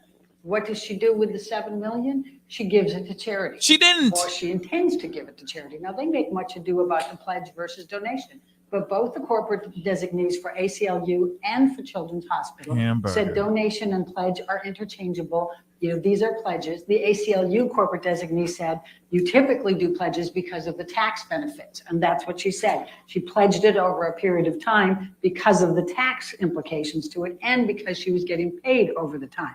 Now she started to make these donations, and you'll see that the first one was on behalf of Mr. Depp's business manager, Mr. White, actually sent the letters with the $100,000 for each of those. That was the initial ones. He was trying to take credit for those, and in fact, both the ACLU and Children's Hospital got confused and gave the credit to Mr. Depp, not to Amber, for those. Then she made payments to both, and Elon Musk also made payments to both for $500,000 each, which she didn't count to her pledge, but they helped those organizations. At the end of the day, she's made $1 million in payments to them, but then she got sued here and hasn't been able to because she spent $6 million in attorney's fees. That is unrefuted. She still intends to pay those pledges, honor those pledges. And she said that throughout. And I elicited from both the ACLU and from Children's Hospital, they haven't expired. She can pay them whenever she wants to, and she fully intends to. But she has to get out from under this first. Good point, UPSer. Damn. Now, who would blame a woman for giving $1 million in charitable donations? Who would do that? That sounds like psychological abuse to me. Now, Mr. Mandel testified that Johnny Depp is not a charitable person and he hasn't written any big checks for him. Mr. Depp got on the stand and says he does it anonymously, but Mr. Mandel would have been the one writing the checks, and he says that didn't happen. Now let's go to damages, because I promised you I was going to go pretty fast here. You lying. This is slow as molasses. There's a few different types of damages, but one of the things that the court has talked to you about, she told you that because we have defamation, it's invidious, and therefore it's very difficult to prove these. And so these damages to business reputation, inconvenience, embarrassment are presumed. You don't have to prove those damages. And one great example of that is the testimony from Mr. Hamada at Warner Brothers. He didn't want to have to get in the middle of all of this with Aquaman 2. They haven't even released it. So he didn't read anything in preparation for his deposition. He didn't talk to anybody before his deposition. He said that he tried to do technicals and say, no, we never terminated her contract. But, oh, yeah, we did tell her we were probably not going to renew her option. And then we didn't change the script, but Amber got the script, and yes, they did change it. Then he said, no, we never negotiate salaries, but oh yeah, we did renegotiate Jason Momoa's and Gal Gadot's. So he just doesn't want to admit to any of these things. But what came out in Hamada's deposition, and I hope you were listening carefully to this, was the email from James Wan, the director, and Jason Momoa, her co-star, who said they guarantee if they are in the film, she is going to be Mara in the film. Why would they do that unless they thought Warner Brothers was being unfair to her? And why did she get almost knocked out of it? Because of the defamatory statements. When they came out, they took on a life of their own. Ron Schnell, the young Sheldon, I call him the Doogie Howser, our expert on IT, took you through and tracked how they tracked the defamatory statements, the language from the defamatory statements, how that went through the social media and the negative social media. And it kept going and kept going. And he tracked all the way until a few months ago, over 2.36 million negative tweets, negative Instagrams, negative social media's comments about Amber that relate specifically to the information that was in those 3 defamatory statements. It took on a life of its own. They started to get Amber fired from Aquaman 2. They have continued to this day. They have followed her everywhere. Everybody has stopped wanting her. L'Oreal won't use her, even though they've kept her on from that time. She lost 3 different opportunities that were being discussed with her. The most significant part of that, though, is that Aquaman was the biggest blockbuster ever for DC Films. It was the biggest. It was over $1 billion. This was her opportunity for her star. Even the experts from Mr. Depp admitted this was her blockbuster. This was her mega. But what happened instead? As she's going through, as it's coming out, and in that 16 months, they were going, well, nothing happened. Yeah, lots happened. She had 3 different films she was discussing. She got the L'Oreal contract. She got the stand. All of those things were happening because of Aquaman. And then everything shut down. She wasn't allowed to do publicity for the stand. She wasn't allowed to, she hasn't been allowed to do anything for L'Oreal. She got shut down from her charitable organizations. She ended up not getting the Amazon movie. And then they gave her a hard time about Aquaman 2. And instead of the career trajectory of the other comparators who all went way up, and by the way, all the experts admit that career trajectory went well for all the rest of them, and she's the only one that didn't have it. And the reason is because of the defamatory statements. So you have some very good information to help you on ascertaining those damages. Now, Jessica Kovacevic, and I don't know if you remember her, but she was her agent. She said, everybody just stop talking. The producers don't want her, the directors don't want her, nobody wants her. We just can't get the traction, and we should have been able to get the traction, and they say it's because of those statements. So Catherine Arnold gave you some good estimates on this, and she gave you a very good basis for it. And she didn't use Jason Momoa's or Gal Gadot's or the others. She used Amber's, but used those comparators to show that they got big movies, that they got commercial opportunities, that they got these TV opportunities. But she used the base that Amber had. So she used the 4 million from the Aquaman, that would be 3. She used the stands, how much they got paid per movie.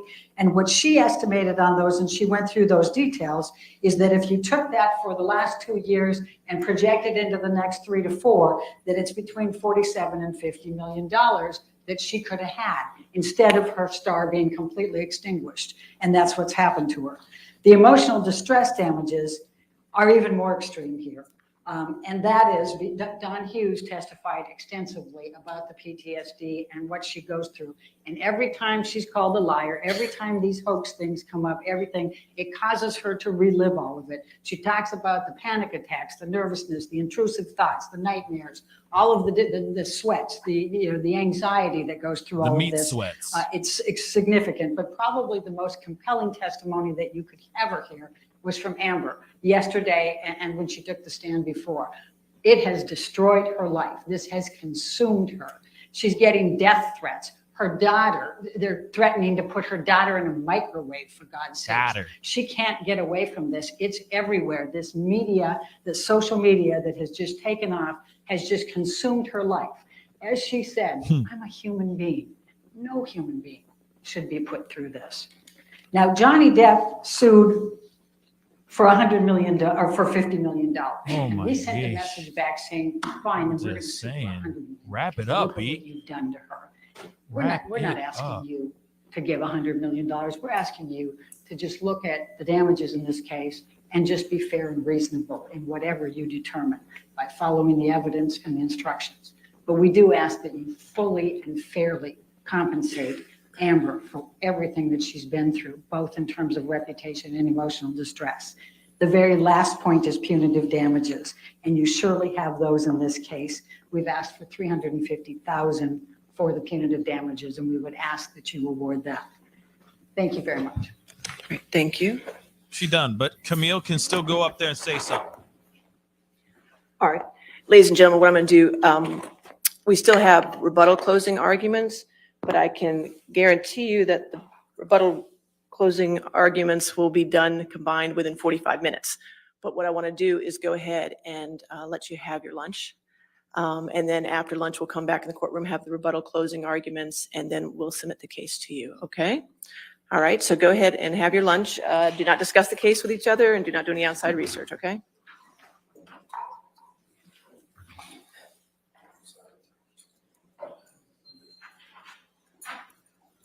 Have mercy.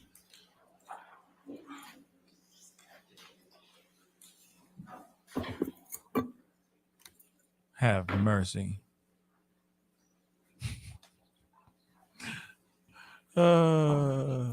So let's come back at 2:10. And just for the record, plaintiffs have 39 minutes left for rebuttal. Defendants have 6 minutes. Okay? I didn't take any time off from the sidebars. 0 off from the sidebars. It's all from testimony. Okay? All right. Thank you. She's like, please. All right. Can we just get this over with? She is done. Just like me. I've been done. Oh, my Lord. My Lord. Well, oh, this is so frustrating. So they got 6 minutes and they have 30 something. I forgot what she said, 39 minutes, something like this, something like that. Yeah. Elaine only has 6 minutes, yo. And she's like, what, but, and the judge is like, man, I did not count any of those sidebars, baby. You get 6 and that's all you get. I don't give a two damns. Okay. My Lord. Okay. So what are your thoughts on that so far, y'all? I mean, I told you guys that we were going to see 2 different kinds of energy. One was we saw Camille Vasquez and Benjamin Chu go up there and speak with passion, care, love, and a buttload of credible evidence. Then we saw Rottenborn and Elaine come up with, it's still evidence, but it's still questionable evidence, in my personal opinion. So really, it ends up being what is going to come of Camille and her final statements. Then, of course, Elaine or Rottenborn have 6 minutes to say whatever the hell they need to say, which I hope that the judge holds them to the 6 minutes and is like, you're done. It's a wrap. Shut up. Be done. Be gone. Be gone. Okay. So that's what I'm hoping for. But you can see the 2 different energies though, right? Look at Elaine. Elaine was kind of like talking as if she was like some high school teenager. And then he said, and then she said, and then that was happening. And oh my gosh. And you got to remember all this stuff because you know what I mean? It was very not solid on the evidence. It was her just trying to recant all these stories from the weeks and weeks that this jury has literally been put through. Like they've been put through the ringer for these past few weeks. And in fact, I feel for the judge too, because the judge been through some ish too. Let's keep it real funky. Okay. That judge tired. That judge done. She's like, let's get this over with. Judge is like, yo, we're going to go get some lunch. We're going to come back. Y'all get these allotted times, and y'all going to shut the hell up. Period.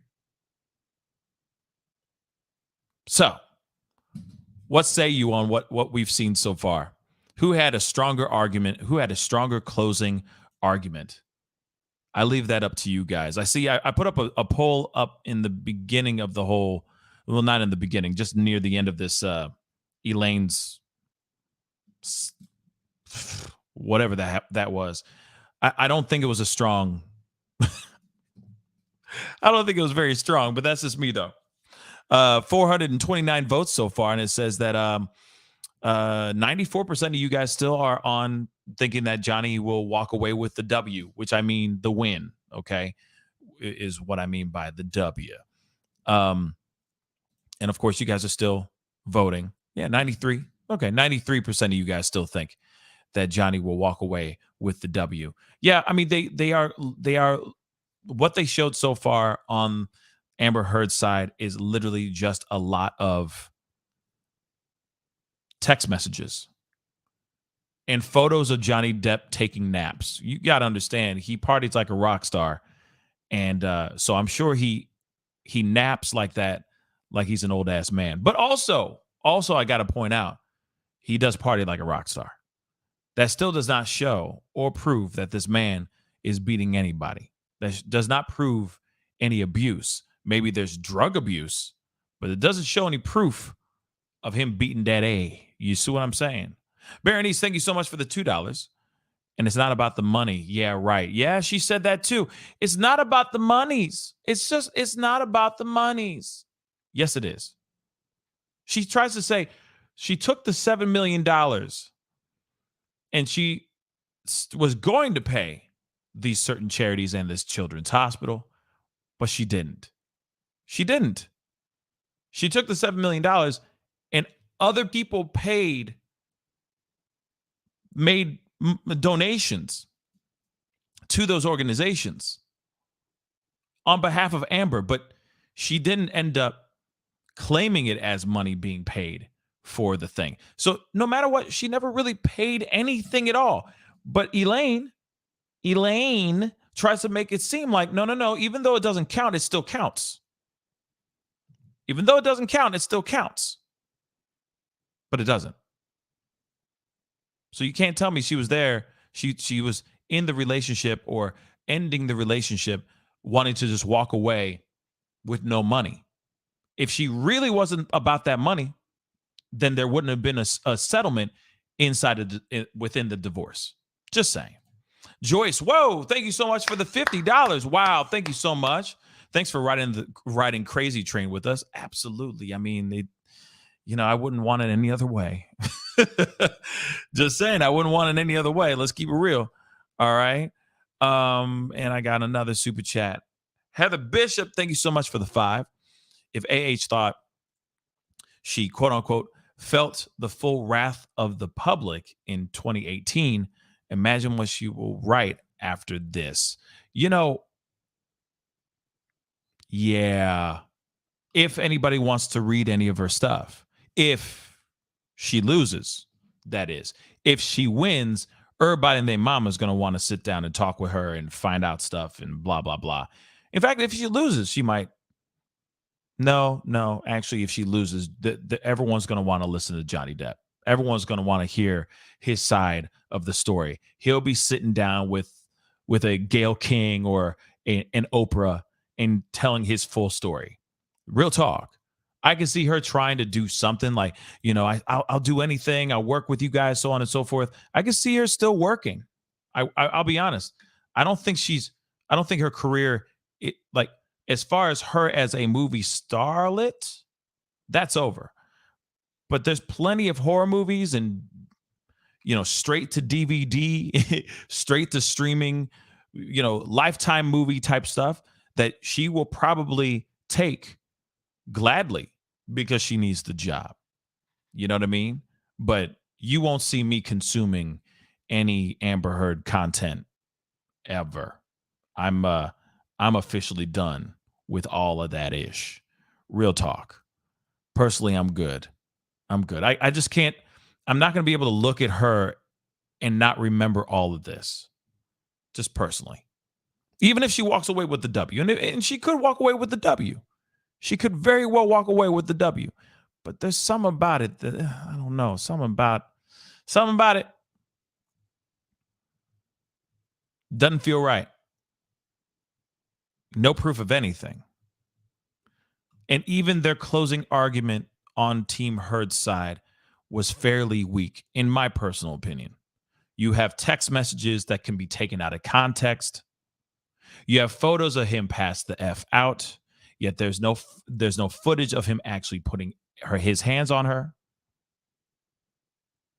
You have some videos where you got him calling her the "see you next Tuesday," which sure, that's verbal abuse. Sure. That part is physical though. SV. No. I beg to differ. Oh, Captain, my Captain. All right. There are people who will want to talk to her no matter what the verdict is, but not the people she will want to talk to even if she wins. Yeah, you're right. There's going to be people here that are going to say, hey, yeah, there's going to be some people in there, everybody and their mom is going to want. I could see her going on to Call Her Daddy podcast or something like that. If she loses, I can see something like that. I don't see her going on something like Joe Rogan's podcast or something like that, but I could see her going on some podcasts and just saying what she needs to say to continue pushing that narrative. And maybe she will sit there and go, she may sit there and go, I will not rest until my side of the story is heard. I don't care if it wasn't heard in this trial. I will fight tooth and nail till I die until everyone hears my side of the story, whether they believe it or not. But like I said, her career, I can see her coming out with a book. Sure. I can see that. I just don't see Yeah, I just don't. I just don't see her like going back to Aquaman. You know what I mean? I don't see her doing Justice League right now. Hollywood is not feeling her right now, unfortunately. It's just kind of the situation that we're in. Press Start Productions, thank you so much for the 20. Thank you so much. For every instance of vulgarity Johnny may have inflicted on Amber, there are 3 instances of vulgarity and physical proof against Johnny. That's true. There's a big difference between a verbal disagreement and SA. Absolutely. And that's what I'm trying to say. He let's just say he blurts out, and thank you again for the 20. Let's just say that he blurts out, "You effing see you next Tuesday," or calls her the B word, or says all these other words, right? That still doesn't mean that he's going out and beating her up. Then we got footage of him. We got photos, documents, so on and so forth. Losing a finger, being called all kinds of things. There's audio of her basically saying, "Hey guys, go ahead."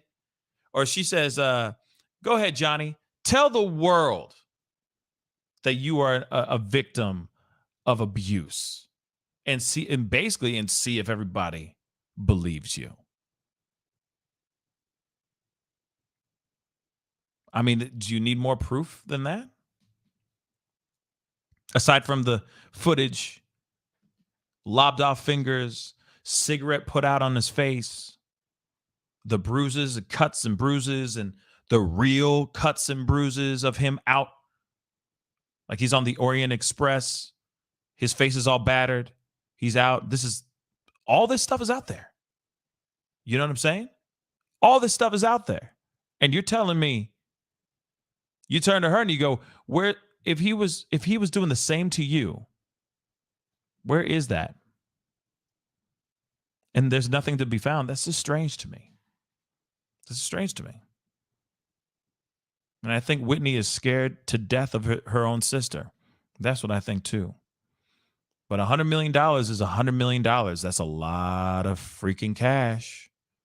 A lot of freaking cash. So we'll see. Marsharice, the trial should have focused on whether or not the claims in the article only led to damages and what those damages were. This soap opera is gross. Absolutely. I do agree with that too. Instead of them actually looking at this, instead of like them going and trying to destroy each other's characters, they should have been focusing on, okay, did this article destroy Johnny Depp's career? Period. And that's literally what the jury has to decide. After we see this rebuttal closing, or this rebuttal close, and of course we hear probably Elaine for 6 more minutes. After that, all the jury really has to do. Thank you so much. I really do appreciate it. Thank you, Jessica. But all the jury has to do is try to figure out if this article really did defame Johnny Depp. And then they also have to figure out if Johnny Depp and Waldman, his lawyer, defamed Amber Heard enough for her to have every right to sue Johnny Depp for $100 million and vice versa with the $50 million. That's literally what it should have been. But they decided to bring everything under the sun because, well, Johnny Depp for years has been thrown under the bus. Me Too, in my personal opinion, the Me Too movement and being claimed to be an assailant, an abuser, destroyed his career because of this article. She even says it. She said it twice on the stand. She said it twice that she wrote this because of X, Y, and Z. So there is proof right there. And maybe the reason why we went through all of this mucky muck is so that we can get her to talk and say that and to admit that it isn't just about other dudes and other relationships that she had after her divorce from Johnny Depp. That he is either included into that story or it is about him, what she basically said twice on the stand. So that's all the jury needs to hear. And hopefully they heard that. And if that's the case and they heard everything, boom, it's a wrap. Yeah, he's an R word. He's everything. Everything under the sun except for a child of God, right? So now they got to figure out, the jury, once Camille gets, wraps up and does her rebuttal, and of course Elaine has her 6 minutes as well. They got to go into a room and they have to deliberate. They got to go through the checklist and see where they all stand. And it has to be unanimous. Can't be 6-3. I don't know how many people are in there. I think there's like 8. I don't know. But it can't just be one against the rest. They all have to agree. So it'll be very interesting to see what happens here, y'all. Real talk. It's going to be very fascinating. Very, very fascinating for sure. So it is that time for lunch. So what I'm going to do is I got to jump off here. Okay, I'm going to end this feed here, but I am going to be starting another one once everything starts back up again. I forgot what they said, what time they're going to be back on. I think they said basically 2:00. So I'll be on back again. Grace, thank you so much for that information. 9 jurors, thank you. It's 9, 6 men, 3 women. So this will be very interesting, And I'm wondering if the women are siding with Amber Heard or not. How they're feeling about this whole trial. Is this all one big lie? Are they feeling it or not? We will find out. But I'm going to end this feed. I'm going to end this one right here and start a part 2 here very shortly. So be on the lookout for that. 210. Thank you. So 210. Thank you very much. Thank you. Danisha. Thank you so much. So I will be doing a part 2. I need to go get some lunch, cook some food really quick, get my lunch together, and then I'll be back here to watch the rest, part 2 of closing arguments. So I'll see you guys in a little bit. Do me a favor before you head off. Hit that like button down below. All right. Crush it. Make a scream out your name. And do not forget to hit that subscribe button if this is your first time checking out this channel right here. Thank you, guys. I'll see you guys in just a few short minutes. Enjoy your lunch. See you in a minute. This is The Pascal Show. Bye.